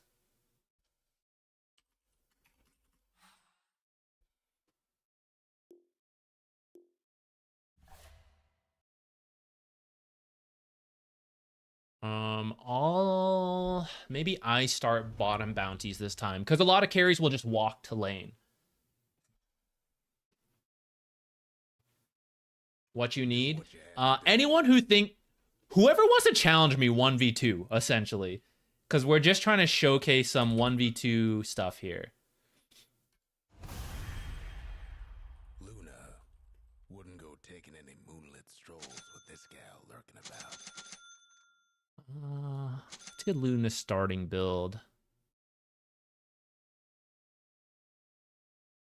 Quelling Blade? I don't think most Lunas would get Quelling Blade, but if we're trying to pretend this is just some random pub game, maybe that's what I would do.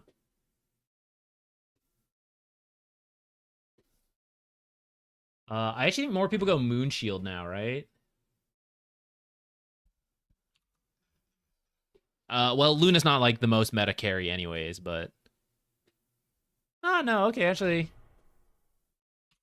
Looks like it's, they're both similar win rates, and it's about 40 to 60 picks. So I guess maybe it depends on what game, what you're playing into.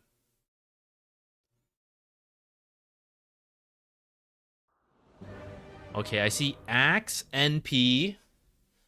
We're probably going to have to creep. We have to be worried about creep cutting. We're going to have to buy more Tango. It's going to get poked a lot. I might buy my own sentry this game as well. Just play pretend.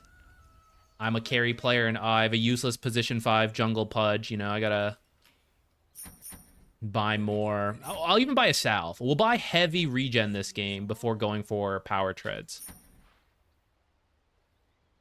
I know, this is the stream of mostly support players is the issue. Okay, for Luna... Just starting Q for the creep secure, save points. We'll front load them into Moonglaves once we reach the point where it's like, okay, I just want to shove the lane. We might go a little further than 5 minutes this time, because I think that is when it would start really showing Axe being strong and all that.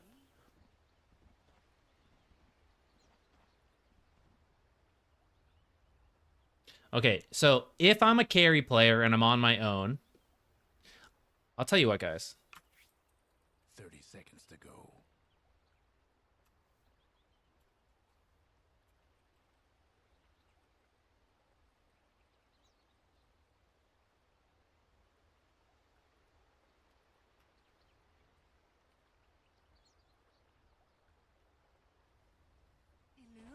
All right, so this time let's pretend to be our carry. We have our jungle pudge. He's just gonna sit here.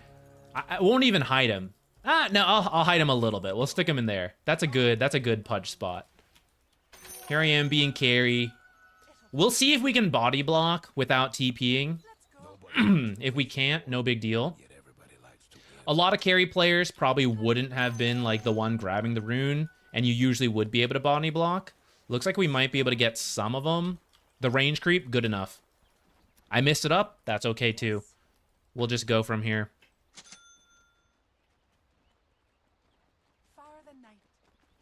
Okay, so my lane's gonna push pretty hard.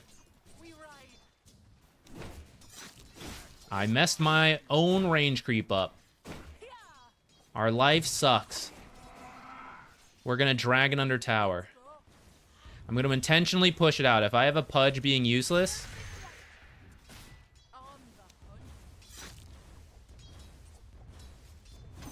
I'm gonna build a creep advantage to work with here.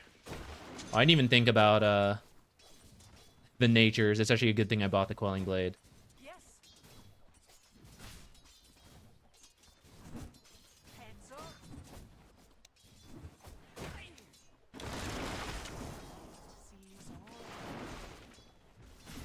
I should have creep aggroed that. I'm gonna need to move Pudge up in a second. Here, Pudge, get in there. Go get more XP, Pudge.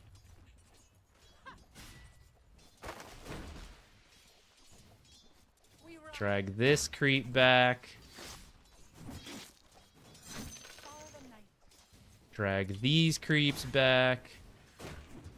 I got that CS because we did creep aggro. We wouldn't have gotten that otherwise.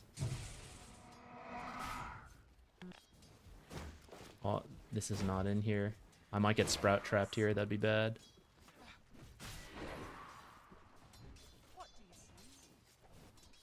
Okay, they have more range creeps, even though I had more melee creeps, so our stuff's dying. So I don't need to go crazy here. I'm gonna move Pudge back again. I'm just gonna stay in XP range, which I'll now mark. Axe being fat in my way. Can't even aggro. Can't use Q.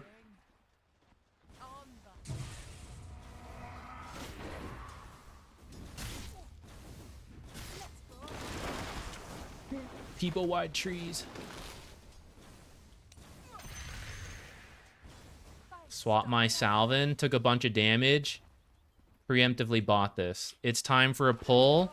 Gonna go do my own pull. It's blocked. Pretty freaking rude. That's okay. We're gonna unblock it now. Stick that there. Take a peek around. Hello, where is it?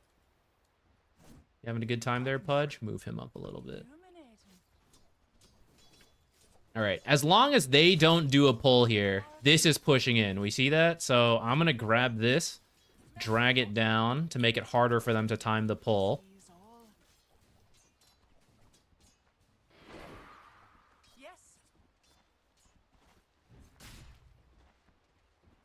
I might get dove again here.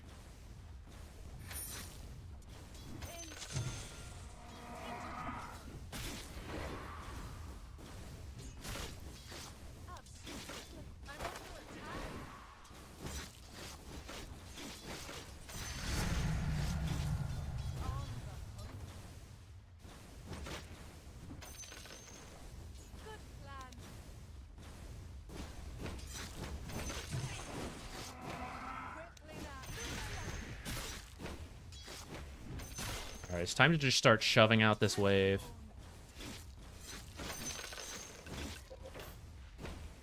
I need more tangos. Oops. I might die here.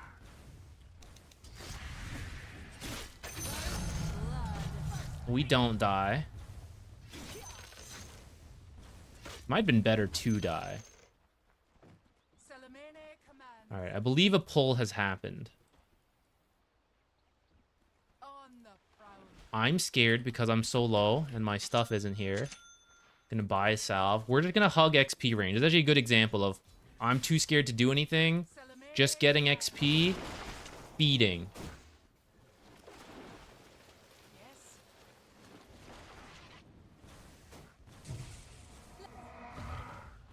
I'm not gonna kill him. He might die anyways. I think I would have killed him. Obviously.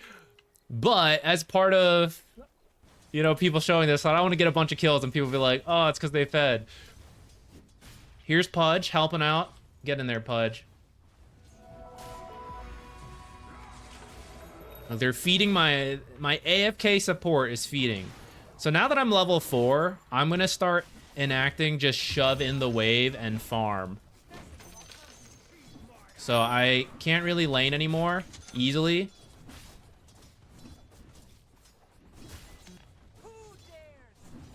I'm missing stuff. It doesn't matter all that much. Uh-oh.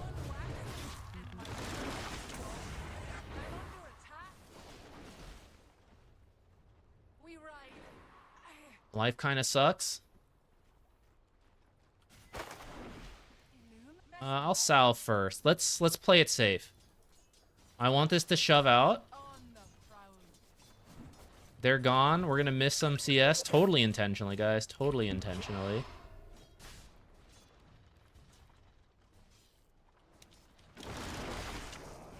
This is so rude. Lax, leave me alone. As long as I'm getting the XP, it's okay. I'm level 5. We're gonna be able to start jungling pretty soon here. I got the range creep. I'm gonna hang around. Tango one more time. I would like to aggro this under the tower. It's just a little scary. Like so.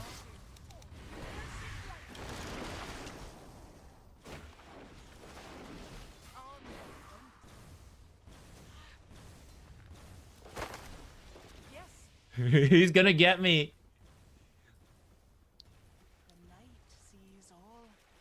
They're meaning to smash that bottom tower of yours. Think the gods are gonna help?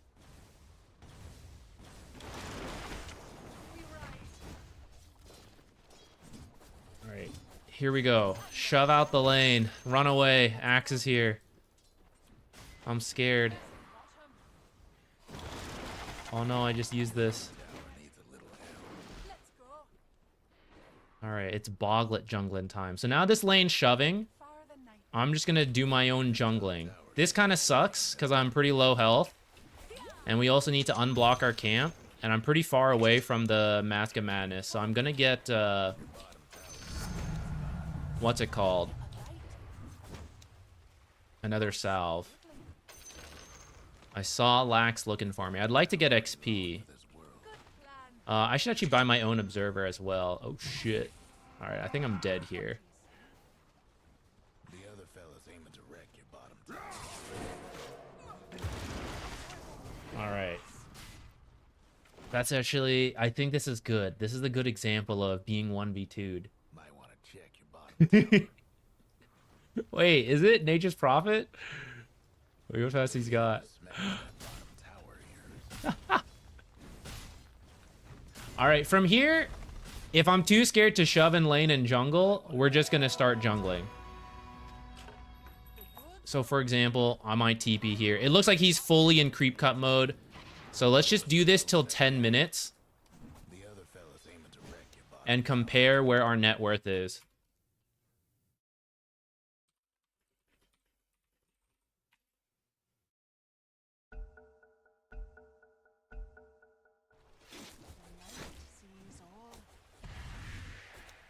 Oh, I meant to level that up before using it.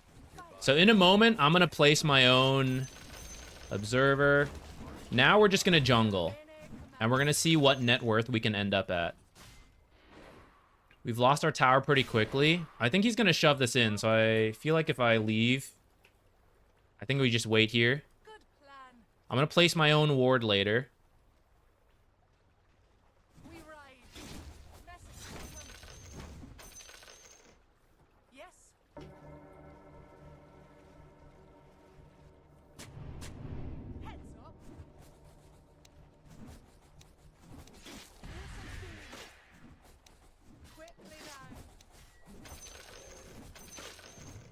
Ain't seen this many trees in a long time.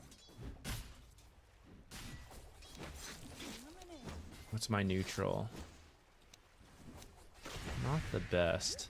Your bottom tower ain't long for this world. This ain't gonna end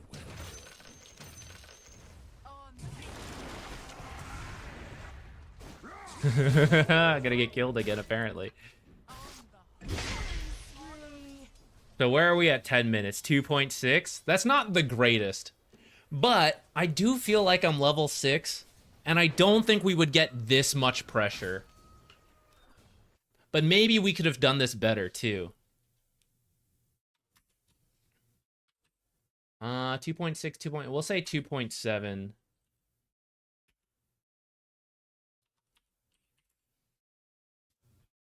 Okay, so Axe is at 50 and 8. He ended up with how many kills? 3, 1, and 1. 1, 1, and 2. I died 3 times. Does the enemy know where you scan? No. They can't see it. They might guess, but... yeah, we're just trying some 1v2 scenarios, because it's something a lot of people ask about. There were a couple situations where we could have killed them, that we kind of chose not to make it a little closer. Or like a little more of a, man, we're being stomped. 2.6 isn't the best showing. Should we try again? I feel like I could do better. But this is with an AFK Pudge absorbing the lane. And then they have nothing else to do but punish me. So like Nature's otherwise in a real game might have gotten pulled to other lanes. Other heroes might have come to my lane. In a very vacuum 1v2, we ended up at 2.7. We have our power treads. We were getting close to the Morbid Mask. And at this point, you can just full jungle. Just, like, avoid them and just endlessly jungle. I think that would be the goal. I don't think I did the best example of it, but I do think this is, like... This is what I would recommend if you run into these situations. Is this a bot match? No, we just had some volunteers come in. The bot is the Pudge. I created the Pudge bot to just like AFK do nothing and absorb my XP. But these two are players from the chat.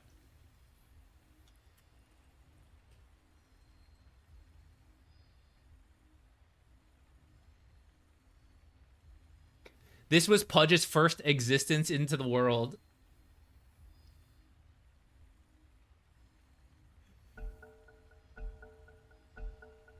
All right, carry Okay, Mick just said he had to do something for a little bit. Do we have someone else who would like to attempt this? I could also try the carry again to do a little better.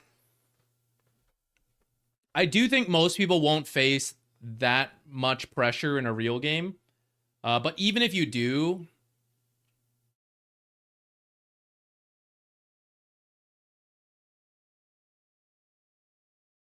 I don't know. I had 2.7k. I think we could tighten that up a little bit, be like 3k by 10 minutes, even while being 2v1'd. And I know that's bad, but that's like, for a 2v1, that's like not that bad. In theory, you're getting something else out of it, outside of like actual griefers. We're just trying some 1v2 stuff. It was an idea I had. Wednesday's video is going to be about 1v2ing as part of a replay analysis. And I thought we could create the situation in a lobby a couple times just to see what we get out of it. I don't even fully know if I'll end up using this for a video, but just trying it and showcasing some potential ideas.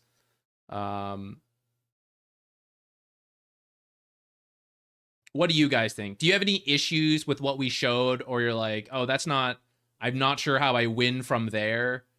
That's what I kind of want to address. So if like any of you feel you run into 1v2 scenarios and it wasn't showcased a little bit about how you address it, hit me with it.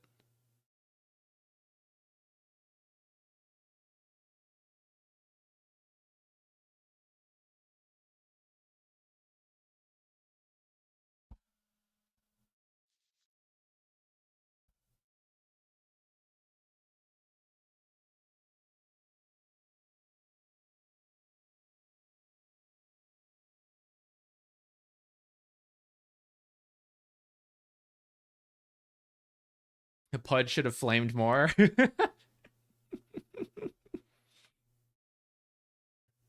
Why not duo queue with support for a couple games? We could do something like that. It's just harder to do in a sample. For example, we just did 3 2v1s in like 20 minutes. That would be one 1v2 laning stage in an actual game. The important part would be over in the first 5-10 minutes, then we have to play the rest of the game. Also, we might need to get like the full 5 people to do this without feeling like we're griefing, because like whoever goes to jungle, the rest of the team is gonna be like, you're griefing, and it's like, yes, I want him to grief, but we kind of are griefing the other people at that point. So then we need 5 people who are up for being griefed, but then people are going to say, oh, well, you have 5 coordinated players, so this is now different. So no matter which we do, I think there will be some issues. I at least wanted to start with this lobby just because it's easy to control, and I think we can start showing some stuff of like what to do.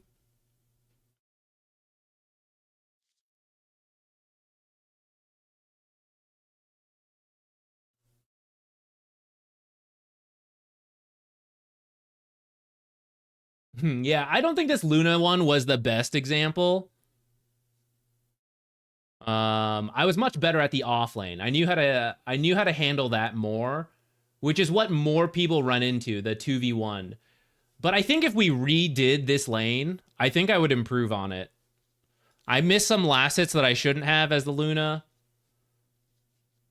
Nikcha's busy right now. Otherwise, I would say let's just run it again and see if I can do better. But I don't think most people will run into the same stuff.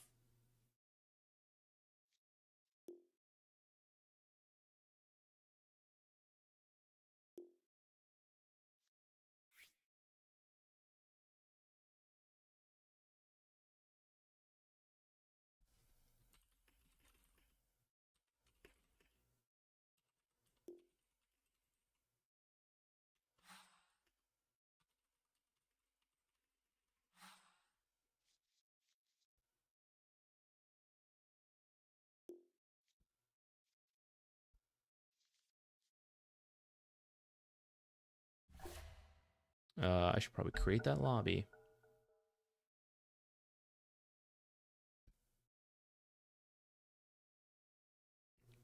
All right, let's try it again.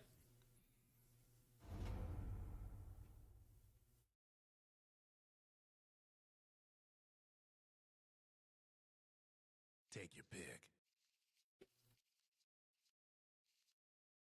Let's see if I can miss less last hits this time. Where the heck's Luna? Why am I blind?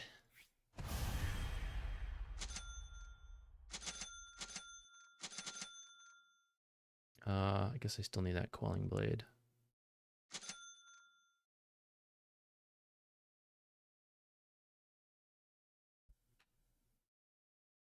Okay. I know there's a wand build, but I wouldn't do that. The whole concept here is that you think you frequently run into 1v2 situations, you think your supports are bad, whatever. In those situations, I wouldn't recommend min-maxing. That's what the wand build is. It's like min-maxing the carry build.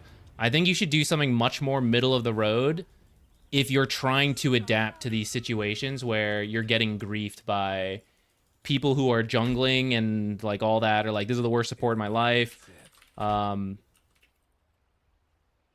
That's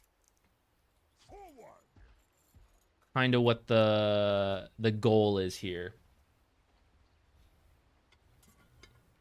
Fan pre-angle towards the mic, perfect.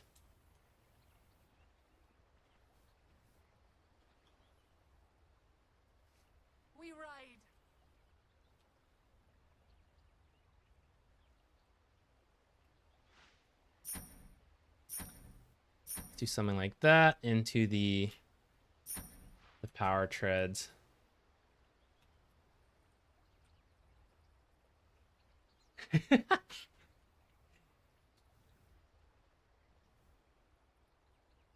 Seconds to showtime.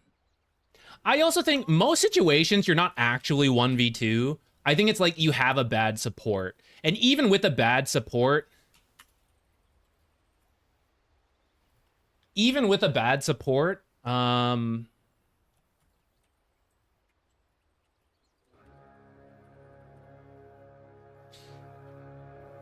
end up absorbing spells and stuff. Like, instead of everything being dropped on me, it's them being killed. And they might feed more gold, but I also get more gold because I have more space. But I'm okay with this. I think there are situations. Actual 1v2 with like someone AFK like this is literally the worst case situation. So if we can get to like 3,000 gold at 10 minutes, I think that's about as good as you could hope for in those kind of situations. All right, step 1, we have a much better body block. All right, let me talk a little less so we can actually be good here.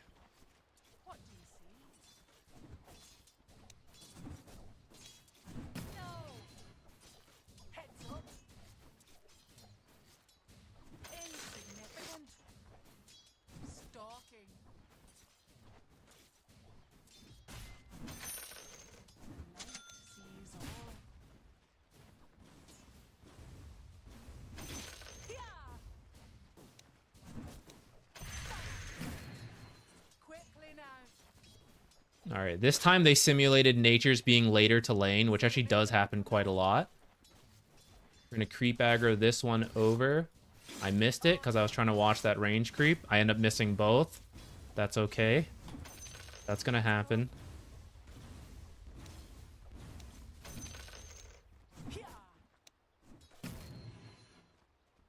Okay, so here's where we would have to check if our small camp is blocked and consider doing our own. He's now pulling, so I'm going to cut trees to get better vision. It fortunately did not go all the way through. And here's where we just have to like run through trees and get XP. Until our courier is here and we unblock our own small camp, which I'm going to go for here.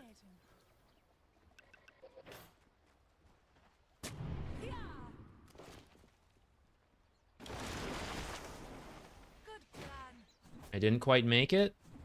And he body blocked it.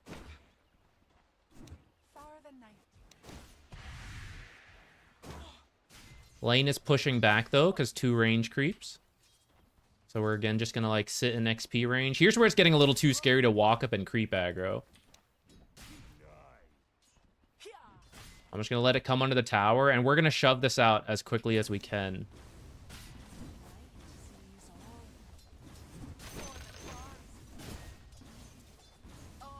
I mean, we don't have to do that much because it's gonna do it on its own because of the tower.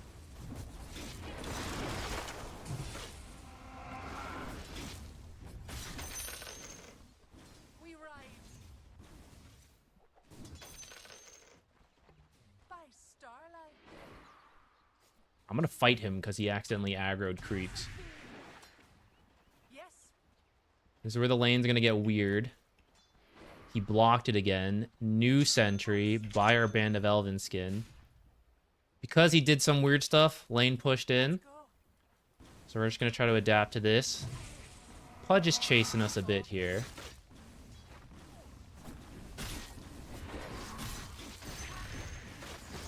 Swap this in. I need to make sure my courier doesn't die. Oh, I thought that had one more hit in it.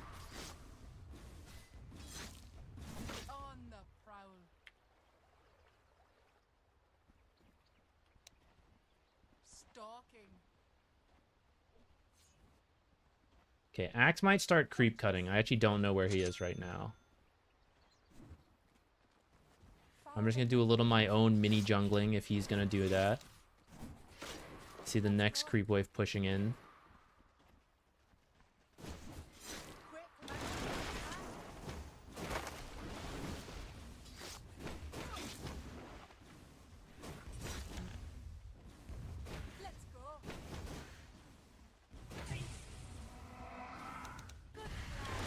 Okay, I am gonna die here, but I'm just gonna run around as long as possible.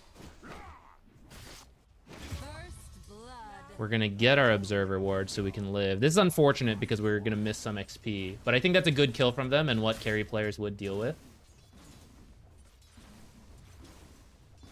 Where's my courier? I never ended up picking it up.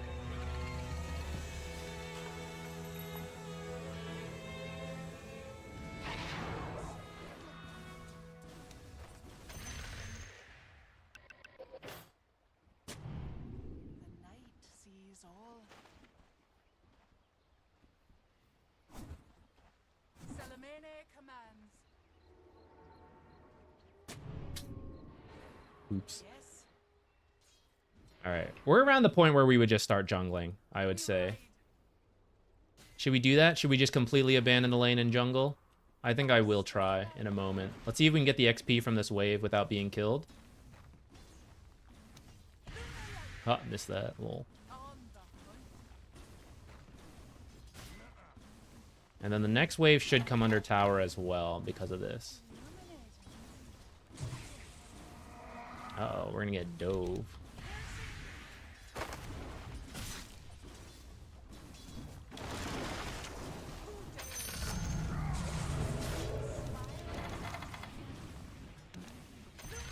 Alright, time to go jungle.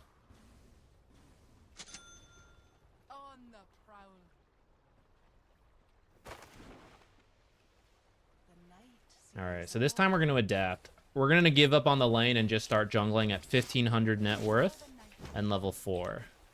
Well, we'll see. If they shove in the lane and we think it's safe to do so, we can do it. For example, if Axe ends up dying for whatever reason, this would be a good case to go. Let's see if we can do our own pull, actually.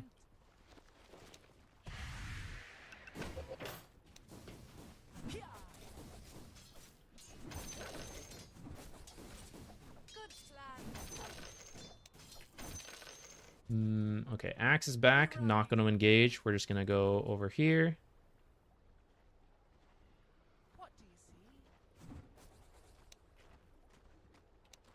I should have maybe stacked.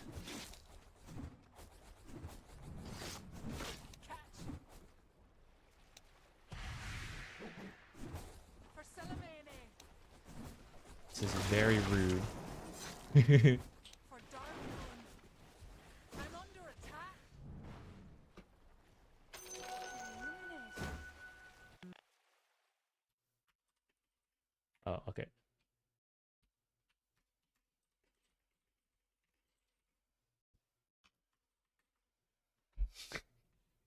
So from here, we'll just jungle. We're going to assume the lane is dead and we'll just jungle. We have 3 minutes to get some reasonable amount of net worth, which if we're doing like, it's probably not 400 GPM.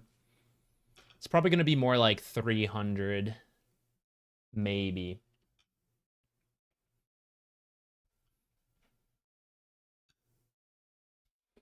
We're just exploring 1v2 type stuff. I don't think it's something you should...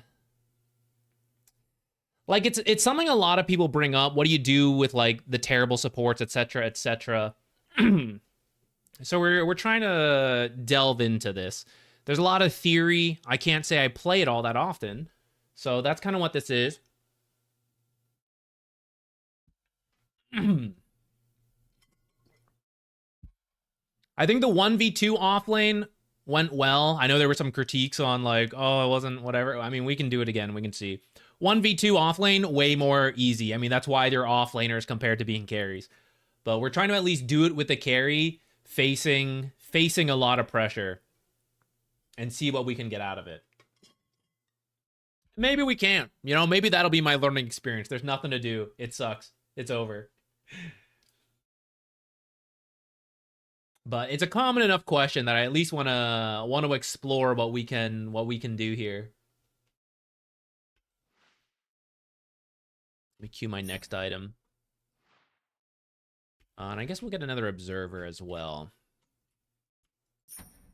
I think from here is where you're unlikely to have a support just chase you around like this, and you would finally get to just like settle down and jungle. We'll try to farm one camp, get our boots, get this observer, and then just jungle this area. If anytime we see Axe leave, in this game, he's not going to leave because nothing else is happening. But in other games, Axe might be baited to go teleport mid or top for something. And in those cases, I would run straight back to the lane, shove it out, farm it, get a bunch out of that. That's not going to happen this game, so we're just going to AFK jungle from here. Most likely, with Nature's occasionally messing with us. And I think that's... We'll see if we end up at a higher net worth than last time. So like Nature's gonna try to farm our thing.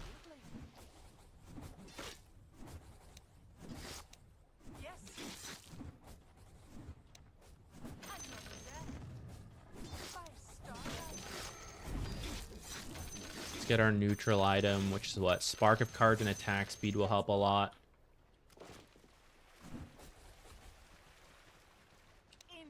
Okay, Lax is gonna try to keep it realistic, like he wouldn't just be like hunting me nonstop.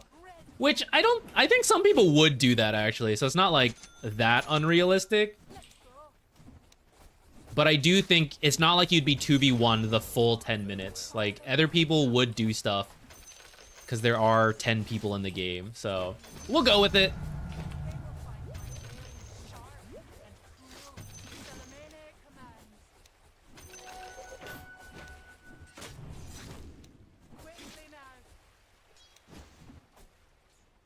Looking for me. All right, he's gonna steal my creeps. That's okay. That means we get a lane for a little bit. I'm just gonna shove it out because he's not here and I want to do this. I want to get what farm I can. Now I think he will chase me, and we actually did place an observer to see it, so I'm just gonna back off again, go straight back to jungling.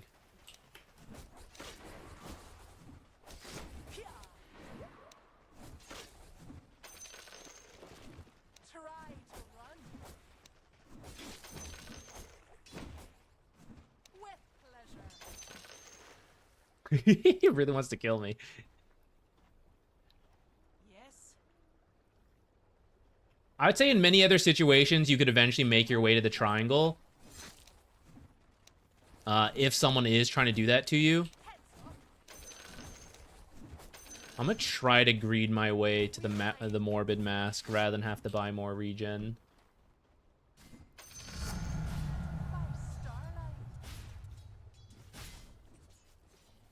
I don't know if there's an optimal, like, max W for jungling type stuff.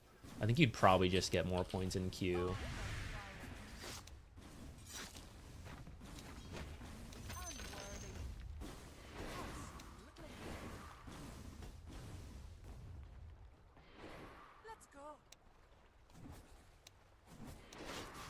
Okay, they're not gonna have an easy time diving a tier 2.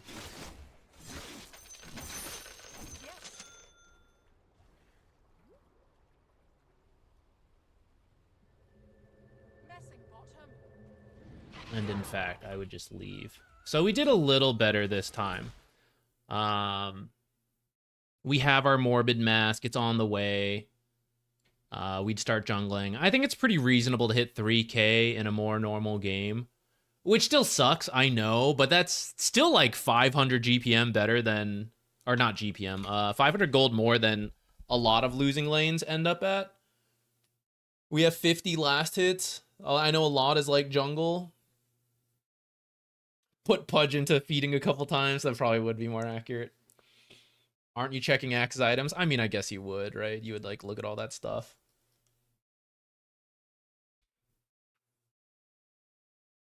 Oh yeah. We'll round it up. 2.9, 50 out of 3. Oops. 2.5. Yeah, I mean, Nature's definitely gonna have a good game in these kind of situations. 56 out of 11. No earn charges, yeah.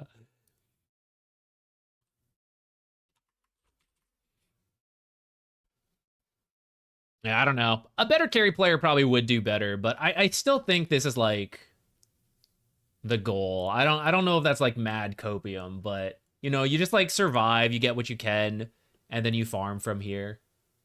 If you lose, you know, but with this happening, I mean, I think that's probably the best that you're going to get.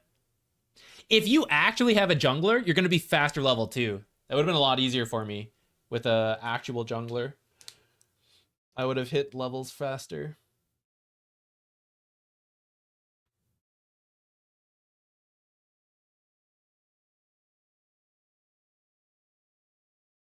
Yeah, like in theory, so Mikcha saying he'd either split after taking the tier 1 or like really try to chase us down. So at that point, it goes beyond the carry. If he splits, this is where we will end up with a 3,500 net worth at least. Because as soon as the Axe leaves, I'm going to shove the lane in and jungle once there are no more lane creeps. Like, our net worth would skyrocket as soon as Axe leaves. But it would be fair because, like, okay, Axe is going to try to play somewhere else. There might be a good reason for that. But this is also why a lot of times after you win the off lane, you stay down here to keep farming and to also prevent Luna from farming. If Axe stayed to hunt me down, the enemy's game plan is like the carry gets no game, and that's when the rest of your team is supposed to carry you. And if they don't, that's like out of your control. But you've done like your part at that point. Or like you tried.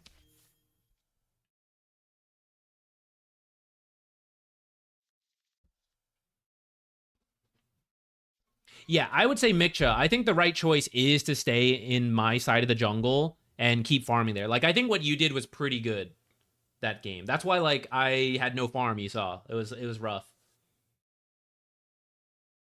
Would you try a hero that is difficulty jungling early, like an anti-mage? So here's the thing. I wouldn't recommend playing this way, right? This is like worst case scenario.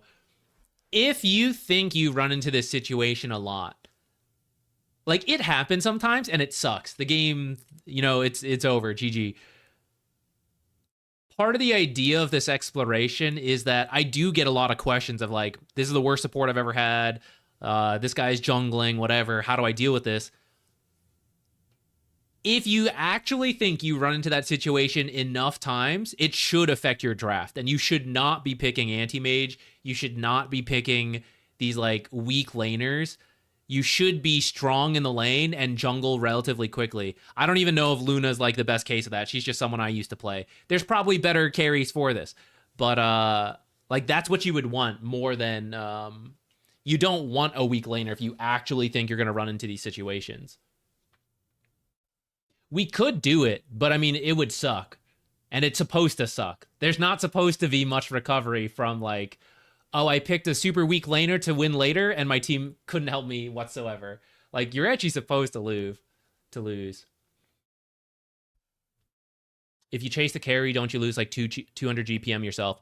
So to an extent, the theory would be to read the draft and understand how important it is to shut down the carry. Let's say your carry is Medusa, their carry is Anti-Mage. If everyone farms, we're just going to say you're going to lose because Anti-Mage is so good versus Medusa. The window to win then is that Anti-Mage has no game and Medusa gets decent farm. It's not like she's the richest in the world, she's just average, but Anti-Mage is really subpar and you win off of that timing. So in that case, as an offlaner, you'd want to chase down the Anti-Mage a lot. Let's swap it. Let's say it's your axe beating the Medusa and then you have an Anti-Mage on your team. You can stop Medusa, but maybe your Anti-Mage is getting stomped too. Stomped so hard that Medusa is actually doing better. At that point, you might be beating Medusa, but she's still farming more than your Anti-Mage, and she might still win the game off of that. So you change what you do. You're like, okay, I'm going to go recover Anti-Mage's game. I'm going to leave Medusa alone to go make a play top, to try to get Anti-Mage a kill or two, to get him back in the game, because he will then beat the Medusa for me. So that's what the trade-off is like, okay, I was willing to lose GPM or not, because the payoff for, like, the alternative whatever, like, that's all that. That goes further into the game at that point.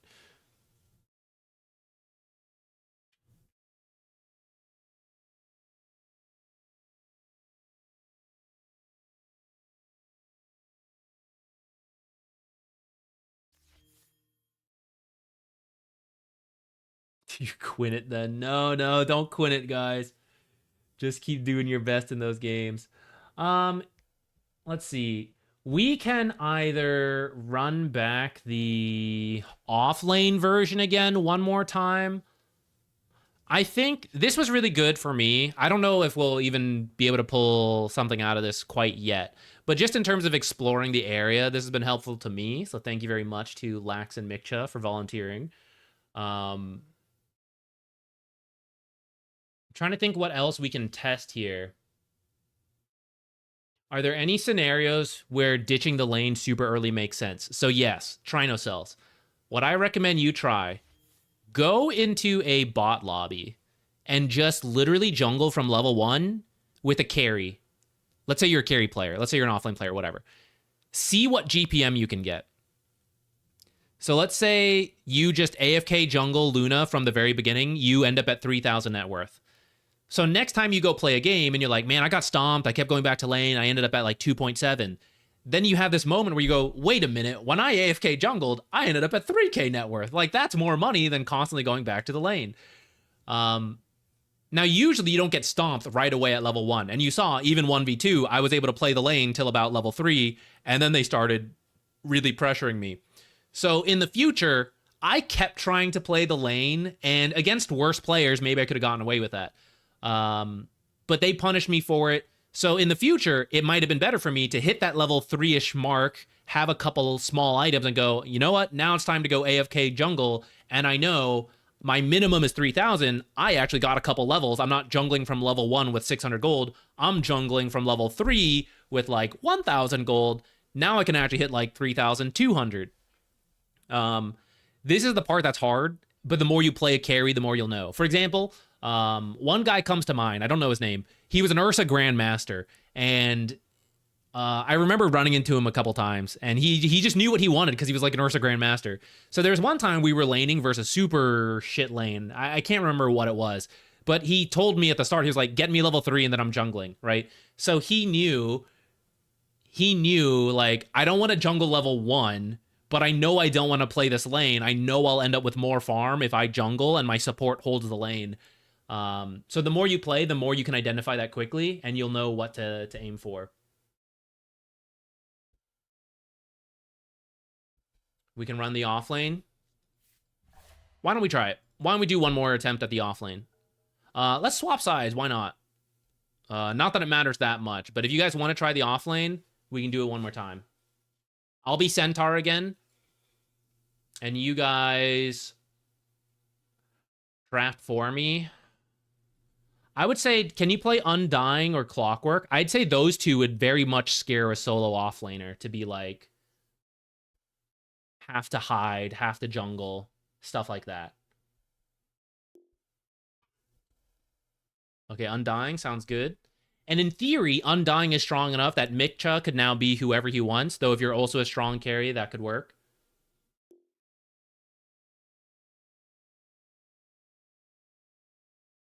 Why did Sand King fall off this patch so hard?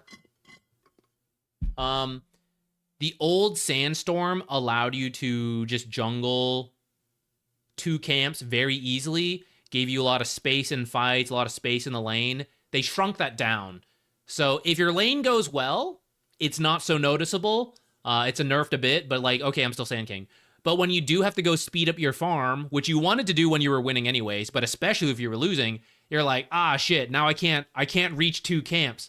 So anytime you jungled, your farm efficiency was literally cut in half. And that really hurt the hero.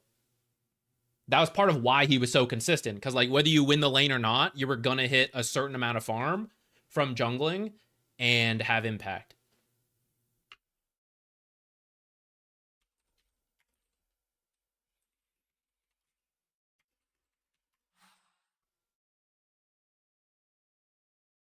You'll still see some people play it, but it is a lot worse. All right, let's try this again. If I knew he was being Undying, I would start Boots. Should I be Axe this time so we can actually start Boots? It doesn't make sense to start Boots on Centaur if you're taking horsepower. Take your pick. Eh, whatever. To round it out, we'll be Centaur again. Centaur War Runner. Half man, half beast. All trouble. All right. I would buy the Observer for yourself. If you knew you were into super bad matchup, I would recommend buying the Observer. And because this is such a telegraphed bad matchup, I am going to do a little bit of adjusting for myself here. I'm going to buy these. Actually, maybe this should be the... Should I rush the Bracer? What's better this game? Yeah, we could maybe do Counter-Strike, but we wouldn't want to play the lane very much versus these guys. The Alk, that would be good. Get a lot of space from the Undying. So my goal here is to just get some farm. This is going to be a case where it's like, it kind of sucks to give Alk a free time, but I mean, it is what it is. Should we create another AFK Pudge?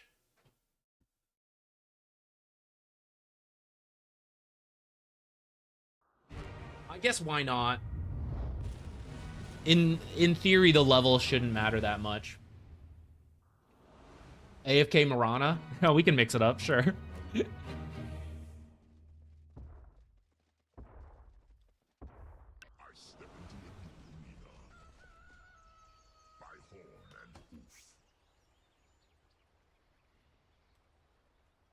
Better get ready.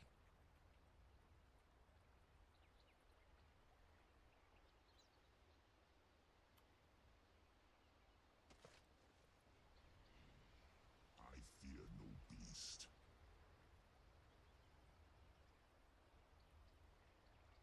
So I go.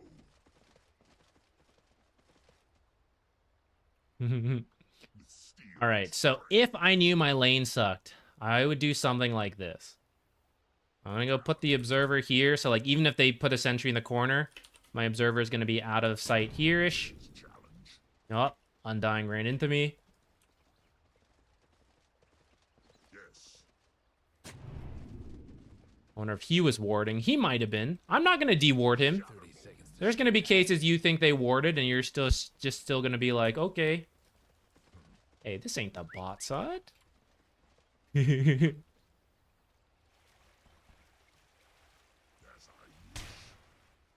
It doesn't matter. I'll go top side.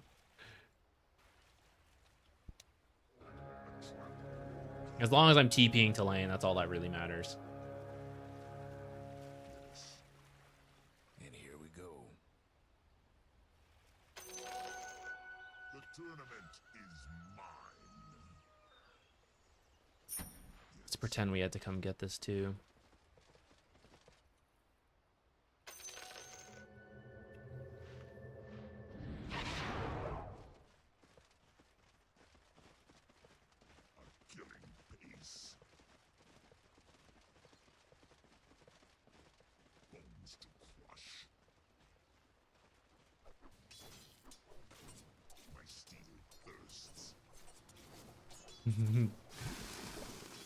All right, so as soon as he did this, this lane's actually gonna push, and I'm good now.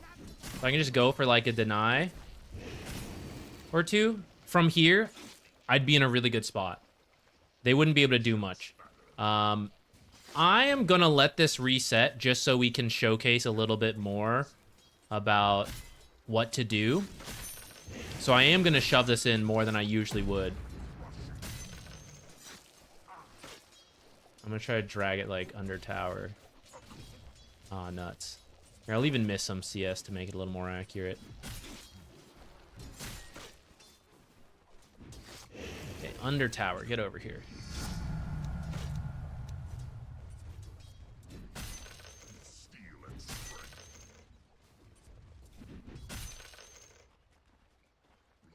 So I see the next wave's coming in.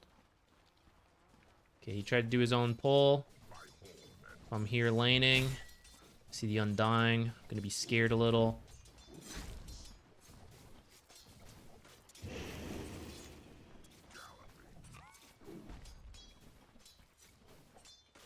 Little drive-by for this creep.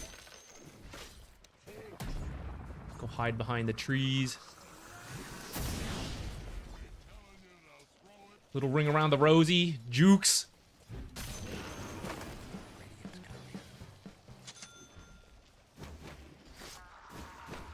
And now we got this creep wave coming for us while mostly dodging the Undying. Oh, that would have worked if it wasn't for the Undying. I probably needed to plant 2 trees there.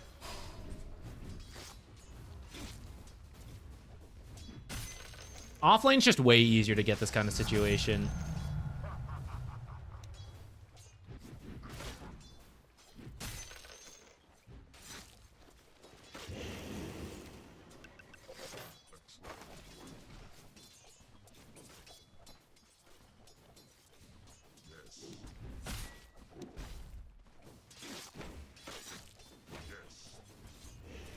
Oh, this is strange.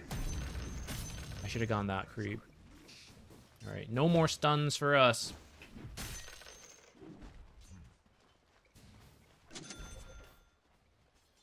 Pull has happened, so we're just gonna come over here, grab the pull, and we're even gonna grab the next wave and do like some mega journey around the world.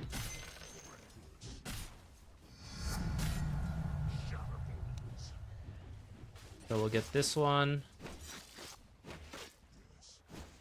And we'll just go.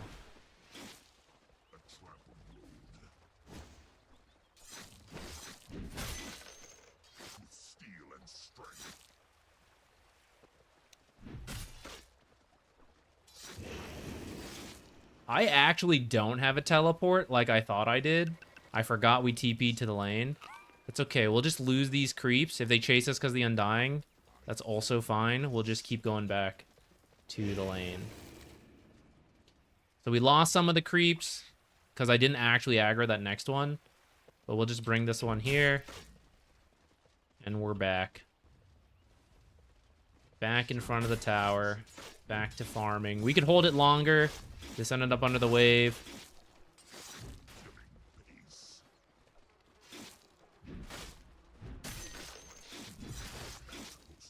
Grab part of the wave. Not quite the part I meant.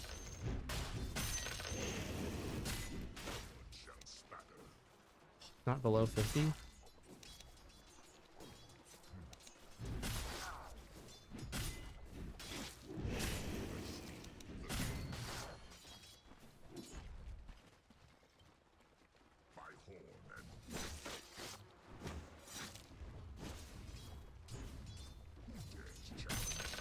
And then there we go. 5 minutes. We could probably keep going further to 10, but it doesn't really matter. This would be the hard part. I guess Mirana maybe didn't absorb as much experience as she could. I didn't have her as in good of a spot, but I don't think it matters that much. It's not like the levels made a huge difference in what we did here. It's mostly the different times to get the lane to come back. And I think that's the main thing to get from this.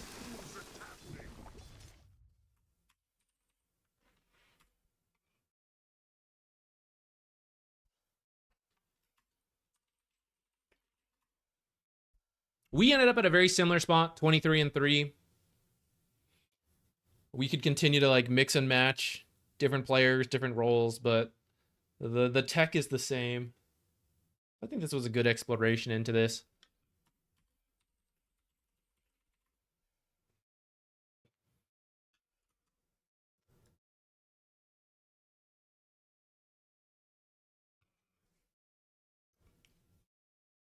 I think we can exit out of that.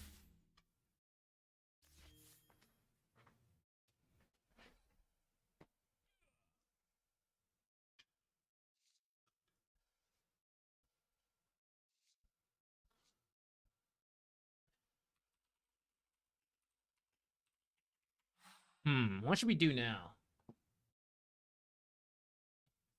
I'll think a little bit more on that. I think actually trying this 1v2 idea was helpful. Off lane, clearly much easier. Let me think more on the carry. We can make all sorts of excuses on like, oh, it'll be easier in this situation or whatever, but yeah, I mean, being left alone 1v2 carry is always going to be tough, but I think it can go better than what I did, so I'm going to think on that. Drag was criminal. We shoved the lane in too much. And that's the thing, right? You guys even knew, this is not a flame to you guys, but like you knew this was a 1v2 practice and it's still hard to prevent the shove. So for a lot of offlaners who feel like, oh, this lane's too difficult, I understand there's an MMR discrepancy here when we're trying this, but it's like a lot of the safe laners won't have the best lane control, and you will be able to get something out of the lane if you know what you're doing and you're dragging creep waves and all that stuff, messing things around.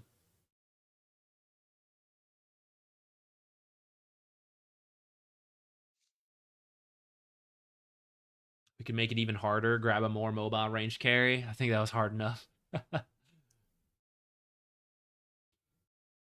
Yeah, I skipped the stick for what we were trying. No free stacks from decay. Let's see. What do we want to do now? I'm gonna stand up for a little bit. Let me think on this.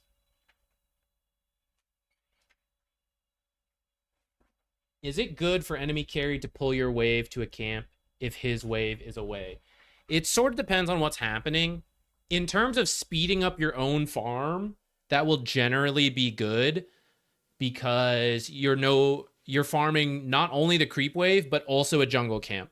So maximizing farm in that one instance, probably good. But the creep wave he's dragging was supposed to run into something. So you might be losing equilibrium in the long term doing something like that. Kind of depends on the exact situation. You might be more at risk. Rather than bring that creep wave towards your tower where it's safe, you might be farming at the hard camp. If you get pushed off of that, you lose the creep wave and the enemy farms the hard camp. So now you're losing even harder. There's risks, but there are rewards. So kind of tough to say without seeing a specific example, but it could be good. It could be bad. Potentially challenge another streamer's chat, maybe. I'll be right back. I need to get more water, and I'll think a little bit on what we want to do in that time.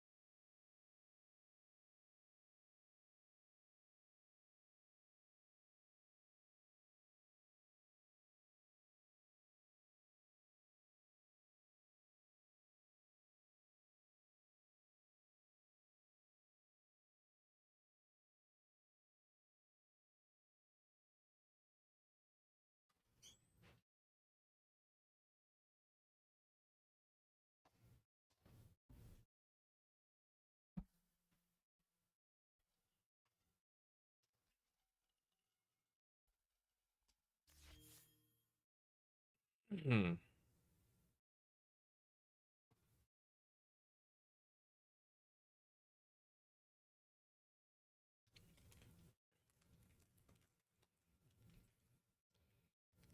You recommend a kill lane? Clockwork with any strong ranged carry. Drow with like a slow could be an example. Shadow Shaman plus strong carries like Ursa, Jug. Jug Crystal Maiden's a classic, but Crystal Maiden with anyone powerful is good. Undying plus Alk is not it. It is a good lane though. In on paper, Alk is not a farm. Alk is not particularly good right now, but in general, Alk wants a good start, and then Undying gives him a good start. You're not going to get kills potentially, but it does work.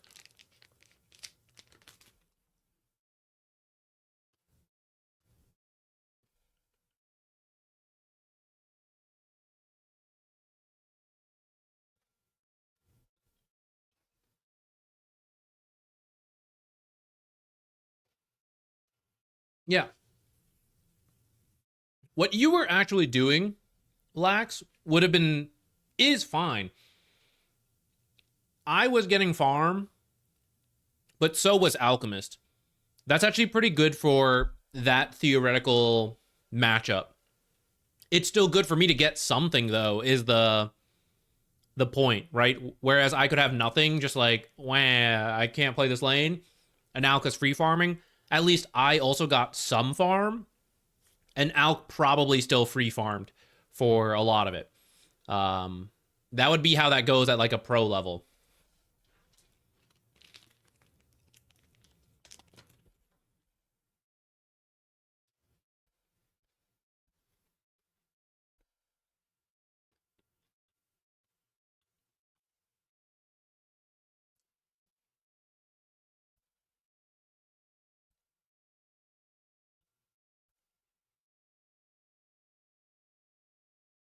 Yeah, spamming with Q is solid. Just getting in the face and like denying and all that is also really good.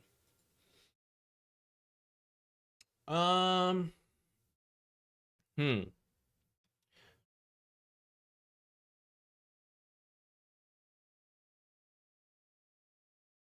We're towards the end of the day / stream anyways, so probably maybe doing like one more game.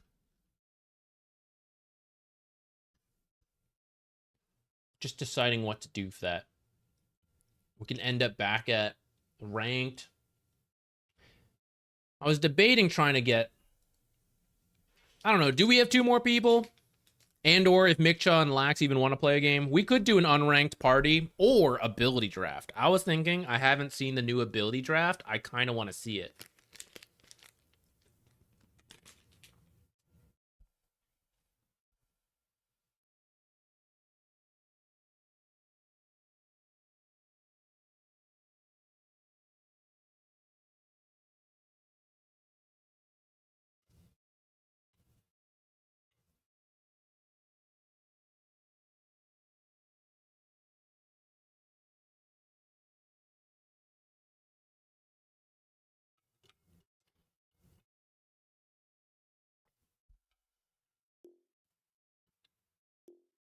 Shall we try?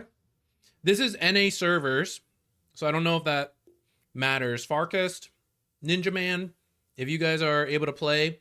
I mean, it's ability draft, so if there's some ping, I guess I don't really care. I mean, it's whatever. And then if not, maybe Patron can hop in. I don't know if you were interested in ability draft, but we'll just go in order of who chimed in first. I'm EU but can play. I think that's fine. We'll queue NA West, US West, or sorry, US East, and it should be okay. And again, it's ability draft, so who cares?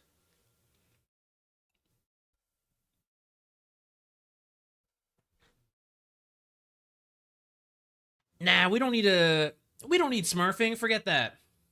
I mean, technically, I don't know. If you just send me the friend code, I have no idea if that's your main account or not. But we don't need smurfing. Who cares? We can get smacked in ranked. or draft, ability draft. Yeah, let's do it. Let's do it. Okay, Farcast and Ninja Man, if you guys are interested, send me a friend code. You can DM it to me or just drop it in chat if you don't care, and I'll invite you to the party. And let's see if we can even find an ability draft game. It might take a while. For the tier lists, I did not do it like a recording. We were just prepping for it. I will probably record it tomorrow. But if you were interested, here's where we got to. I will fine-tune this a little bit more later off stream, I bet. This is the Pro Position 4 tier list. This is Position 5. And then for pubs, I don't really feel like it changed that much. I think I moved Undying up. This is Position 5 for pub tier lists. And then this is Position 4 for pubs.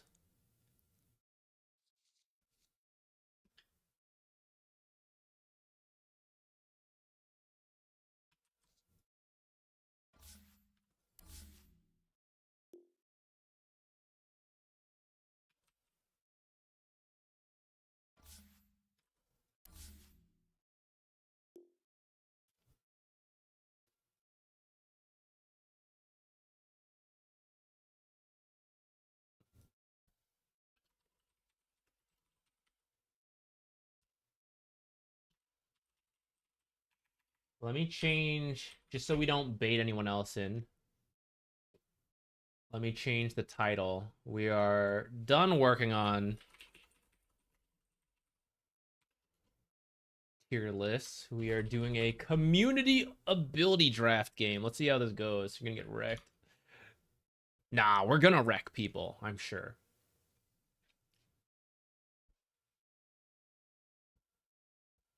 Can we see the position 1 tier list? I haven't actually updated that one. I can, let's check in a bit. Okay, actually, we can do it now. We'll wait for them to join.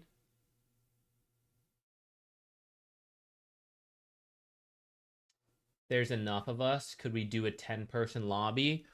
I'm willing. Oh, okay. Give me 1 second.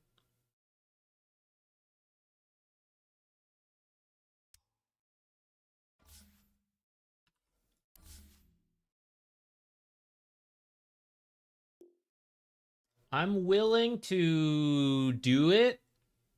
Historically, it's been hard to find 10 people who are relatively on the same servers and all free to play.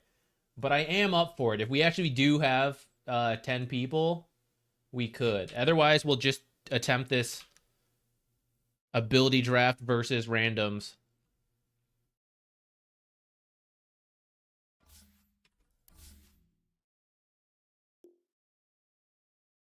Maybe even 20 people. I have no idea how to organize that.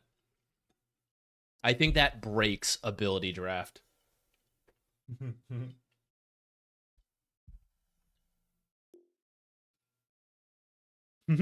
I had a pretty sick build that one time we did a 5v5 community. What was it? It was like Nightmare, Fury Swipes, Focus Fire. I don't even remember what the last ability was, but it was sick.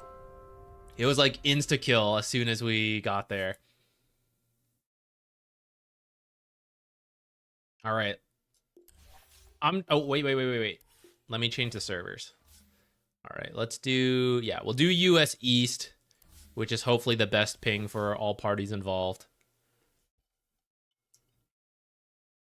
While we're queuing, this might take us a while to find an ability draft game.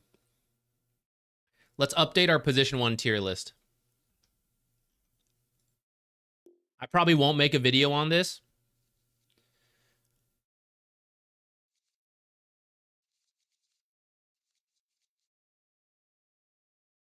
I think she's like D tier now, isn't she? It's okay depending on matchup. Maybe he stays up here. Let's see, no one's doing Venge carry. Brood carry's mostly dead, but occasionally comes out super cheese. Dragon Knight's like okay. Bloodseeker in the right matchup. Slaughter moves up a little bit. Abaddon sometimes. Slark. Put him here for now.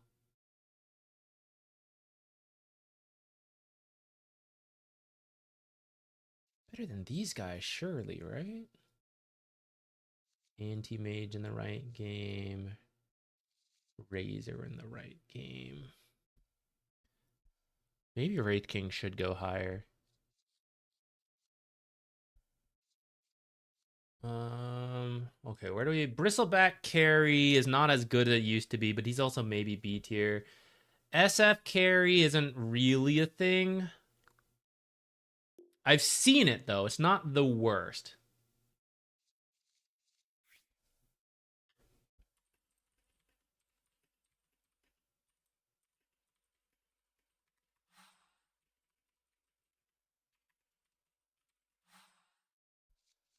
I will panic draft. Oh, we should add Beastmaster carry. It's not as good as it used to be, but I feel like the threat is there. We've been getting weirder carries nowadays, you know? Who else is a S tier?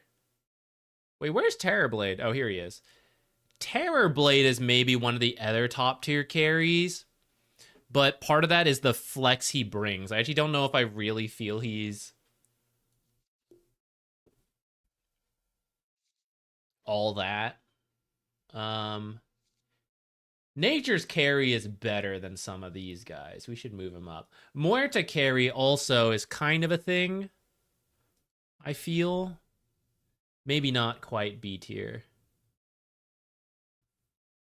Oh, Tiny. Okay. I don't think Tiny is A tier anymore. I really think he's not the best carry. I keep seeing pro teams do it, and I'm always like, meh, I don't love it. I really think he's pretty meh. Oh, Doom carry. You know what? That does happen. Doom and Dawnbreaker, actually. We should add both of them in. And I would put them...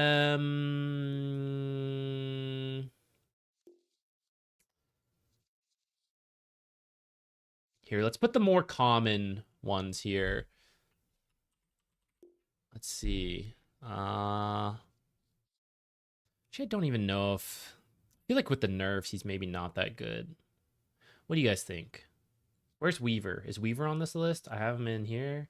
Oh, Gyro. I think still a lot of teams are okay with Gyro.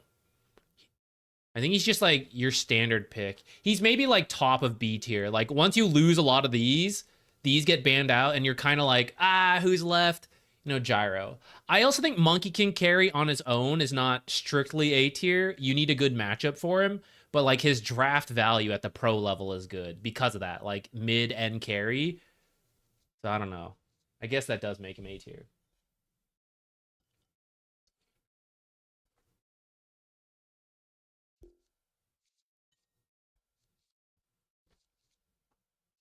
This would be a pro position 1 tier list. For pub carries, I mean, it would be like Spectre and stuff like that, you know?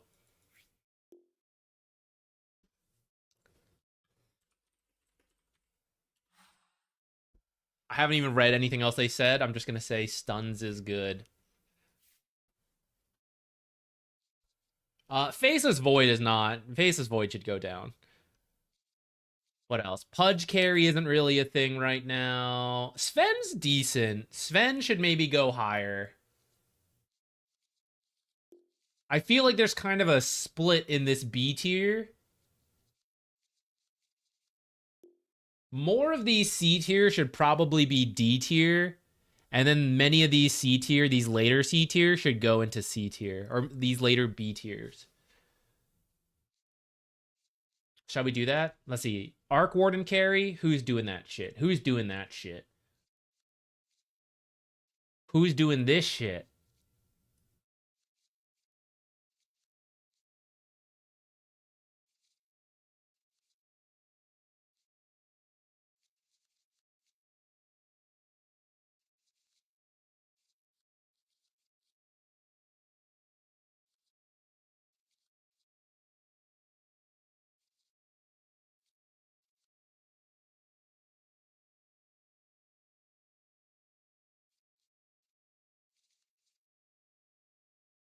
Feels like Magnus carry more than a lot of these.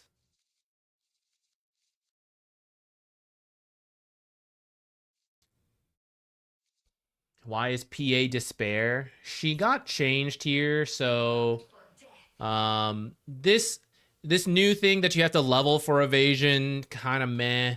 Fan of Knives swapping to an Aghanim Scepter, and then the Aghanim Scepter becoming the Ag Shard hasn't been as good for her. This was so cheap and easy to get.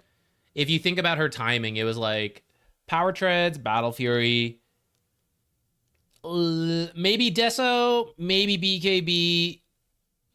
Both of those, maybe one, you know, probably for sure the BKB, maybe the Basher. And around that time, especially if you get Aegis, you're like, I'm ready to go. Pick up Ag Shard as needed, especially if you needed the break, and you were just so strong. And now if you need the break, you're like, Aghanim, Scepter, that's 3 times the cost. You know, it pushes off the timing like 3-ish minutes or more, depending on what happens. And then the actual abilities themselves aren't as good. This nerf didn't kill her, but I mean, now it adds to it, along with everything else she's struggling with. She's just not been as strong as she used to be.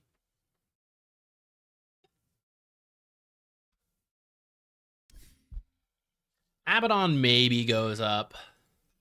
I don't actually... I feel like it's rare I see an Abaddon carry game, and I'm like, man, he was awesome. I feel like so often the pros pick Abaddon carry, and it always feels pretty subpar.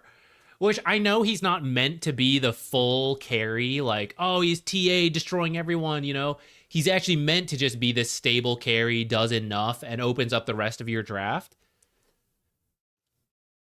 But even aware of that, I don't feel incredibly impressed by the times I see the Abaddon carry. I don't know.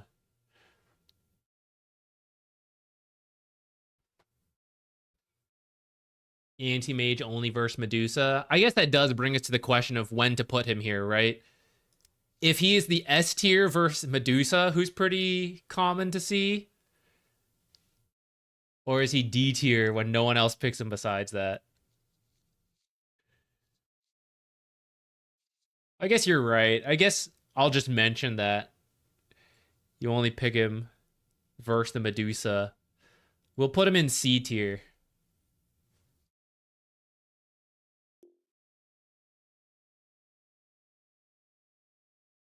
You feel like that about Vengecore?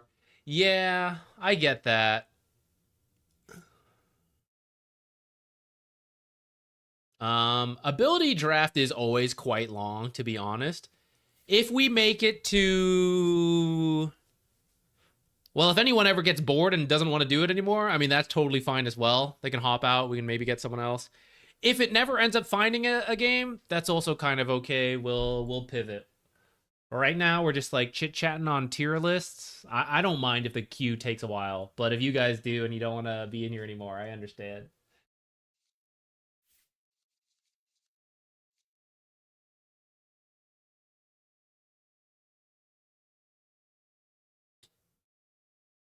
Feel like the tiers are different between captain's mode and all pick. For sure. This is for the pro tier list right now.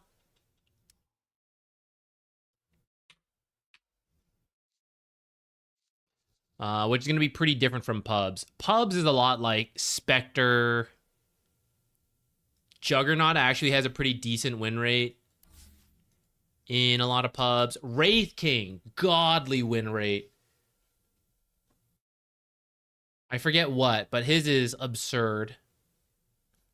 You know, Meepo Smurfs, we're not going to count them.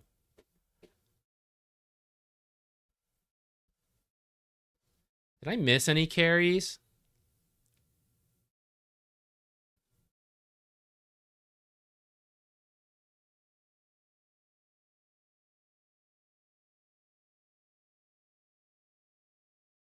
Oh, the Omni Knight carry that was kind of a thing for a little bit has died off again, but I'm willing to stick him in here. Kaz one day. Omni Knight, here he is. think he's that great. I'd probably prefer him over any of these guys, though. Should he be C tier?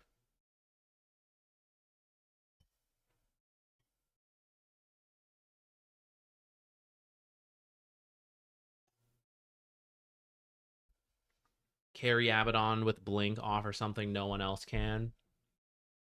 It is pretty useful. It's cool to have.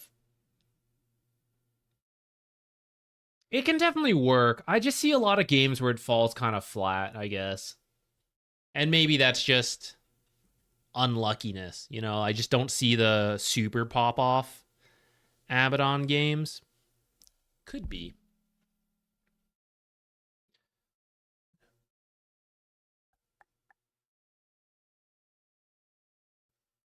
Any other carries I forgot? I know there's more we could technically throw in here. Like, oh, what about the time this guy did Mars carry? Or like this guy played that weird carry. I think it shows it can work, but I also don't think we're going to every game thinking like, oh, we're going to see the carry X. I will say, until you see it enough. One I will add is Underlord. I don't think he's amazing, but I've seen it enough times that I'll at least put him on the tier list. Might put him in this D category, but he'll be here. He'll be on the tier list.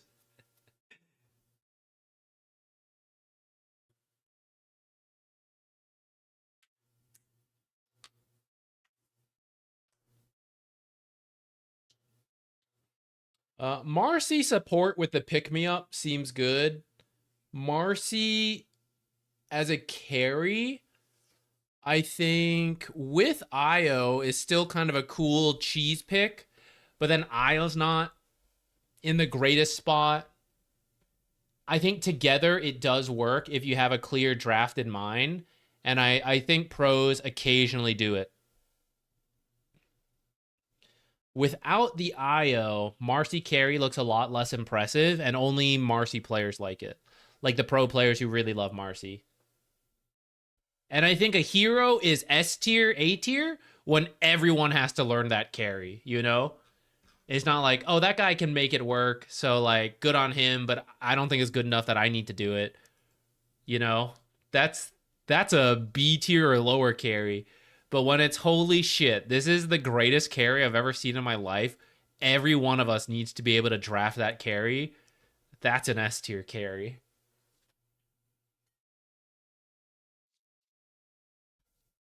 What's so good about TA? Her lane is still too strong. They keep trying to nerf her. Too useful. Being able to plan around Roche and runes is quite good. That's part of why Oracle and TA are pretty high up. You know if you need to position now or in 3 minutes. Her timings are good. She threatens Roche and Tormentor on her own, even with no other heroes that synergize. And with heroes that synergize, it's even easier. Her early game is strong. Her mid game's pretty good. Even her late game, it's not like she's dead in the late game. Like she gets the bash talent. That's a lot of utility. She just feels strong through a lot of it. But the issue with this hero is like because of the kit, it's always been that way. It's always super strong or absolutely dead. So dead, no one would even think about Templar Assassin. Like she's always been that extreme. And like despite all the nerfs, she's still considered top tier, first pick, first bans. And then some small nerf will finally push her over and be like, I never want to play TA again. This is the worst hero I've ever seen in my life. And no carry or mid is going to ask for TA. And then she'll just be like down in the D tier. These are her tiers. S tier and D tier. She has no other tiers.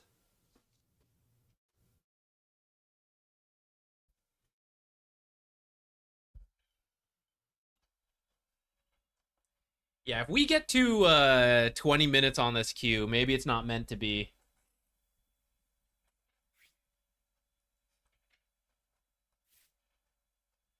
What should we do instead at that time? Should we try to get 10 people for a community draft? We can also just end the stream. Honestly, we're getting towards the end of it anyways. I was going to do one more game and then stop. Maybe if we can't find the game, maybe it's meant to be. What else? Pivot? You guys want to go play rematch? What else is there?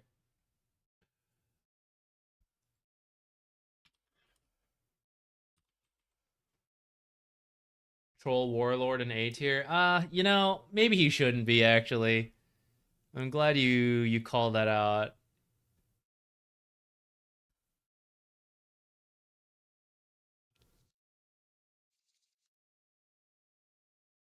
Oh, hell yeah.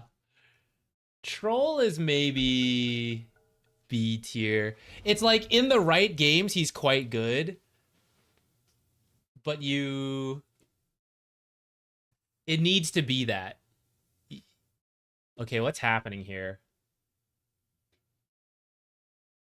Am I supposed to not see anything? What is this?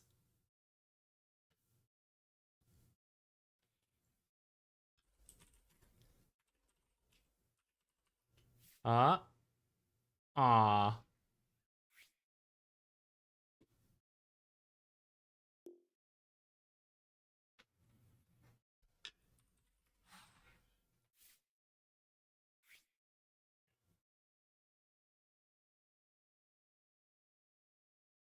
Oh, people were still loading in.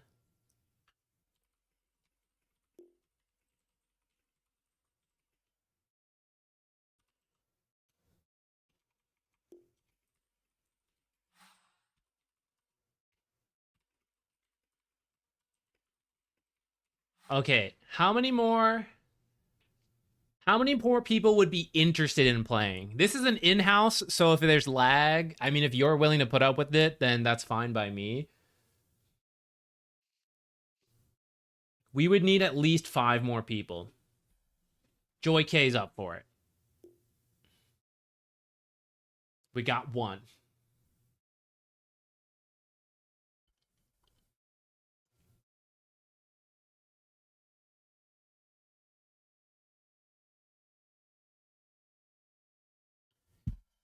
Sven's A tier in pubs. I do think Sven's pretty strong. Even in the pro scene, I think he's not too bad. I would rate Sven higher than... I'll do it, actually. I think Sven's higher. I actually think Drow should also... I think... Okay, these are like the carries you tend to go for. We're fixing our tier list as we go. These are the carries you go for after a lot of these guys have been banned out, or you need something really specific. And I feel like there's even a further drop-off between some niche picks here. I'm going to put the niche picks down here. That's these guys. Weaver maybe should also go down. I'll do it.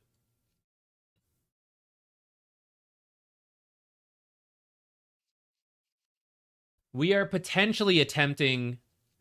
We were trying ability draft. It's taken forever. So we're now debating an in-house if we have enough. If we have enough people. Otherwise, we'll then have to reconsider. Mortal Oracle, are you up for ability draft? Miss Pockets would be. Okay, we're getting there. Poppy. I think that means we need, like, maybe one more person. Babsa. Oh yeah, right. You mentioned you would try to queue and then it didn't. Yeah, that's okay. Yo, Char, what's up? Yeah, it might be an ability. It would be an ability draft in-house. If we have enough people, we'll give it a go. It sounds like we do. If Mortal Oracle is joining in, shall we do it?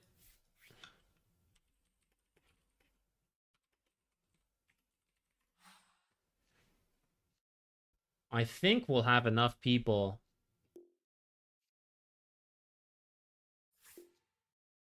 All right. I will create one.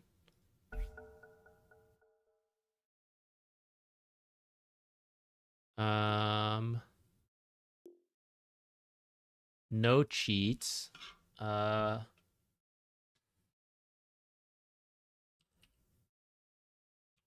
should our password be?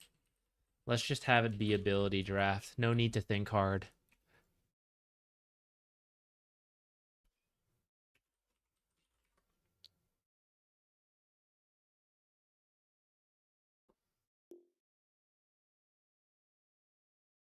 I'll set it to US East. Okay. Anyone who's interested in joining, if you can manage to spell my name. ZQuix in-house. The password is ability draft. Let me stick that up here.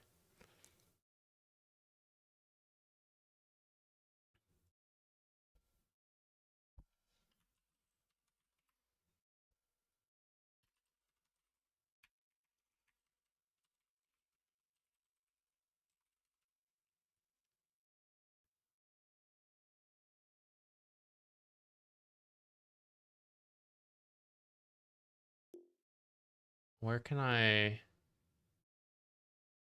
guess in here is fine. It's just weird the backing. Here, let me give this thing a backing. There we go. All right. Once we have 10 people, we'll shuffle things around. And we'll just go with it. We'll send it. Have you experienced the changes? No, that's part of why I want to do this. I haven't tried it at all whatsoever. Okay, what do we got? How many people? 1, 2, 3, 4, 5, 6, 7. Mikcha, are you thinking about coaching instead of playing? Just so I know how many more people we need.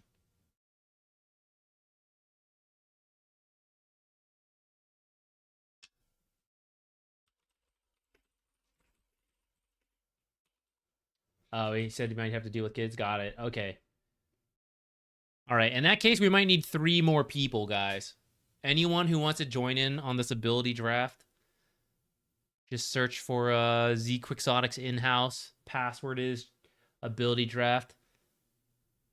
Oh. Listen, Joy K. I can't read, man. You know this. You've been here forever. You know I can't read.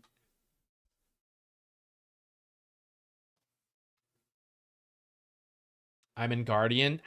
We don't care. As long as this is just for fun, feel free to join whatever. It's not serious. If you don't want to, that's also totally okay. There's no pressure to, but no one's gonna flame. I'll probably get the flame, but everyone else is good to go. Whomst there?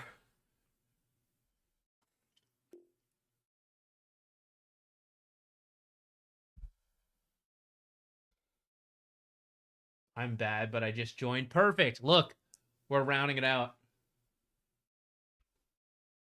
And we'll use the balanced shuffle. I'm sure it will perfectly place us where we need to be.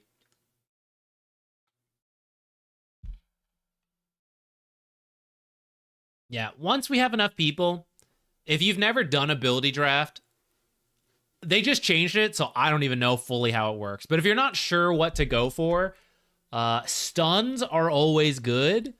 And then sometimes there are some like synergies, you know, like abilities that aren't supposed to go together, but suddenly you like min-max, then it works. We're at 10 people. Shuffle, shuffle, shuffle.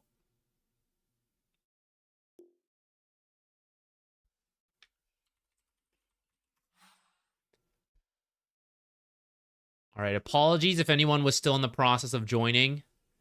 I guess you could coach potentially, but we have filled the slot. If everyone's ready to go, we will send it. We'll attempt. Need a coach. You're out of luck, Joy K. Now you have a coach. You're on my team. You've got a coach. All right, let's do it.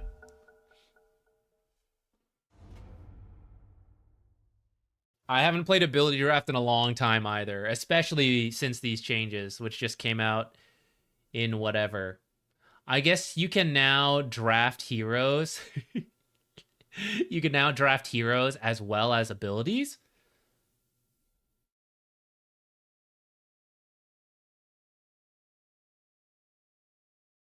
Where am I? Do I know which one? I think we're all loading in still.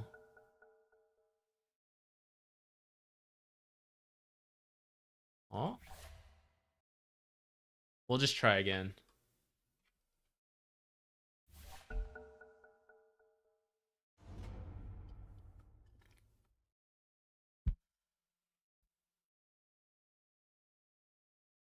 Don't do this to us, Valve.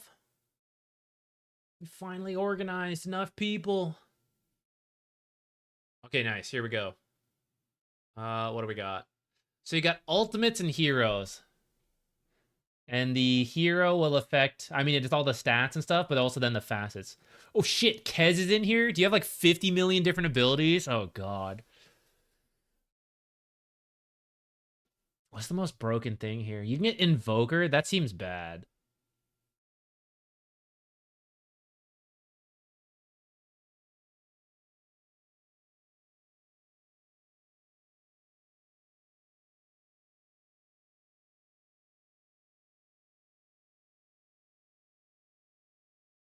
Okay, I think I know what I want to go for.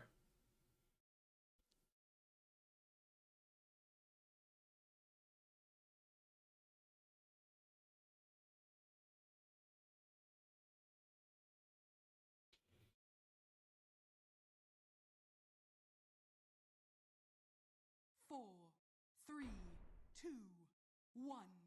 Your turn to pick.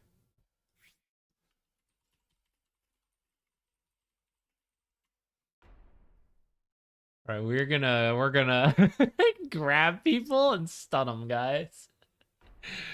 What else can we get here?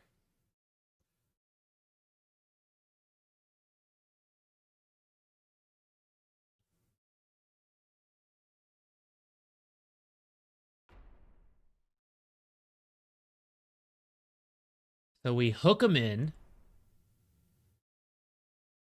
Then what? Hoof stomp? Inkswell, Shackle Shot. Couple different stun options here that I think could be good. I also need a hero and or an ultimate. I see that Pudge has been taken. I think anyone with good int gain, so like Invoker could be good. He's a little slow though. But he might be the best that's left. Everyone's going for heroes, I guess. Maybe that's the play. Grimstroke, I think, could work. Plus, we could take some of our other abilities. That might still be good. Grimstroke into... Yeah, we could get Inkswell.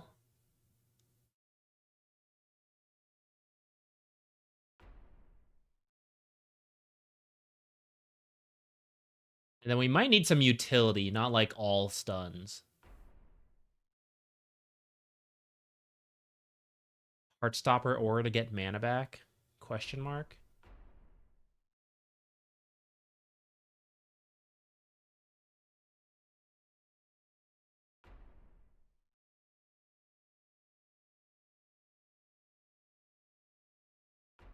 I'm panicking as we get close. 4, 3, 2, 1.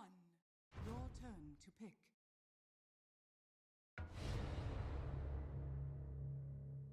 Wait, oh shit, I should have done Invoker and taken Ghost Walk. That actually would have been really funny with the hooks. Damn. Oh, I should have done Ghost Walk and Inkswell, guys. Ah, that would have been hilarious. 4, 3, 2, 1. Your turn to pick.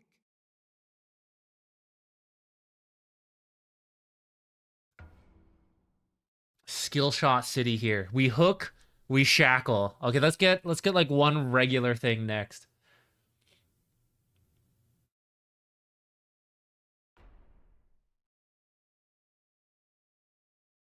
power shot. Need something to make the ult easy. Winter's Curse.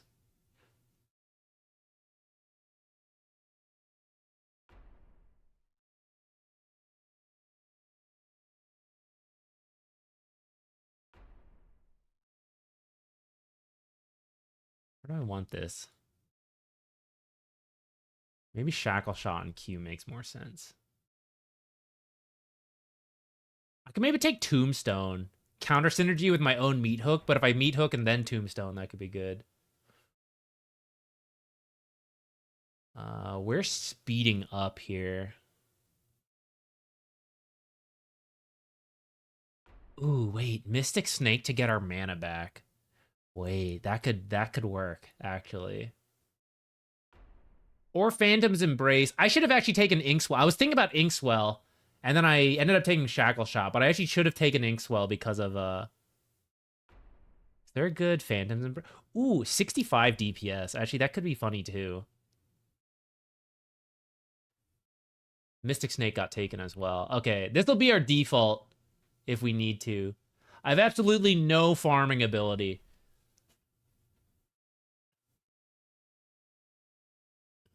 And then what? Soulbind like usual? Or Winter's Curse could be good too. They have what? 2 melees? 4, 3, 2, 1. Your turn to pick. I know you're supposed to think about what the opponents are taking, but boy, can I not do that. Would Raven's Veil be funny at all?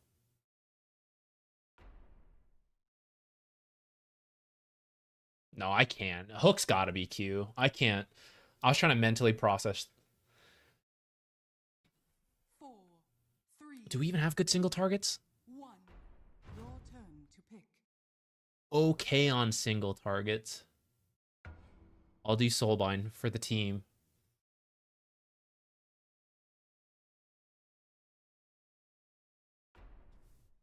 I apparently have the Shackle Shot facet. Okay, sure. We'll do that.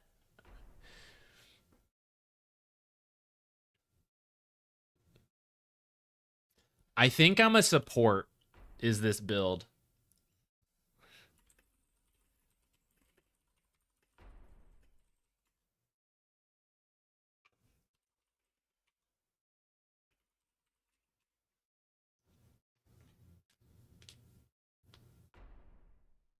I think Necro looks like a carry who needs farm with Focus Fire.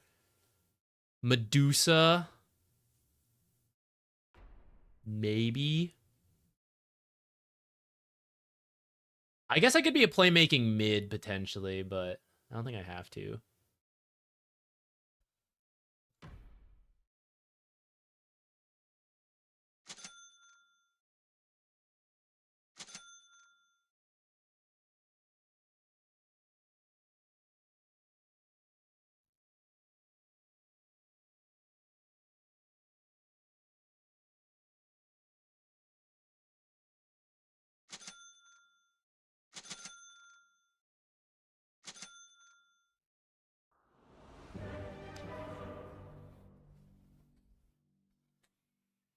How's our level 1 fight?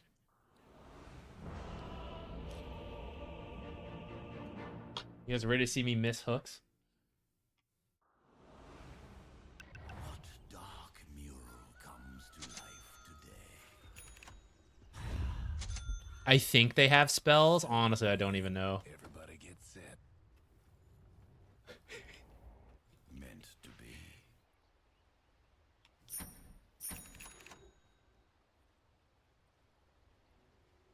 Nothing wasted. Do we even have a good level 1? Effortlessly.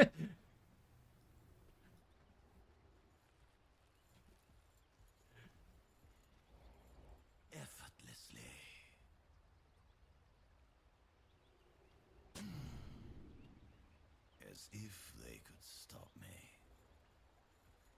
Looking to stomp. Let's go. Moving.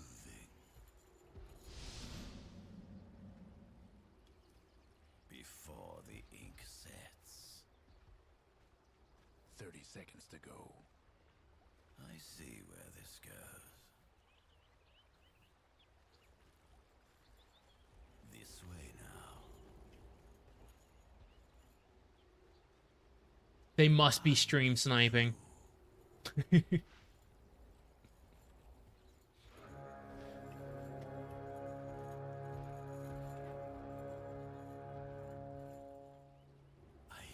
they're off. Portrait of this battle will be painted in blood. As I will it.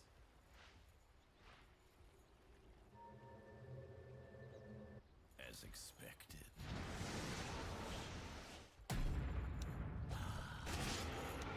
It was all this will Blood. First blood. Have I got juice on my chins? well, no.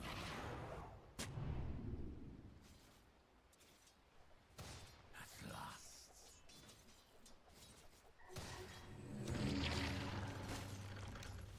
What? Where'd he go? I accidentally moved. Rip. Oh man, that should have been a first blood, or not a first blood, but you know, potentially a kill. If not a kill, at least a bunch of. Oh, guys, my passive is so good for hook. Actually, holy crap.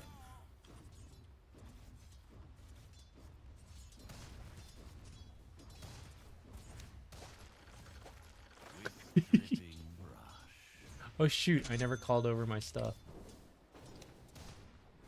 Wow, we get the fun of playing Pudge without having to be Pudge. This is awesome. As I planned.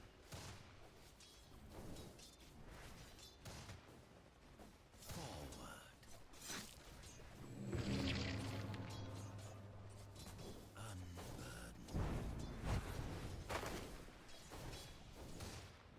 I set my brush. Well now, We can maybe do a half pull.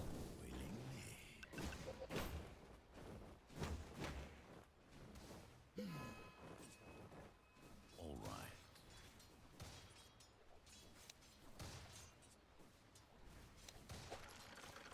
Look away.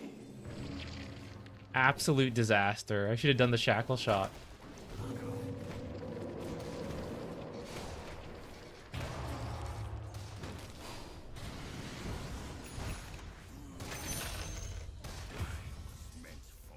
I'll take it. I'll take it.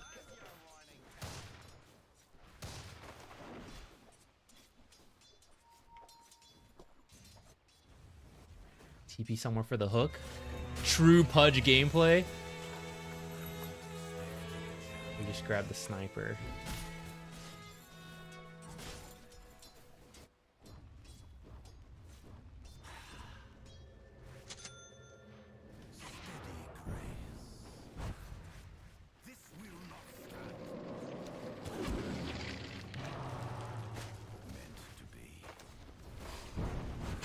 The hook is too powerful.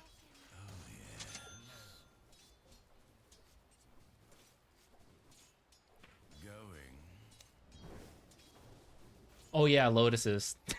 Totally. I cannot comprehend any of that in the middle of all this.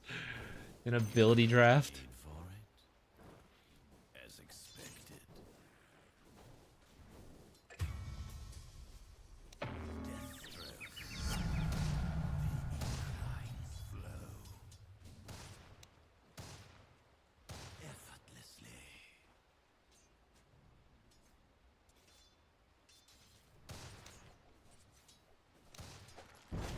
No! I'm so bad.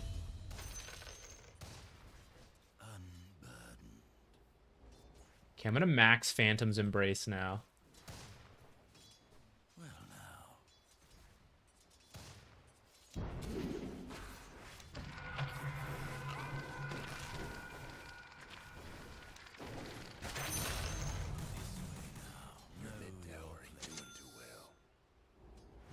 Now we go on a journey.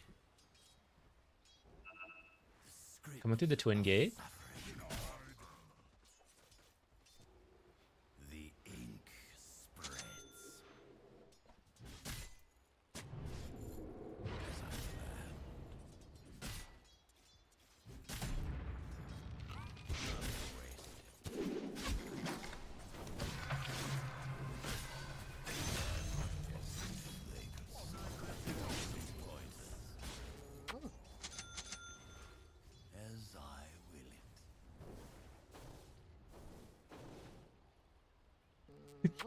I don't have it. It was always so. This is the best I can do. I paint my way. Steady grace.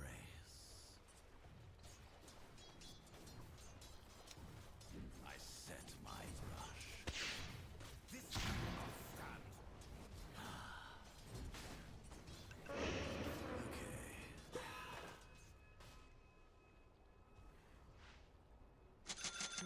The line is true.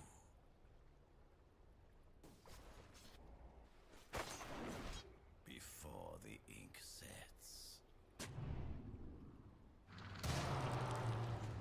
Those look like real hookable targets, guys. Yes. Let's get the power rune first. Invis, invis, invis.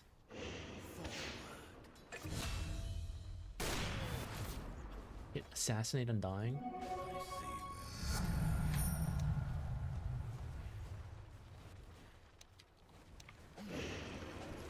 What? How did that not count?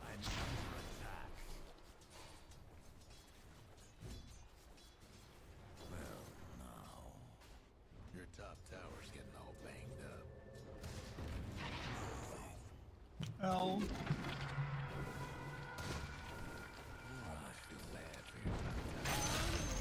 Thank you. No one dies on my watch. Except people who do. In which case, oops. Okay, what's the build here? Focus fire. Okay, okay. Get some sick focus fire synergy going in a bit. Did he already get this? He did.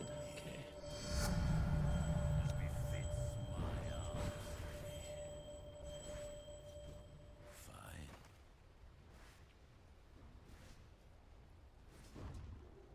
Well, now. Effortlessly.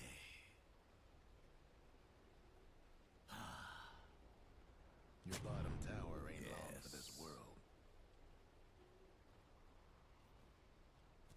No. I even thought about putting the sentry down first. It de-ward me. That gets you hooked. Double kill.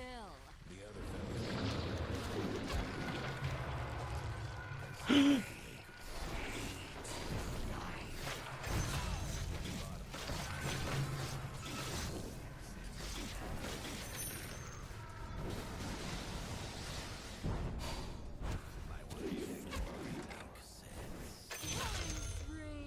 A tiny stroke in my masterpiece.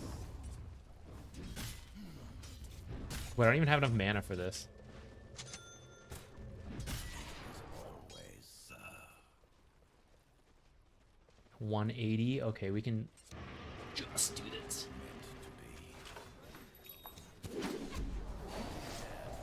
What? They didn't shackle him to the tree?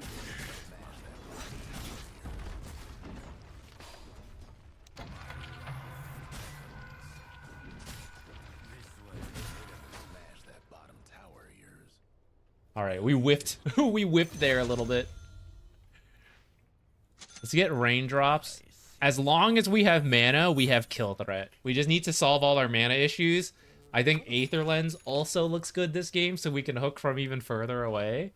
And then maybe like a Yule's or something for dodging assassinates while still having mana.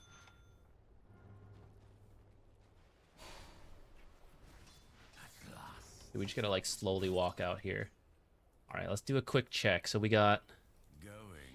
Okay, Pudge has Reaper, so we should help get kills there, I think. And then Necro's still farming up with the Focus Fire. That's our carry. We'll leave him alone. And what's Invoker got again? Illusion scaling. Okay, so Invoker and Necro will scale. I think we make the plays here. This way now.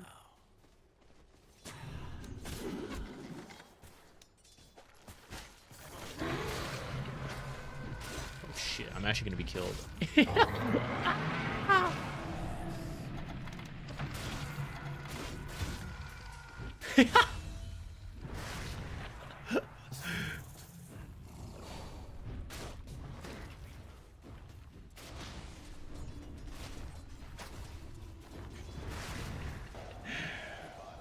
Alright, Centaur is too powerful. What is this? It's crazy.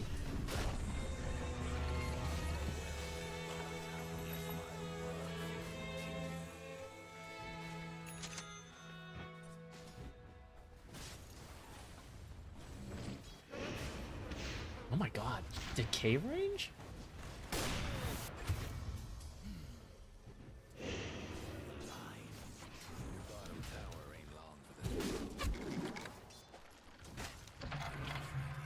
Come on, tower, help me out. Kill him, kill him. Kill him, tower, kill him, tower.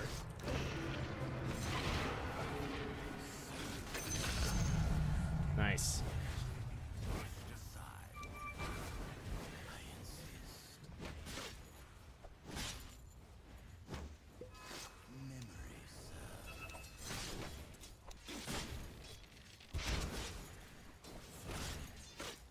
This creeps off of me.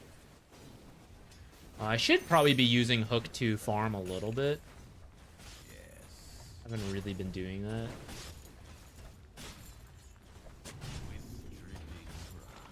No breaking down the radiant structures like this. Fine.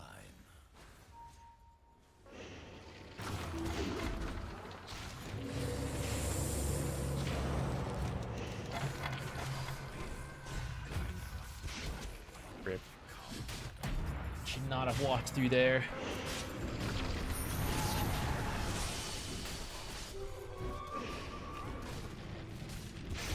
Alright, let's grab this. Alright, Necro Carry is gonna farm up, guys.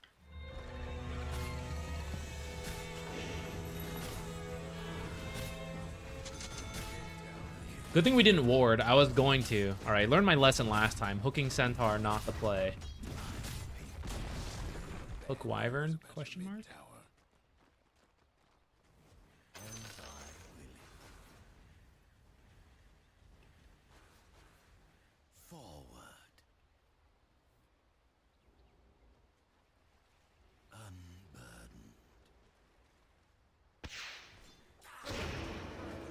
Oh my goodness, it takes so much damage actually.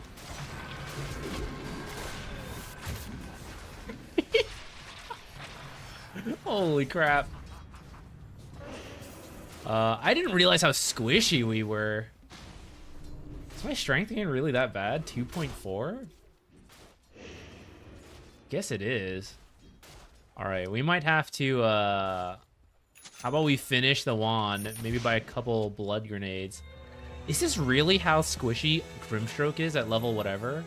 Oh, it's because I was decayed. Okay, okay. I was like, there's no way I'm that squishy. Granted, I'm still squishy, so it's still something we gotta be a little careful of. I'll buy some blood grenades to tank up as we finish our Aether. It was always so. As expected.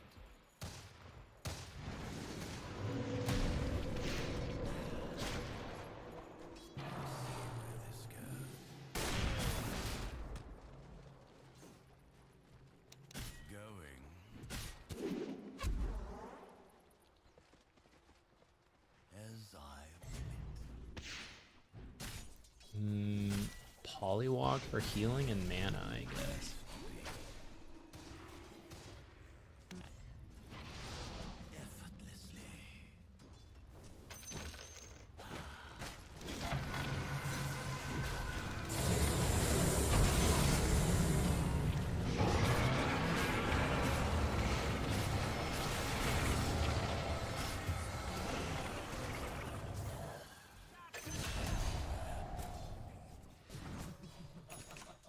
Don't rush me.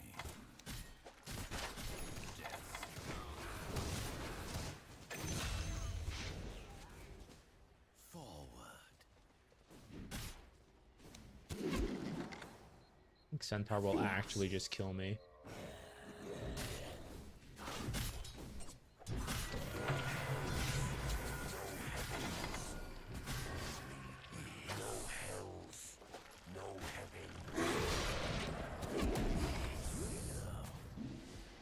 He's too fast!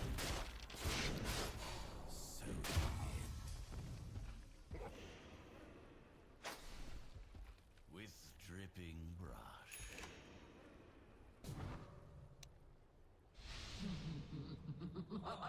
Alright, perhaps he is just too powerful. I should not grab him. Maybe with Focus Fire, though. Oh, with Focus Fire. Let's go. Lower cooldown hook or better shackle? Oh shit, that wasn't him! I forgot!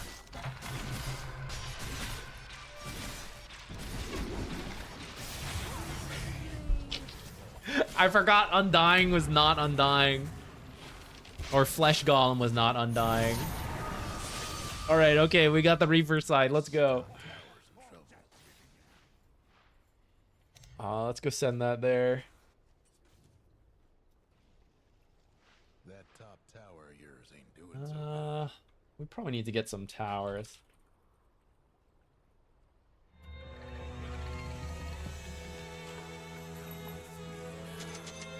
And some piece of shit support's got to start warding over here. Why do I have so many? I've been going fight to fight.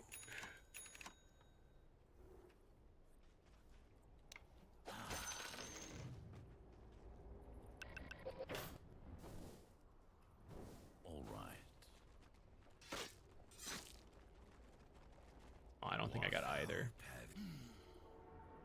I set my brush.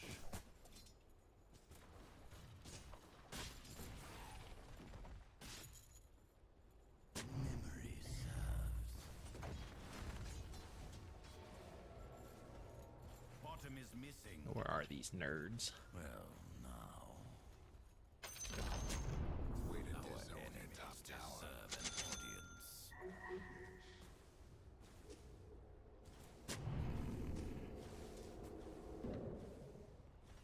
Got a lot of heroes up here. Nothing wasted.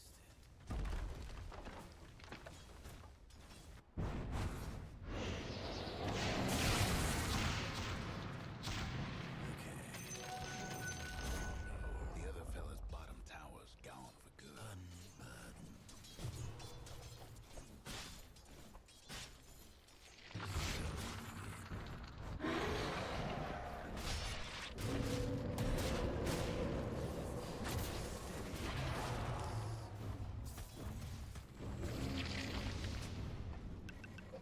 As I will it. Glimmer King? This way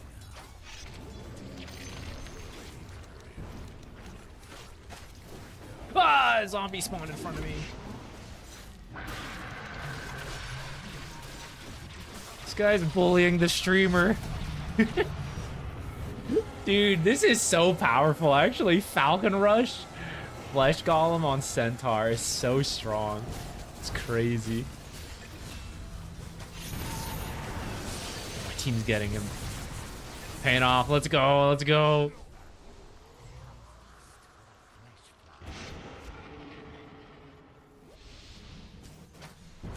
This is so funny.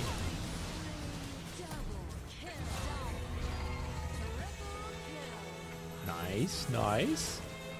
Cast range. Oh, no. Let's go ward stuff.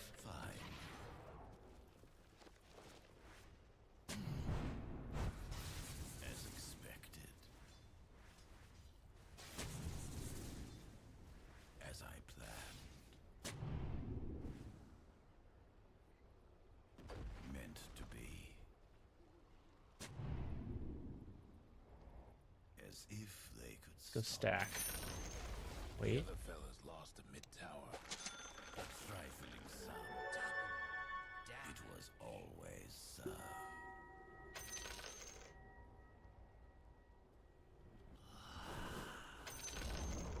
The other fella's top tower's been disowned. Don't let it get you. Stacks here. I paint my way. Is Tormentor good for any of us? I hook Roche. This one do? Oh, the old Flayer's hook, right?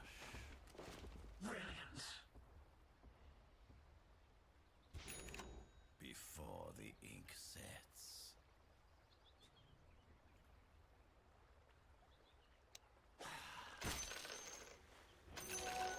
I insist.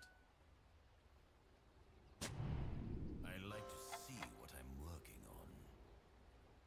Memory serves.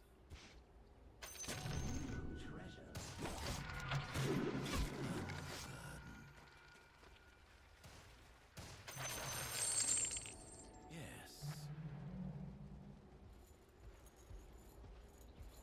We have Reapers. Maybe we can get this guy?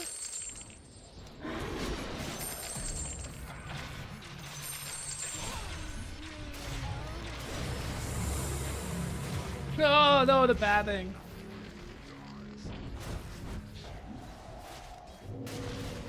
Oh my god, he's got a heart.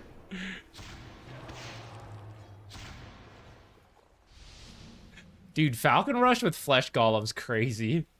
What do we need to survive this? I need a Ghost Scepter.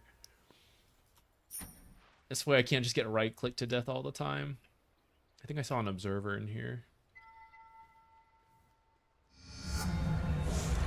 Oh, this is insane value on Ags, actually. Phantom's Embrace, DPS. I see where this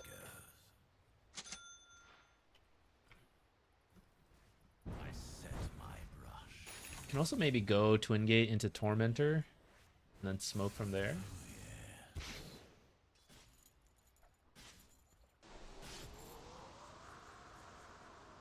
The line is true. Effortlessly. Push bottom and then go through the Twin Gate. Nothing wasted. Face your fate. Well, now.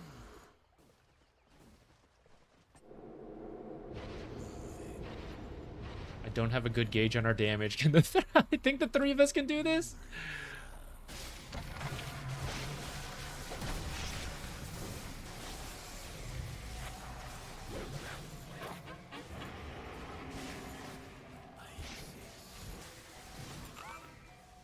All right, maybe not. I was wrong. Okay. Usually any mix of 4 heroes can do Tormentor, but I suppose with ability draft, it's not fully true. As I plan. Sad. With dripping brush.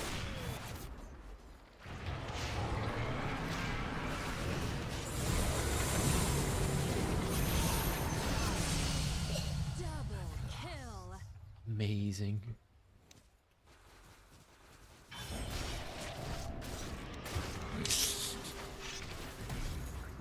Okay, about the 1v5. What do we? I cannot fight his return.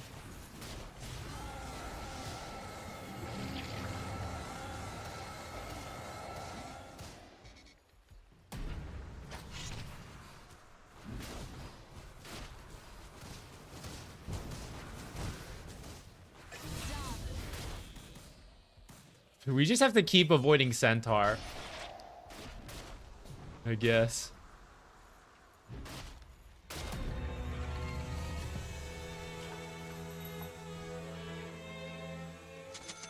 Oh, I didn't get those fast enough.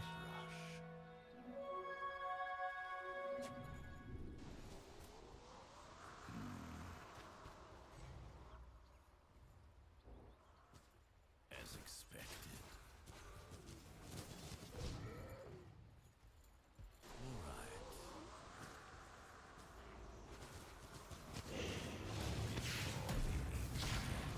Mega kill. This meat's going a bit more boys. Let's go. I'm back. I forgot Micho was coaching our team. Our team is winning. You've done an excellent job, coach. This way now. It's the moral support. Paint my way.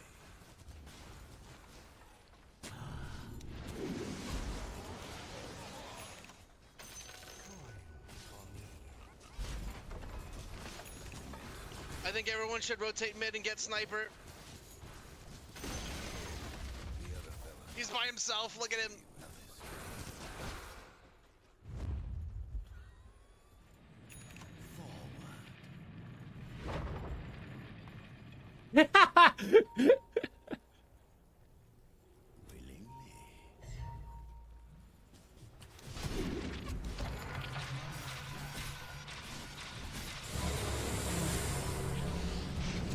Let's actually disengage. Everyone, back up, back up.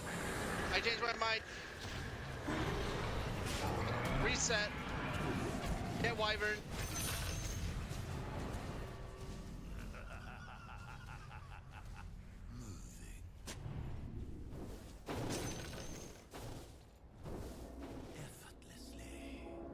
Good trade.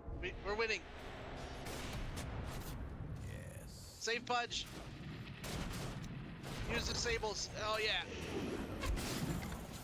Run. This is amazing tech. That's so funny.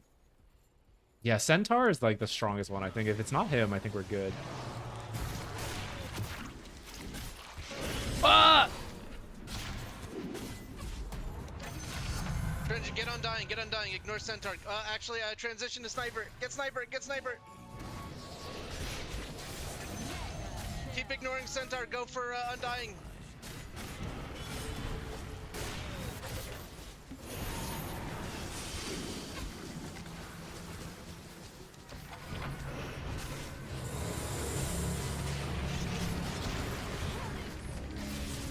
Keep after Undying Wyvern. Alright, we're good. Alright, finish off the Undying, the Centaur. Oh, we're good. We're good, ladies and gentlemen. The coach. I just griefed you so fucking hard, I'm sorry.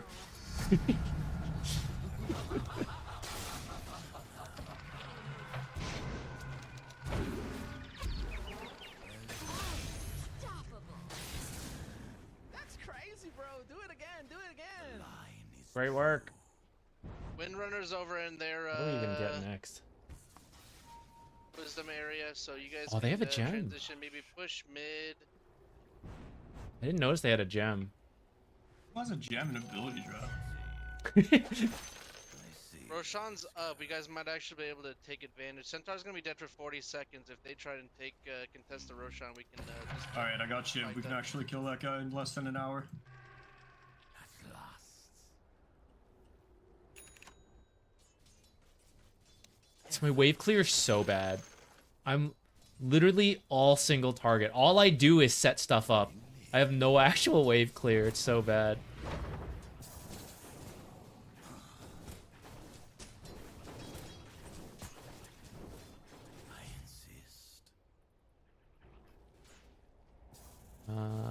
I'll get... Should I get a Ghost Scepter?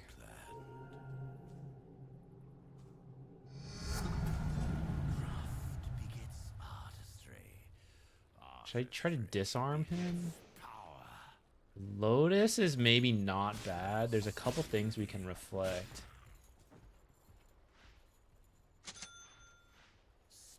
I don't actually think I need the E-Blade.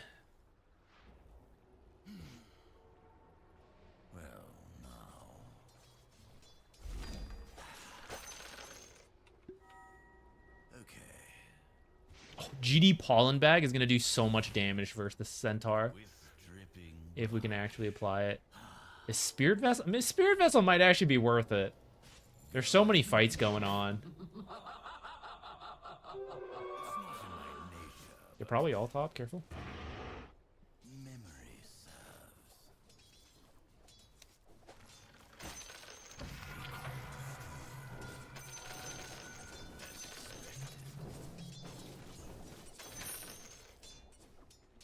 As if they could stop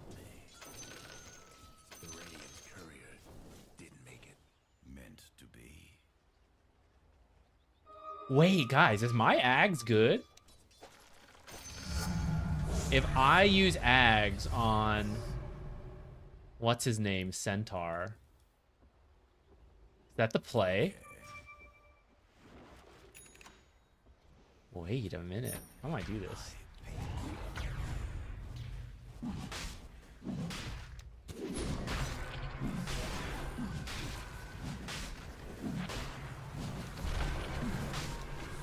So like, I don't think they're gonna get tested, but can you maybe see about putting an obs up on the high ground maybe? But Yes, Captain.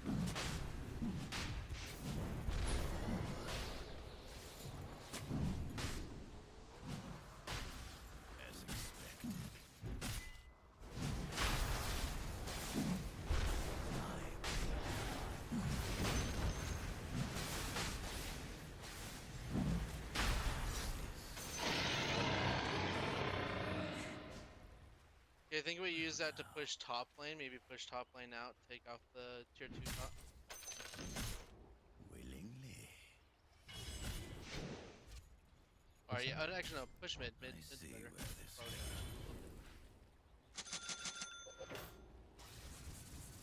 Going.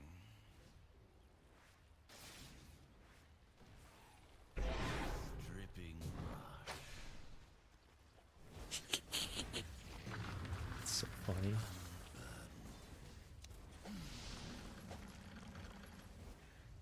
At last. Meant to be. I think I should just be able to siege mid.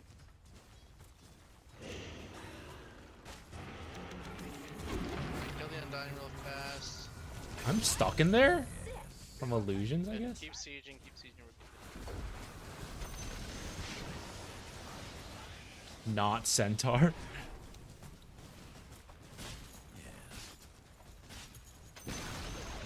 Maybe transition to bot up. Oop. Yeah, maybe transition to bot lane. You got so many creeps up there.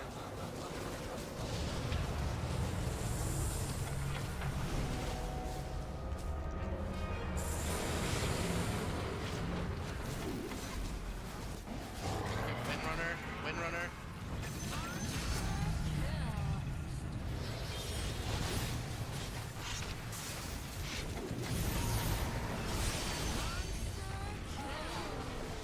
Just get Windrunner again.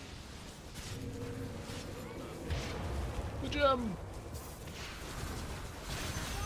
I gotta just get the turret. Get the tower.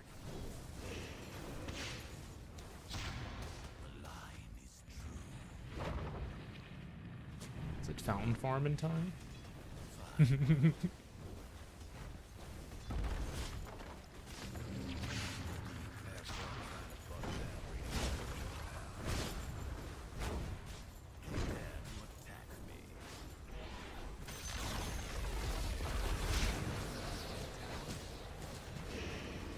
This Invoker Dags is pretty crazy.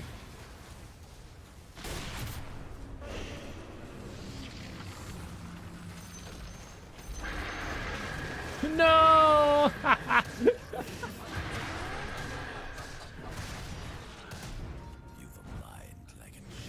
Oh shit, I had the gem, I forgot. Rip.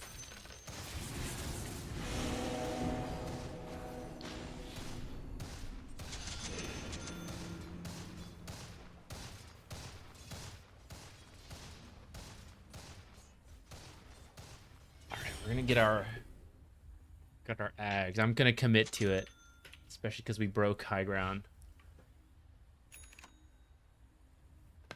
I don't think we can copy Falcon Rush, but even then, just Flesh Golem hitting himself is pretty good. Back up, maybe push top lane now. Reset. I think. I don't really know if the rest is worth it, but the deed will be done. They're bottom ground. Transition to top lanes. I should just join my team. It was always so.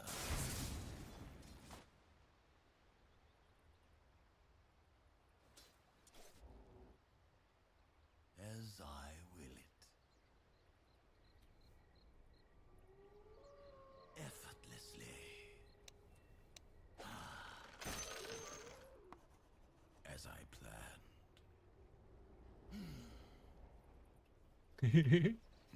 YOLO. Forward.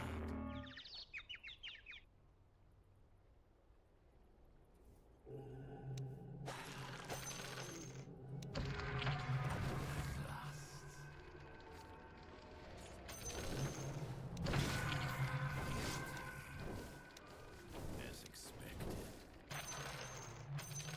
Phantom's Embrace farming tool. I want my cast range, so if I'm gonna lose it, I'm not gonna take anything. We'll lose a little bit of cast range, but this, I think, is worth it. Nothing. And then the rest. And maybe you guys use a smoke from maybe see about catching somebody out. It was always so.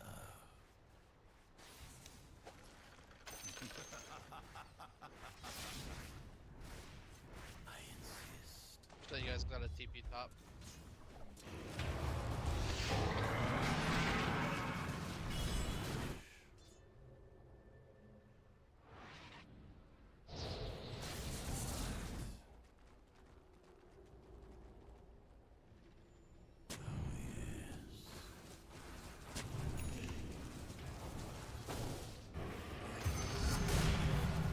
I'm almost here. Invoker damage. Absurd.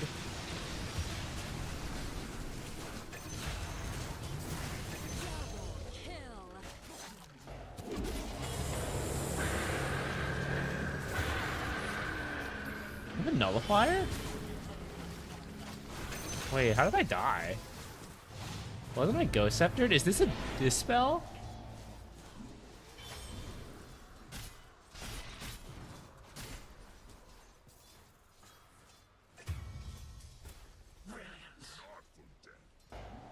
I thought I was ghost sceptered. No hell, no hell, no heaven, no heaven, only this. Huh. You're right. Maybe I should have taken that magnifying monocle. But I was so tempted by how much damage this can do. Alright, no buyback. Probably shouldn't have done that.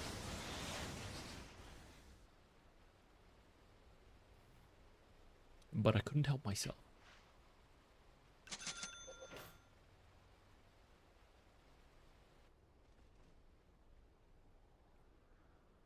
Look at this, 6,000.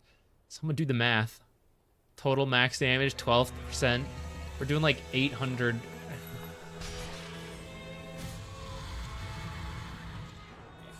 the ink sets.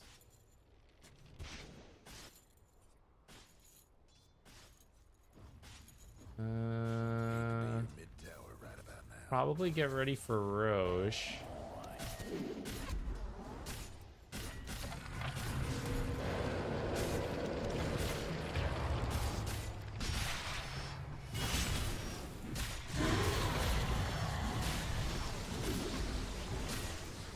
The heck?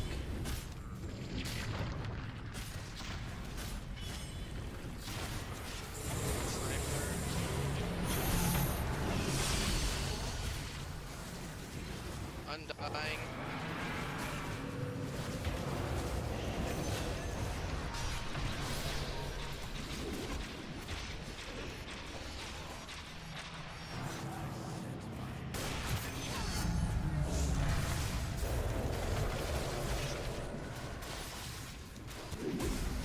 I didn't shackle anything.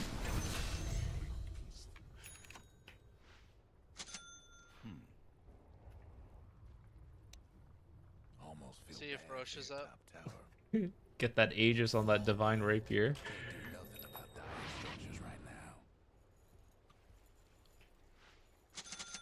Wait, there should have been a gem somewhere. Wait, did we get the gem? So we begin.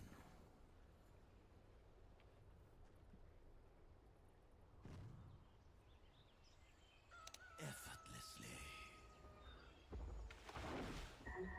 Roche is making his way bottom. Well, now.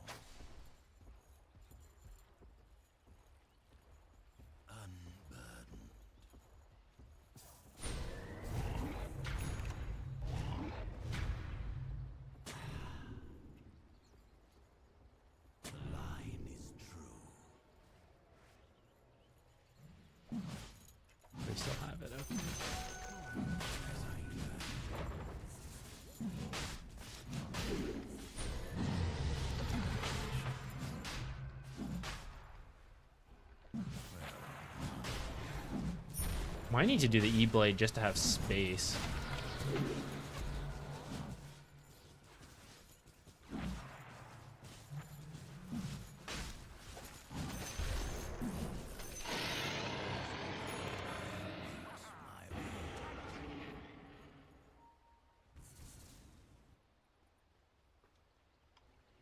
When we push, if we just watch Invoker hit, and then eventually I hook something, that's probably good.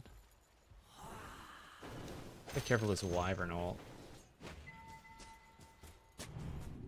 As if they could stop me. We bring it. Oh no. This is where the high ground throw begins.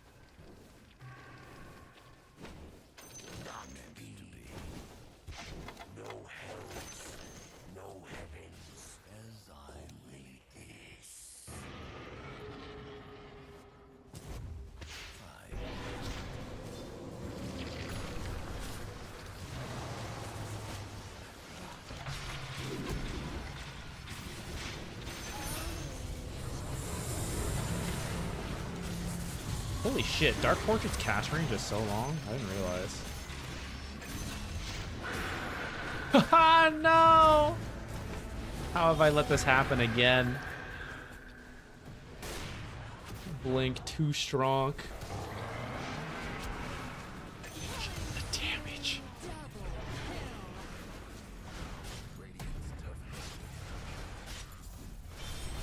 Keep pushing that bot tower. Get ready to pick up his divine Sorry, if the someone top. needs it. Keep pushing the top tower. Push. Get the racks. I should get my courier ready to steal gem.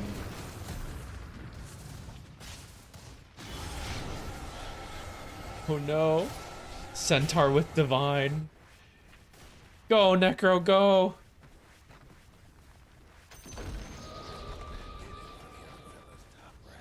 We rat gaming. You got sniper and TPing back on you, Necro.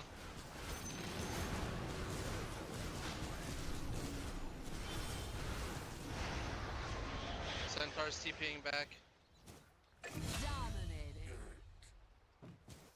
Dang, I was hoping we'd get that Wyvern, steal the gem. Alright, overall not bad, except for the fact that we lost the Divine Rapier. That's the scary part. When was the last time we checked our bounty rune?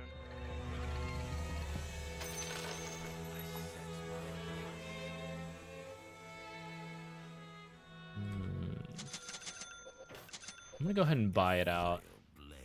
And I think I need to buy a blink. I need to stay really far back so I don't get Wyvern ulted, and then we can blink E-Blade whoever is being chased.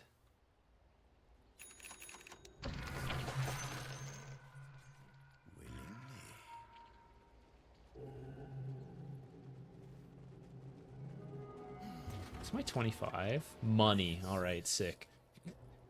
Alright, so I have finished scaling with levels.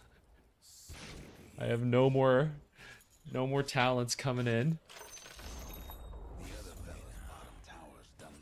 Oh, the rat. Rat mode active.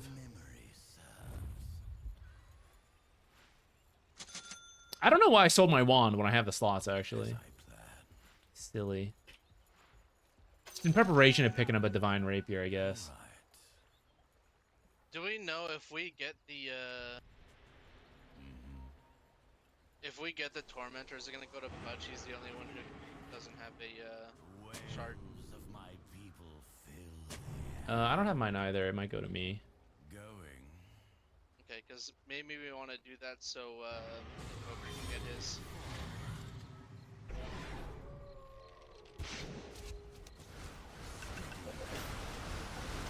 Necros is also pretty good.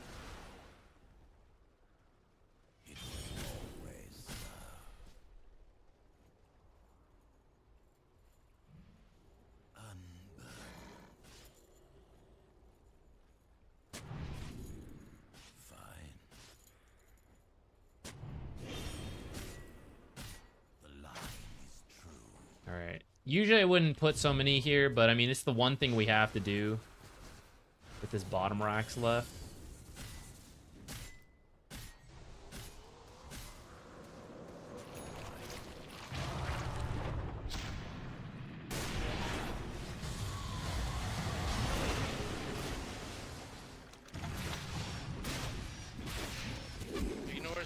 Centaur, see if we can't get the back lines.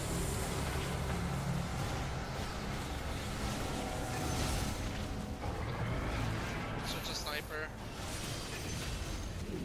Undying next. Or no, actually, weapon runner.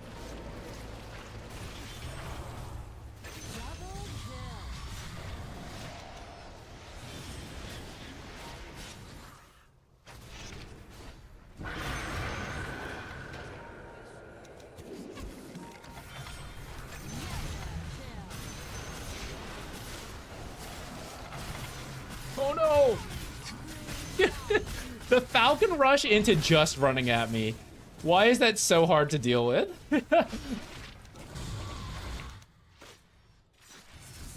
Actually impossible.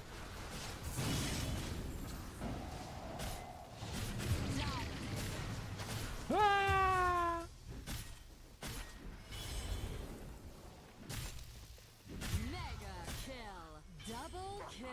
One Rax left. We can do it.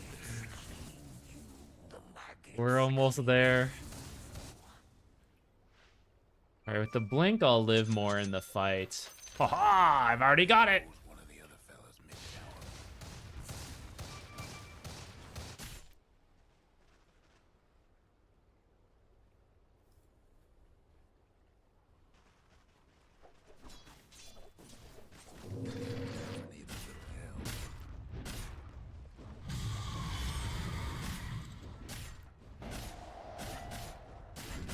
It's so scary. The Pyrrhic cloak too. Oh my god.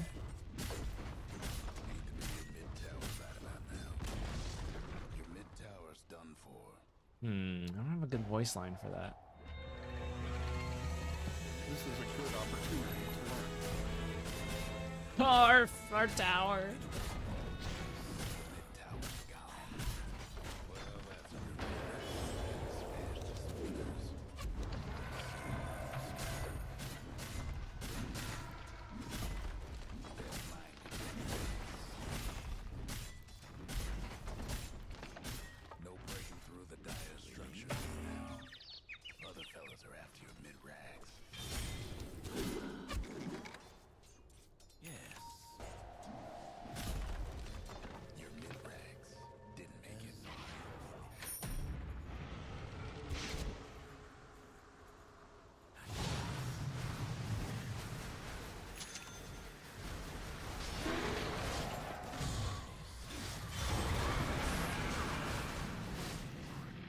Oh my goodness. How did he kill him so quickly? As expected.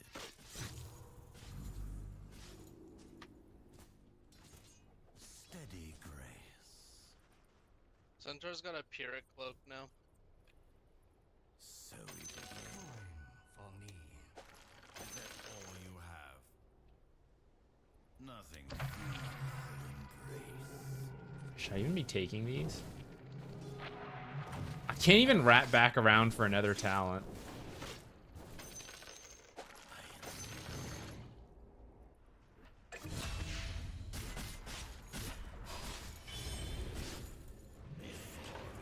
I should have been here faster.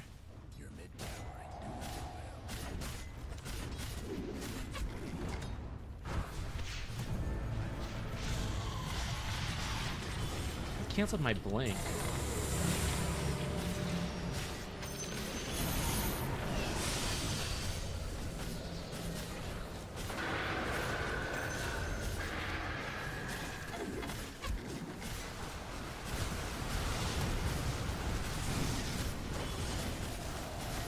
GD pollen bag that I have not used this entire time. Check and see if Roche is up.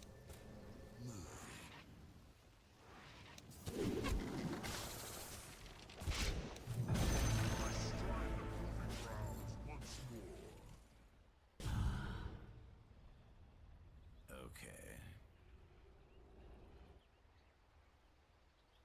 Unburdened. Can we try to mega them while they're... See if we get any buybacks? Roche is up in the bottom pit. Okay, I guess we could do that too.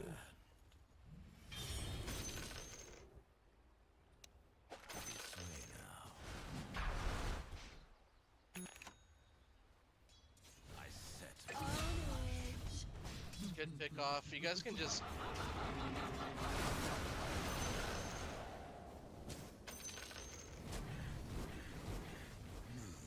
You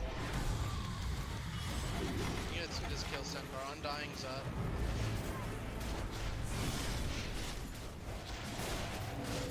Switch to Windrunner if you can. I didn't want to hook the Centaur. I actually wanted to hook the others. I buy back here for the win.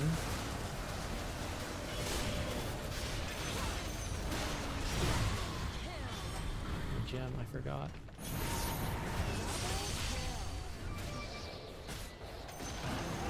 This is so scary. We just need like 2 hits on the... Do it, Lax, yeah! Oh man, what a game. That was really hard.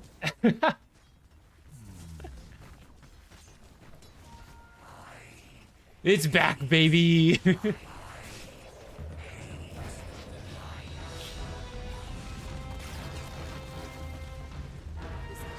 Centaur killed us. That was so hard.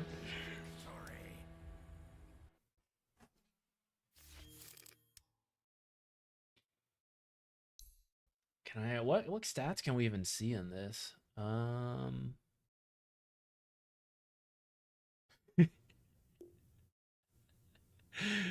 So there were a couple carries on the teams. They did a lot more work than others. Oh my god, look at this. 300k damage absorbed. That's insane. That is so much.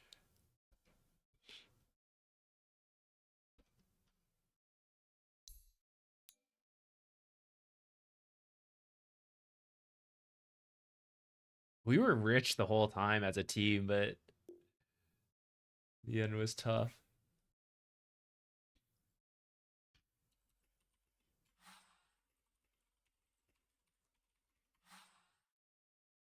That was fun. Thank you everyone for joining in and playing. That was a good time. Yeah, that was an insanely tanky build. That was crazy. The game would lag whenever Invoker would walk through. When he was spawning all the illusions, it was wild. Oh, thank you everyone for joining. Thank you. We can do this again sometime. I think that was fun. Much easier to organize, I think, than for us to sit in the queue forever. But that was fun. I was dying to damage done from my illusions. Possibly. It's not supposed to reflect back to you, but I wouldn't be surprised in the ability draft wackiness if something somehow got back to you. 5v5 lobby win. That one actually was a 5v5 lobby. We were trying to do it into the... We tried to queue, but it just took forever. So we actually did organize a 5v5 lobby. We might try it again in the future. I'm going to stop for today in a moment. But in the future, we might try that. This one worked out pretty well. I guess my team felt in control, but didn't feel easy because they did have some good synergies. But I feel like that was relatively balanced. The fact that I went 50 minutes kind of shows that. Sometimes in these in-houses, it can get real one-sided. But hopefully, ability draft helps to balance that, where it's not strictly high MMR equals you're going to do well. If you have a good build on these ability drafts versus a bad build, like, it can be a world of difference. And you can also just get, like, one build is insanely strong and carries through the rest.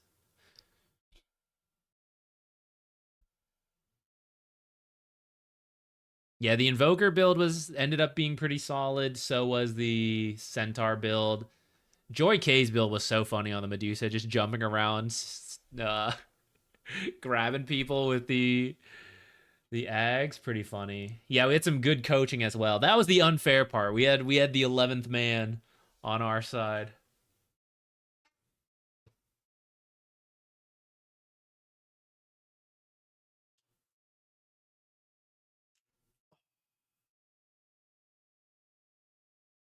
All right, that was a good time. Thank you everyone for joining and for hanging around. Different from the usual, but I think that was good. We also got the work in for the tier lists, which I'll hopefully record soonish, and then we'll do that. Probably come out Thursday, Friday, because I'm hoping to record it tomorrow. Do various editings. Wednesday we have a different video coming out. Then Thursday, Friday will be maybe the tier lists. We'll see if there's a patch by then. Hopefully not. What was Sniper's third ability? Oh, what is it? It's not showing here. For the life of me, I can't remember. I can't remember at all.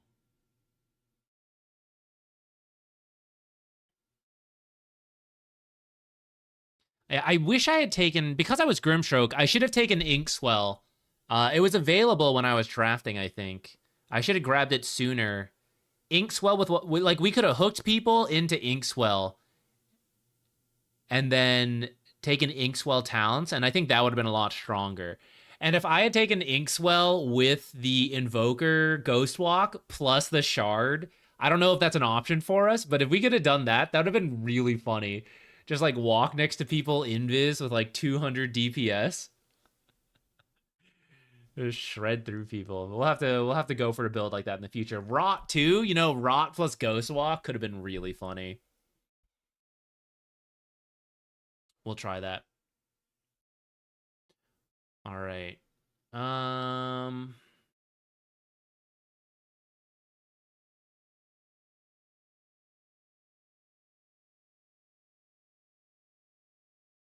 I see Purge streaming. How about we go there?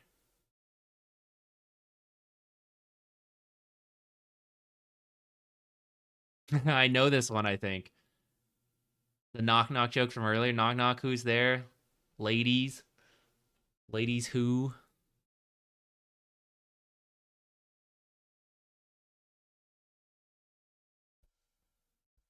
Ladies' foolish ambitions to rest, tarnished and emboldened by the flame of ambition. All right, that one is not what I thought.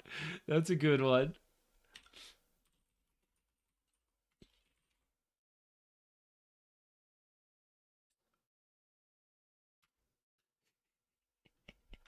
We'll hopefully get back to that soon. Not laying our ambitions to rest. I don't know when yet, though. But I'm ready to make more progress in that. All right. Twitch gang, I'm going to send you over to Purge. Thank you for hanging out, everybody. Hope you all had a good time. Thanks for playing and helping out with the tier list, getting everyone's thoughts. That was good. We'll be back Wednesday to do the replay analyses. And then we'll go from there. We'll see what's up after that. All right, Twitch gang. I'll see you later. Bye, everybody. YouTube people. About to send you out as well. All right, yeah. Okay, bye, YouTube people.